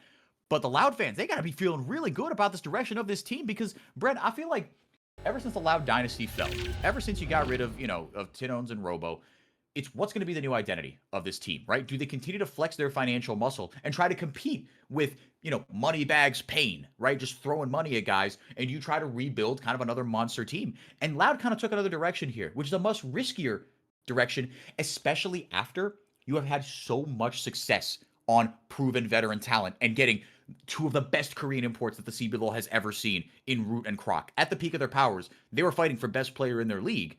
And now you go with a rookie-heavy roster, and the veteran is the most maligned of that dynasty. It's Redbird, the guy that Loud fans couldn't wait to kick off their team whenever anything went slightly wrong. And now, this is a statement victory. There's no other way to put it. Yeah, this was... I'm like struggling to speak for it. It's like the words have been stolen from me. Like, everything VKS did was just slightly incorrect or slightly behind the curve. And Loud, there was no fluky team fight win. There was no, stretch out the game and flip a Baron. There was none of that we have kind of come to expect from that regular season Loud. It was like a genuine dominant like macro performance, just taking small advantages, never forcing something that put them in a bad position, and just turning small advantages into bigger advantages later on. And like the thing I want to talk about when you said like, Redbert is this much maligned member of that dynasty as like the veteran. He is a veteran. I think Redbert is like a rookie at heart, if that makes sense. He's still a big kid. Every time I see him smile, he's like the happiest dude, and he seems to get along and work really well with these younger members. Like we saw it last split, right? With Griffin, he and Griffin got along very famously. They were great together, and it seems like he is meshing pretty well with this new, Loud roster that's just a bunch of young guys as well. So it seems like he's like the team dad. I'm not sure what the dynamic is behind closed doors, but whatever they're doing, it seems to be working. And like Loud won both ways today, right? They won one complete fluky, insane garbage. How did they even get here kind of win? And then they won this game, which was great. 1, 2, 3, 4 championships for Redbird. The guy is a 4-time champion. You can't argue with the success. And those titles, by the way, have come over the span of 8 years. 2017 to 2014, or 2024, excuse me, inclusive. But like you said, him and Griffin, right? They got along famously, and I think that's why that team, let's be honest, punched above its weight. Right? With Robo playing the best League of Legends of his career. And now, I mean, look, if you're a Loud fan, you got to be feeling really good about things. For Cade, again, for me, they've earned the benefit of the doubt. They got out macroed here, which is kind of the concerning part because that's not how Cade is supposed to lose these games. But the macro takes longer to come along than the micro. So again, I'm not worried about Cade. The takeaway from this game to me was great Loud. Cade, I'm fine. I'm fine. They're gonna be fine.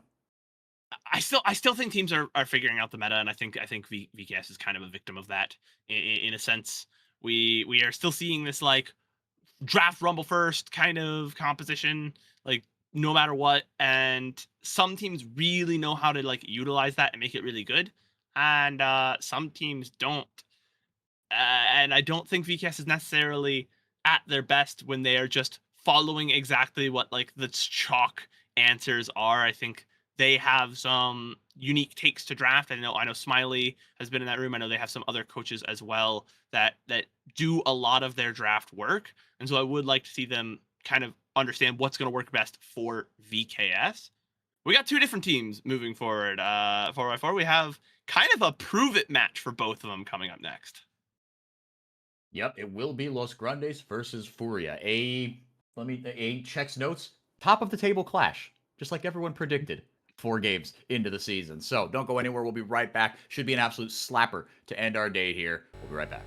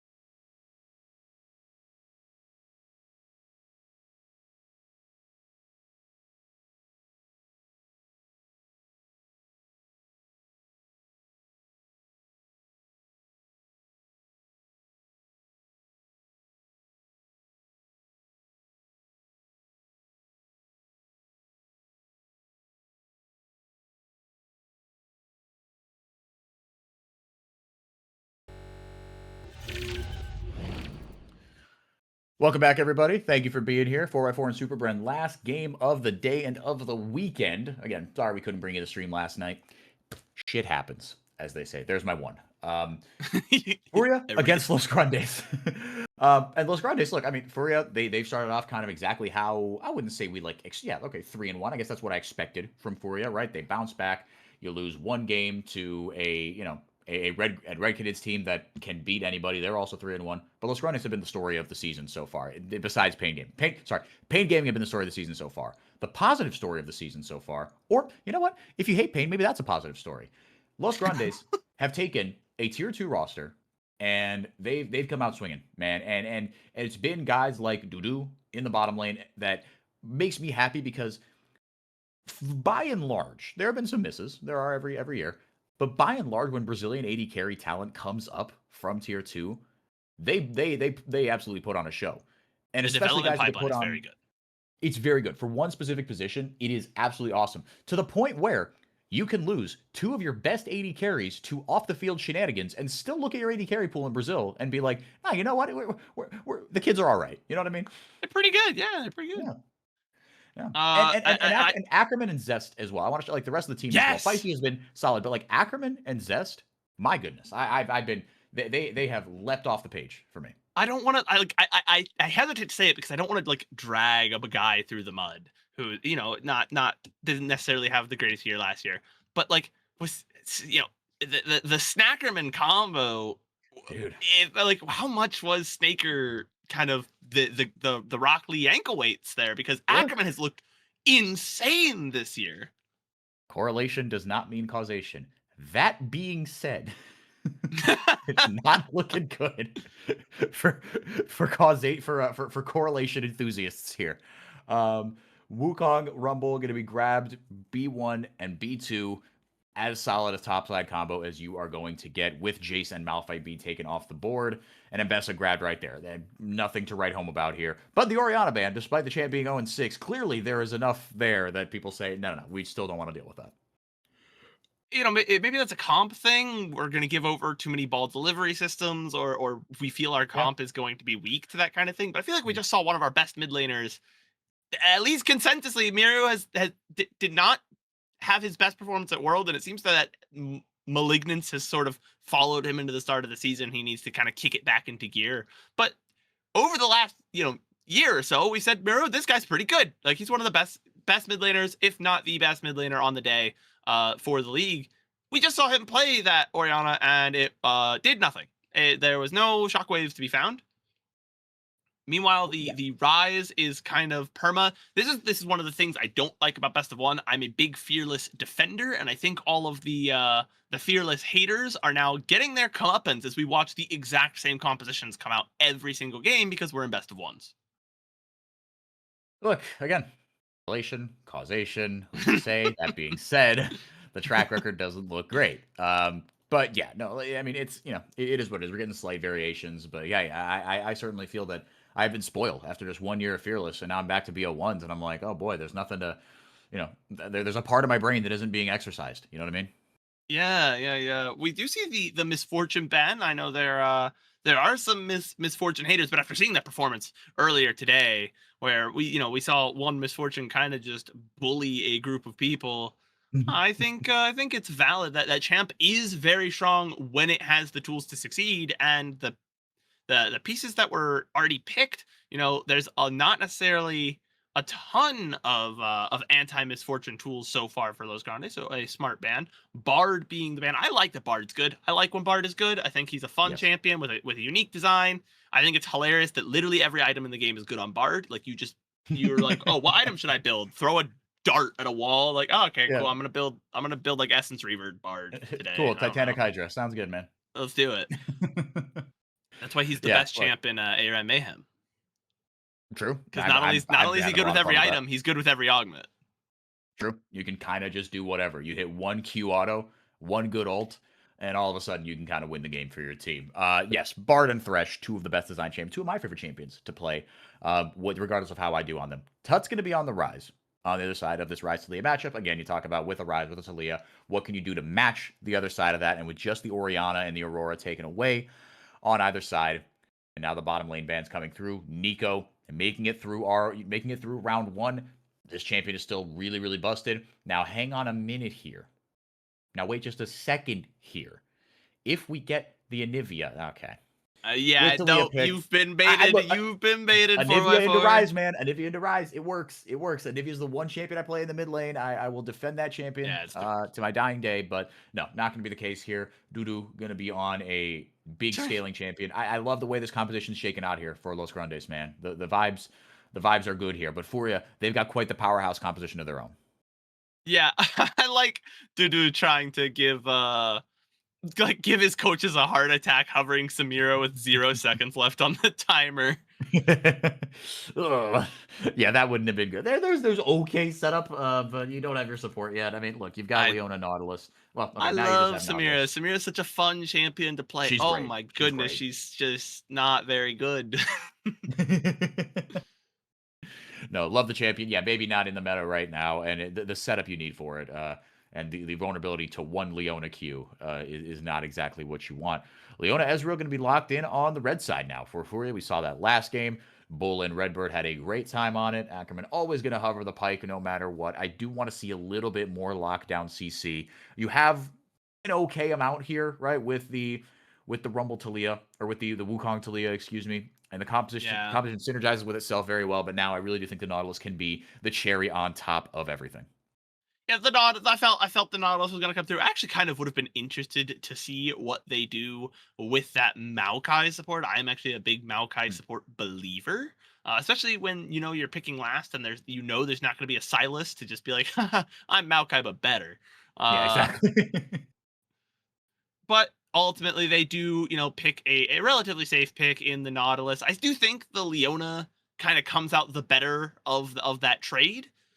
Usually I favor the Leona into the Nautilus because you don't as Leona, you don't mind getting hit by Nautilus's engage as much as Nautilus minds getting hit by yours. But overall, two compositions, very, very standard. Got a very synergistic draft for Lowe's, but a lot of big power picks, I feel like, for Furia. Yeah, no, some picks that can really take over the game kind of in one form or another, right? Xin Zhao gets rolling early. If he gets to kind of that 5-0 spot and he gets Sundered Sky Black Cleaver before anybody else, you're just going to have a horrible, horrible time with all the rest of that AD being pumped in with the reduced armor.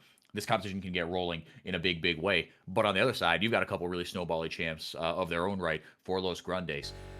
Let me look back at their schedule here, actually, because I was going to say Los Grandes is the biggest kind of challenge they've faced so far, and it well might be here, but now I'm going to look back to make sure I'm not talking nonsense. They beat Cade, okay, early season Cade, whatever. And the next two have been against Fluxu and Leviathan, so not the biggest challengers. Okay, I'm going to say it. This is the biggest challenge they faced. Yeah, I think this is, I said it before the break, this is a prove-it game for both teams, right? Los Grandes is 4-0, and, they've taken some games off of some good teams, right? They beat Cade again, early season Cade, but other than that, they've beat Leviathan, they've beaten Fluxu, and they've beaten Pain, right? So they beat early season Cade, they beat super mega turbo holding the bottom spot of the leaderboard on their own, alone in an abyss, Pain, and then they've beat our 6th and 7th place team. So Los has to prove that they can hang with the big kids now. And Furia has to prove that, no, we've still got it. We are still the big kids. And so I want to see both teams perform to a high level. In an ideal world, this is a close game with good performances from both teams, and neither team has a big, head-splitting, kind of heart-wrenching moment. Yeah, I think, I mean, I wouldn't be surprised if Furia just rolled here because I think they are the better team, kind of lane for lane. I'm looking down here, right? Maybe Dudu and IU, maybe, but I think it's more just a reflection of IU. We haven't seen him kind of at his full powers consistently in a while, and Dudu is taking the league by storm right now. But yeah, I think, like you said, as long as you don't have any moments where you're just left scratching your head, then I think you can count this as a success for both teams. But Furia should be the favorites in this one. And for my money, they are the best team in Brazil right now. They look incredibly strong. They look very consistent. Okay, you lose one game, so what? But as far as the lane matchups are concerned, Bren, this Rumble Ambessa matchup especially, again, talk about things that can really get out of control quickly. How do you see this one going? Anything to look out for? So the way Rumble Ambessa usually goes is that Ambessa just trades so well, being able to pick up a shield on the W and kind of negate a lot of Zest's ability to trade back and get in and out, kind of weave around. And so they can control the lane. You can see much better like wave clear. Zest, even though, is magic damage, is kind of a mage, doesn't really have the range to deal with that Ambessa. And so Ambessa is going to kind of just control the flow of play. And it gets worse, I think, for the Rumble once R's come up, because even if you hit a good equalizer, you're just gonna immediately get hit with a public execution, and they're gonna teleport out of it. And so it's gonna be kind of on Zest, I feel, to play a safe enough game that he's not completely useless come team fight time. Because even if you're behind, even if you're majorly behind as a Rumble, one good equalizer is just that. It's an equalizer. Yep, well said. Yeah, no, he can do enough damage to where, I mean, you can wait until, right, or at least be that bridge for, okay, if Feisty isn't hitting every single one of his abilities. Because Talia can do sneaky damage, but as far as the hard carries damage-wise, it's got to be Zest and Doodoo. And they absolutely can be. They've shown that they have the abilities to. Like I said, I mean, these two guys have been, I mean, aside from Ackerman, right? I mean, look, the whole team has played above expectations, and Drake Hero especially. I mean, you want to talk about someone who he's clearly too good for Tier 2. Hasn't proven so far that he's good enough for Tier 1. But the vibes are high on this Los Grandes squad. The Onda Laranja, the orange wave, has been cresting here in Brazil again as they make their return to Tier 1. And I think anything, if you would have took any Los Grandes fan and said, hey, you get top 4, right? You get top 4 and you're playing meaningful best of 5s at the end of the split, I think they would have snapped your hand off. So I feel like anything else here is just kind of gravy. Yeah, Los Grandes, and I gotta say, every time I see it, I just see it in the player cams. I love their jersey. I think their jersey is very good. I like the iridescent Los the logo. Yeah, the iridescent. I like that they have numbers. Like numbers are fun. As a traditional sports fan, like I kind of like players having numbers. It doesn't make as much sense in esports, right? Because you're not like having to identify someone on a field of play. But I just think it's cool. I like it. Yeah. No, I agree, especially in Brazil, right? I mean, and like they give the number 10 to the kind of the, or at least I think FourY4 did this, and I don't know if Los Grandes is necessarily doing this, but you give the 10 to the most important player, right? The captain, which is very soccer coded, right? You give it to your best, most creative offensive player. And yeah, no, I think it's very, very cool. No, Los Grandes, the league is better when Los Grandes are in it. They've got a big enough fan base to where, they got a bigger fan base than the other orange team, Gigo, taken very, very low. I should say pre-IDL. Kaboom. I'll put it that way. But yeah, Zest certainly having the better of this matchup so far.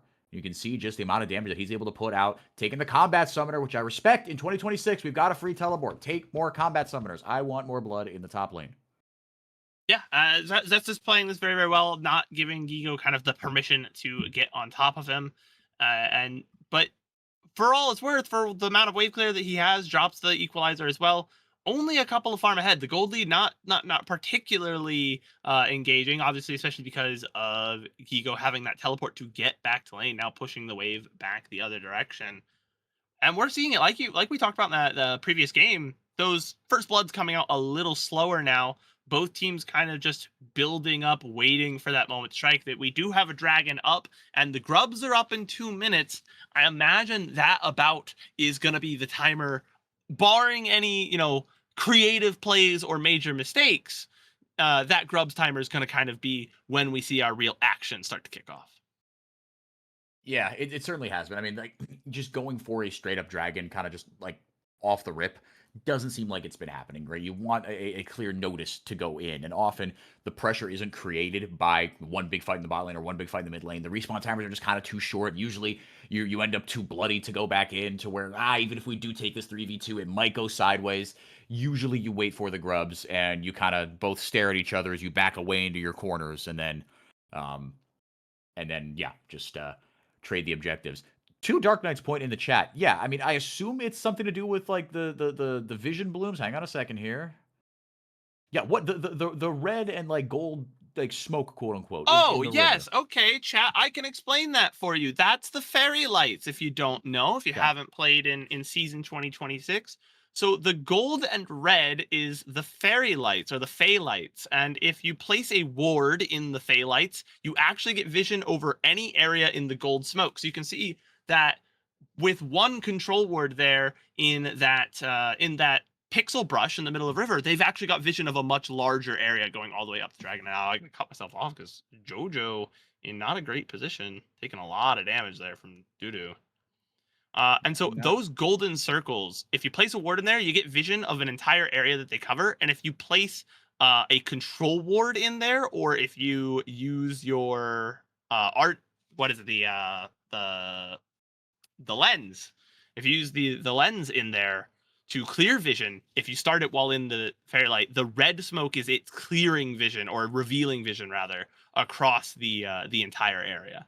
Now, the vision canceling effect of the control ward does not extend to that full area, but yeah, it gives teams a lot more vision, and that's another reason you're seeing a lot less like early game ganks or early game fights, because teams just kind of know where stuff is. Equalizer comes down. If you can get the ignite down as well, that should be enough. Gigo healing up just enough. That Null Magic Mantle doing work as well. Between Null Magic Mantle and the Doran Shield, he had to blow the flash. But hey, you didn't die. But that being said, Zest gonna grab a turret plate, and he has had, again, just complete dominion over this lane. Yeah, he's been playing very, very well, being able to pick up a lot of extra damage. You kind of expect that the Ambessa should kind of, again, be able to pick up fine into the Rumble, usually actually able to work with the jungler and get the damage down, but Rumble has just been so strong at the start of the season. The amount of damage the guy does is kind of ridiculous. And here we see actually kind of an oddity. Furia able to get in there, set up, take the dragon, get away, and not just because there's a trade on the other side of the map. Yeah, no, I was gonna kind of make that link, but you made it for me. Yeah, you know, one thing, everything affects everything, as they say, right? And able to grab that first dragon is FourY4, just off the back of, look, we've got enough space here. Los Grandes, Soccerman able to flash to safety. Jojo going to be down a solar flare though. Jojo loses the solar flare, but like you said, that's a relatively short cooldown, at least as far as ultimates go. And so more than happy to just kind of throw it out there, see if you connect. And does leave Ackerman with no sums, used both the heal and the flash in that exchange. That could be something to look for if we get a fight somewhat soon. Both supports, I imagine, are going to back and rotate up through those mid lanes, through those top jungles, and get ready for a possible scrap at the Grubs. I think that's what we're going to get, yeah. Blue side does have more control over it. Los Grandes playing a bit more measured right now and using that advantage they have in the top side. But I say advantage, lowercase a. Gigo is pinned under his tower, but he could show up at kind of a moment's notice here. Ackerman doing a nice job of shadowing on the mid lane as well, keeping Jojo and Tuts in their place, keeping an eye out for that big Realm Warp.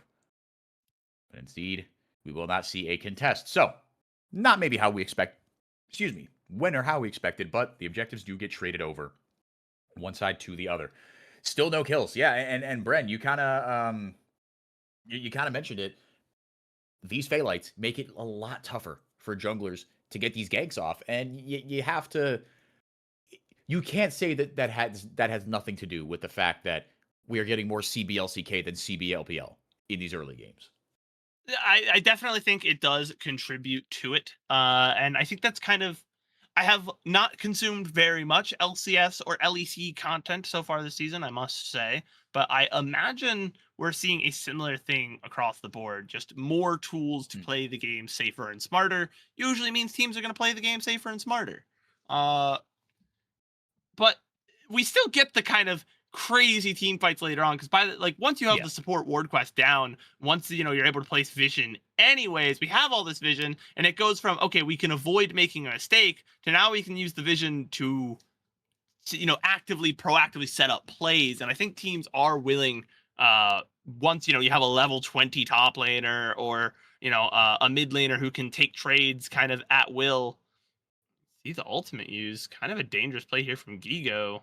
Yeah, he's hoping that he can get to Tatu and bail himself out here, potentially, but Instead, left to the Wolves. First blood to Los Grandes, and to probably the best place it could go, Zest on the Rumble in the top lane.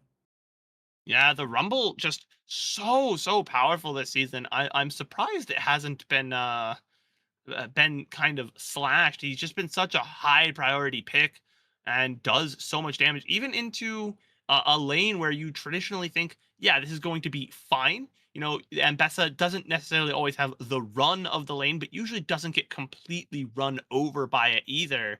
It's just been really tough to deal with. And you can see that Zest is making, full use of the power of that champion with a 1K gold lead.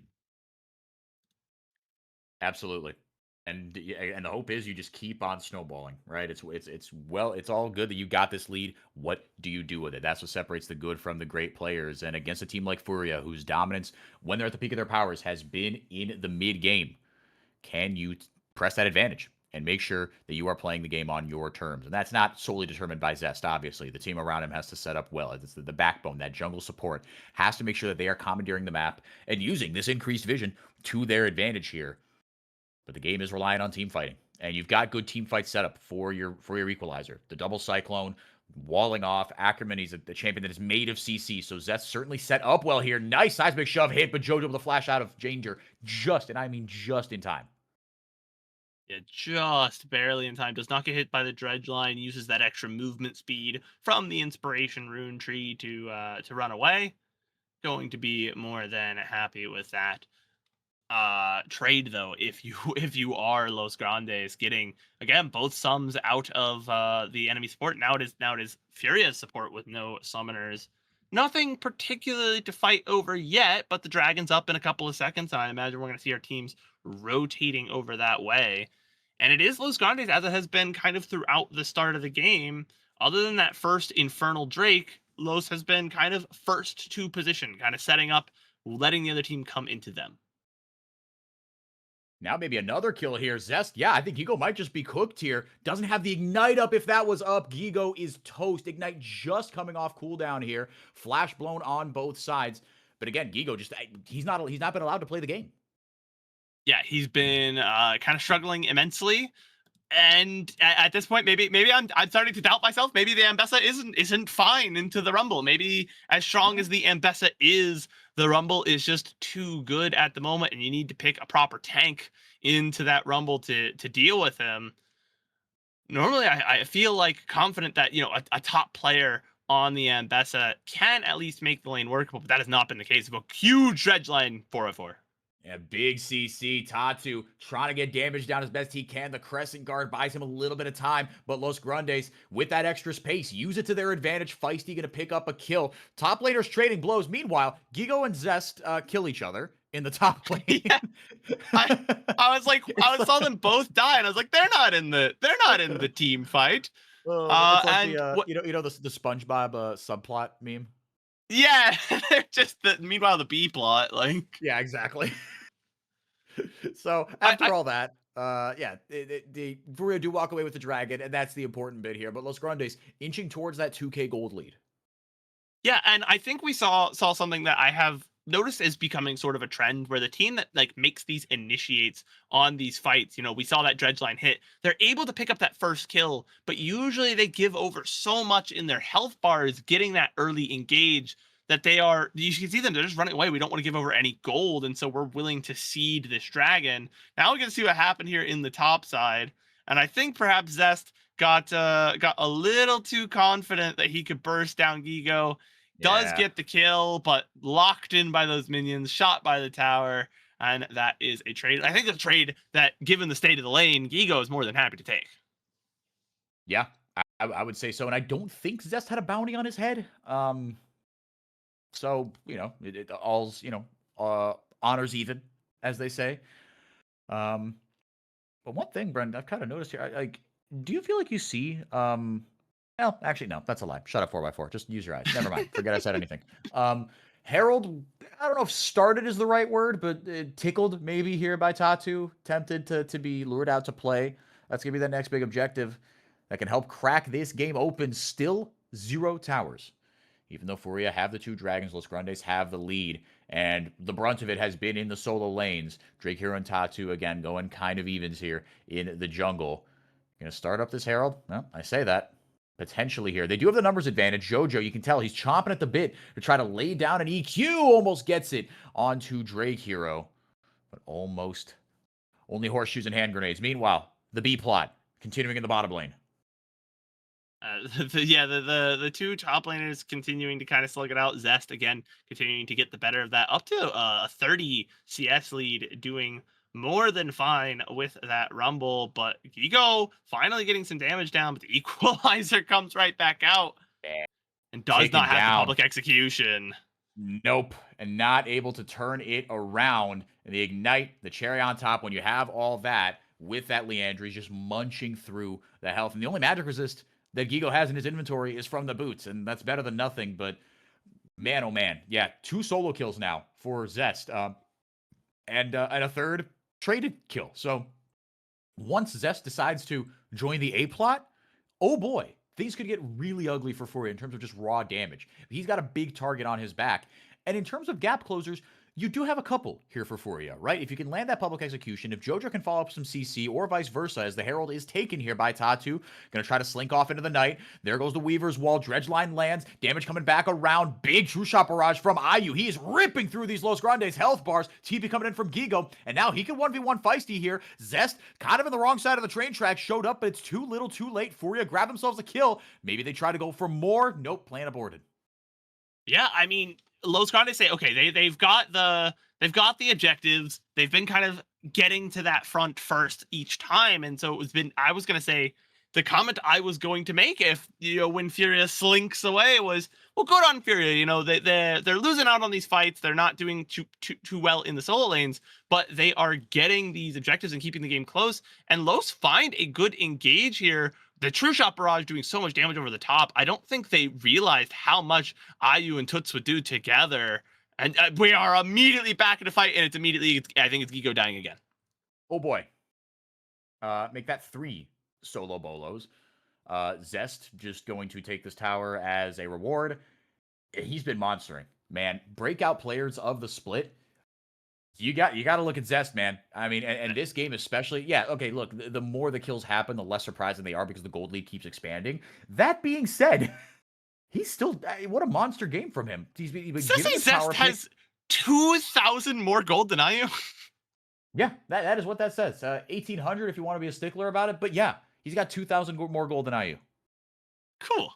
Yeah, no, that's cool. Just making sure the math was math in there. Yeah, he's 4-1. But look, he was given this power pick, Bren, and he's executed on it. You can't ask for much more than that. No, you pick out this Rumble to do this. Like, when it starts to win a lane, it runs over the lane. Once he found that, like, even into a matchup that's not a free win, there are some Rumble matchups where it's like, okay, why'd you pick this into Rumble? You've given him a free win. I would not classify Ambessa as one of those matchups, but he found, he found one of those like little niches, and he's continued to exploit that crack and turned it into a full-blown canyon there in the top side. Los Grandes staring down the barrel of 5-0. 2,500 gold lead. It is not over till it's over. FourY4 are the better team, but Los Grandes certainly playing better on the day, as they're going to grab their first dragon of the day. And now all of a sudden, I mean, preventing that soul point is absolutely massive. Herald going to be slammed here, but only gets you those 2 bricks. So not the best value in the world. But yeah, FourY4 just on the back foot. I mean, this feels a little bit like last game in the sense that Los Grandes, they just feel like they're in complete control. Now, more of that has been off solo play and less off kind of, fantastic macro decisions. And FourY4, they did get those first 2 dragons, not for nothing. But in this mid game, the pressure that Zest is providing here and the threat of that, and with that free TP as well, right? You always have to have this dude on your radar. Yeah, and I think a big thing for me, though, to point out is the difference. As much as like we are seeing similar stories play out between this game and last game, FourY4 for me is doing more for their case than VKS was on the last match. And they are, we saw that scrap in the mid lane where, as a team fight, they were able to take it as a team. Perhaps the individual product of Zest is not more, that's criminal, Gigo. He had no vision of you. You cannot miss public execution. And so FourY4 is just going to have to run away. Another whiff on the ultimate from Gigo. He does have his flash. He'll potentially gap close just a little bit better. Drake Hero drops the clone. A couple abilities blown on it. FourY4 on the retreat. The Mega Blast Cone is going to bail Gigo out. But Los Grandes still on the chase here. Weaver's Wall back up for Feisty. They could try to box them in here. Equalizer down. Tatu going to eat actually 0 of that damage because of the Crescent Guard. But a couple big ultimates down here. Tatu blew his. Ayu's down his. Gigo obviously down his. Meanwhile, 2 ultimates traded on the other side. No objective to fight over here except for that Baron potentially. But FourY4 does have that lit up with some vision. Ackerman maybe in a little bit of trouble here. Overstayed his welcome, but going to dredge line the stump of the turret to safety. Yeah, and a good play from Los Grandes. Again, they found a small exploitable weakness and turned it into something bigger. A slight misstep, a whiff on their fight turns into a free kill given over. But now it might be going back the other way. Very well might be. Zest with that flash blown there by Gigo. Lots of damage being done here. Now FourY4 actually might have the inside track here to this Baron. TP is not available here. Yeah, it's literally just Zest that has TP here for Los Grandes. They've kind of chosen an all gas, no breaks approach to this mid game via their summoner spells. FourY4 have the inside track again, but Zest, he's got that equalizer back up. He's got the ignite back up. He's on 2.5 items. If he shows up to a fight, he will be a massive difference maker. But now Los Grandes is going to take this little window and clear out any vision around this neutral objective. The question is, Bren, do they wait the 2 minutes to potentially trade a dragon over? The answer should be no, right? You should want to take this, because if you take this and you give up soul point, yeah, the Baron's better. But you know where where your next date is 5 minutes from now. Yeah, and I think the thing is, like, Baron's better if you use the Baron correctly. And I for what I've seen in this game, I imagine Los would, but there is the chance that you take a bad fight or you push a lane wrong, you overextend with that Baron, and it becomes all for nothing. You know, you can trade away that power very quickly, whereas the dragon will stick around. If you take the dragon and then everybody dies, you still have the dragon, right? If you take the Baron and then everybody dies, you've gotten 1,500 gold, at which you immediately proceed to give back to the other team because everybody died. So I get why they're wanting to play it a little slow. I think they have, like, the map is dark for FourY4, and so I think they're just gonna try and catch them off of a bit of a vision play. You know, catch them unaware, as you can see as they toggle over to that FourY4 vision. Well, fantastic equalizer there. Flash out of JoJo. Tatu holding on to holding his metal, holding the Crescent Guard, knowing that he can survive this push potentially. Now 4v5 is Feisty going to drop that Weaver's Wall down. Solar Flare off the back of it. Follow-up not really there, but it does save the tower, so I'd say an ultimate well used there by JoJo. Yeah, it was a great way to counter the Weaver's Wall, in a sense. The Weaver's Wall used to zone everyone out. You either are going to get stuck under this tower and get melted alone with no help from your teammates, or you're going to cede the tower to us. And FourY4 said, well, we picked the option where we do neither, and we are going to just keep our tower safe. They're not going to be able to find too much off the back of it, but the dragon is up in 25 seconds. Everyone on Los has taken a reset, and FourY4 are trying to push these waves to get themselves in a good position. Yeah, they've got a tiny little window here. Los Grandes went back for the tempo plays. They've wrapped up some big items here. Zest got that Bloodletter's Curse as that third item on top of the Rift Maker here. And now the TP coming in as he joins from the top lane. They've got the advantage here. Equalizer comes down. Ayu gets deleted. FourY4 head for the hills. Los Grandes giving chase. JoJo's going to be the sacrificial lamb. He gets hit by the harpoon. Down he goes. Double kill for Roodood as he gets on the board. Dragon to Los Grandes. They are officially in control. I think they're officially legit, right? Like, even if Los super turbo mega throws at this stage of the game and FourY4 stage an astonishing comeback, this has been such a good game to start from Los Grandes that we can't say anything other than these guys are for real. They came to play today, and they are getting the better of it. They got the dragon. They're going to look for the Baron as well, and I don't think there's much that FourY4 can do about it. They're going to walk over, you know, make a showing, you know, not give it up, but not much that they can actually do. Not much they can do at all. Yeah, I mean, you know, this composition doesn't scream high damage, especially the 20-minute mark, or 25-minute mark, but when your Rumble's on 3 items and 2.5k gold ahead, Doodoo's got 2 items, he's on a nice point in the curve, got that Triforce, got the Mana Moon, He's feeling really good. Max Rage hook by Ackerman, not for nothing. Fantastic hook to start the fight. Yeah, like I said, I think Ackerman has been. We've had a lot of standout players where we had players that we maybe were undervaluing or just didn't know what to think of yet, and that have come out and played immaculately. Zest, like we said, is one of them. But there's another one on this Los Grandes team, and it is Ackerman. We knew he was good last season. We knew he was a serviceable support, but I think he's been playing as probably a top 3 support in the league, and that means quite a lot in this league. Now we haven't engaged immediately. Yeah, CC coming down here. Crescent guard popped. Ackerman tried to buy some time, but he was on the business end of some damage. The equalizer is back, and that might be the difference maker. That lead for Zest is paying massive dividends. Turns the fight around and spoon feeds the quadra kill to Doodoo. And then Ace comes through for Los Grandes. Bren, Los Grandes are legit. The Onda Laranja is here, baby. Those guys are legit. They're going to get a lot off the back of this play. Those Baron purple cloaks are still up. So at minimum, this is an inhibitor. They might even try to look for more. There's still 20 seconds on most of the valuable members of Furia. They've got just Jojo to deal with right now. And if they kill him, I think they're looking for the game. FourY4, an excellent equalizer in the previous fight from Zest, and his massive damage lead leads Los Grandes to a very surprising and quick end. And what a well-played game from Los. I'm left a little dissatisfied because for Furia, I'm still scratching my head. Are they back? Still a big question, but Los Grandes are most certainly legit. 5-0 start for them. They've picked off 2 of our top teams in VKS and Furia, and they show no signs of slowing down. No, they're the most fun story in the league right now, and I mean, especially for a guy like Drake Hero. Right, and in Doodoo, okay, you're the shiny new hotshot 80 carry in Brazil, fantastic. You get kind of free fan points.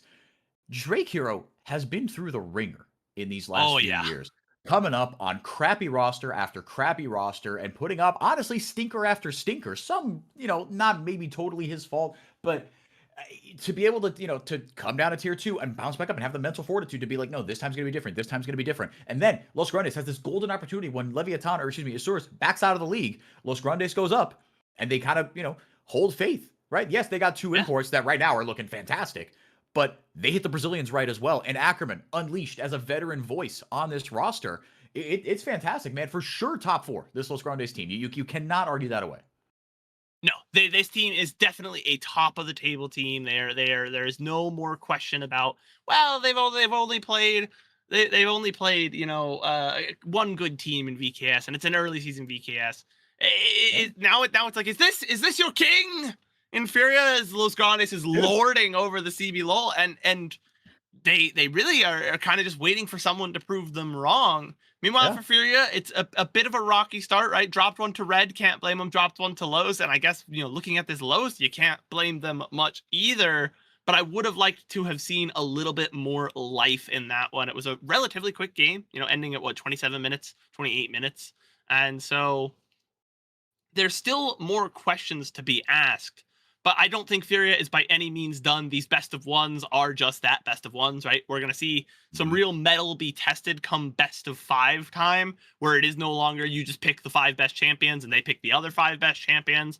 You got to really consider when you pick champions, if you ban them out to save them for later. There's a lot more, not only just strategy, but there's a lot more test of the metal of a player if they can, play a full 5-game series with a bunch of different champions. So there are still, questions to be answered that are lingering in the air. But whether or not Los Grandes deserves to be here is certainly not one of them, as they're going to end the week on a very positive note. Furia still has a little bit more to answer, but certainly not out of it yet. No, not at all. Hats off to Los Grandes. Furia, again, they're going to be fine. Their wins have told me more about them than their losses. But Los Grandes, they're 5-0. Man, that's more than half the schedule already played. Again, you get 7 games, right? It's round robin best of 1. You get 7 games, and then we seed everybody. And Los Grandes, if nothing else, I mean, they put themselves in a fantastic spot because they've more or less locked up top 4. I think they might actually already have locked up top 4, but if nothing else, they've got head-to-head tiebreakers over 2 teams that are going to be at the top of the table with them, right? Yeah. The only team they haven't played is Red Canids, and even if they lose to them, again, if you would have told Los Grandes you get top 4 at the beginning of the season, they would have snapped your arm off. If you would have told them you get top 2, then they would have bitten your head off. That is very much in play here for the Onda Laranja. I struggle to think what happens when Los Grandes plays Red. If Los Grandes beats Red, I think their fans will like melt, right there. Like they'll just be left as like the one surprise skeleton meme, just because their entire body will just incinerate on the spot because no one expected this. It's such a feel good story, and so if there's a team that's gonna be like 5-0 and going crazy, why not Los Grandes, right? Like why not Los Grandes? Well said. Yeah, they move it to 5-0, and that's gonna do it for us here. Join us next time, same place. We should be up and running for Saturday next week.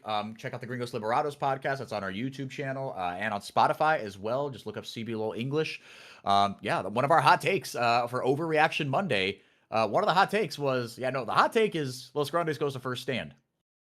All I'm saying is tune in for the rest of the podcast to see what else we can manifest into existence here. That's going to do it for us. Big shouts out to Trajan for producing this weekend and for casting as well, for Roodood earlier today for jumping in. For SuperBren, I have been FourY4. Thank you guys so much for watching. We'll see you back here next week.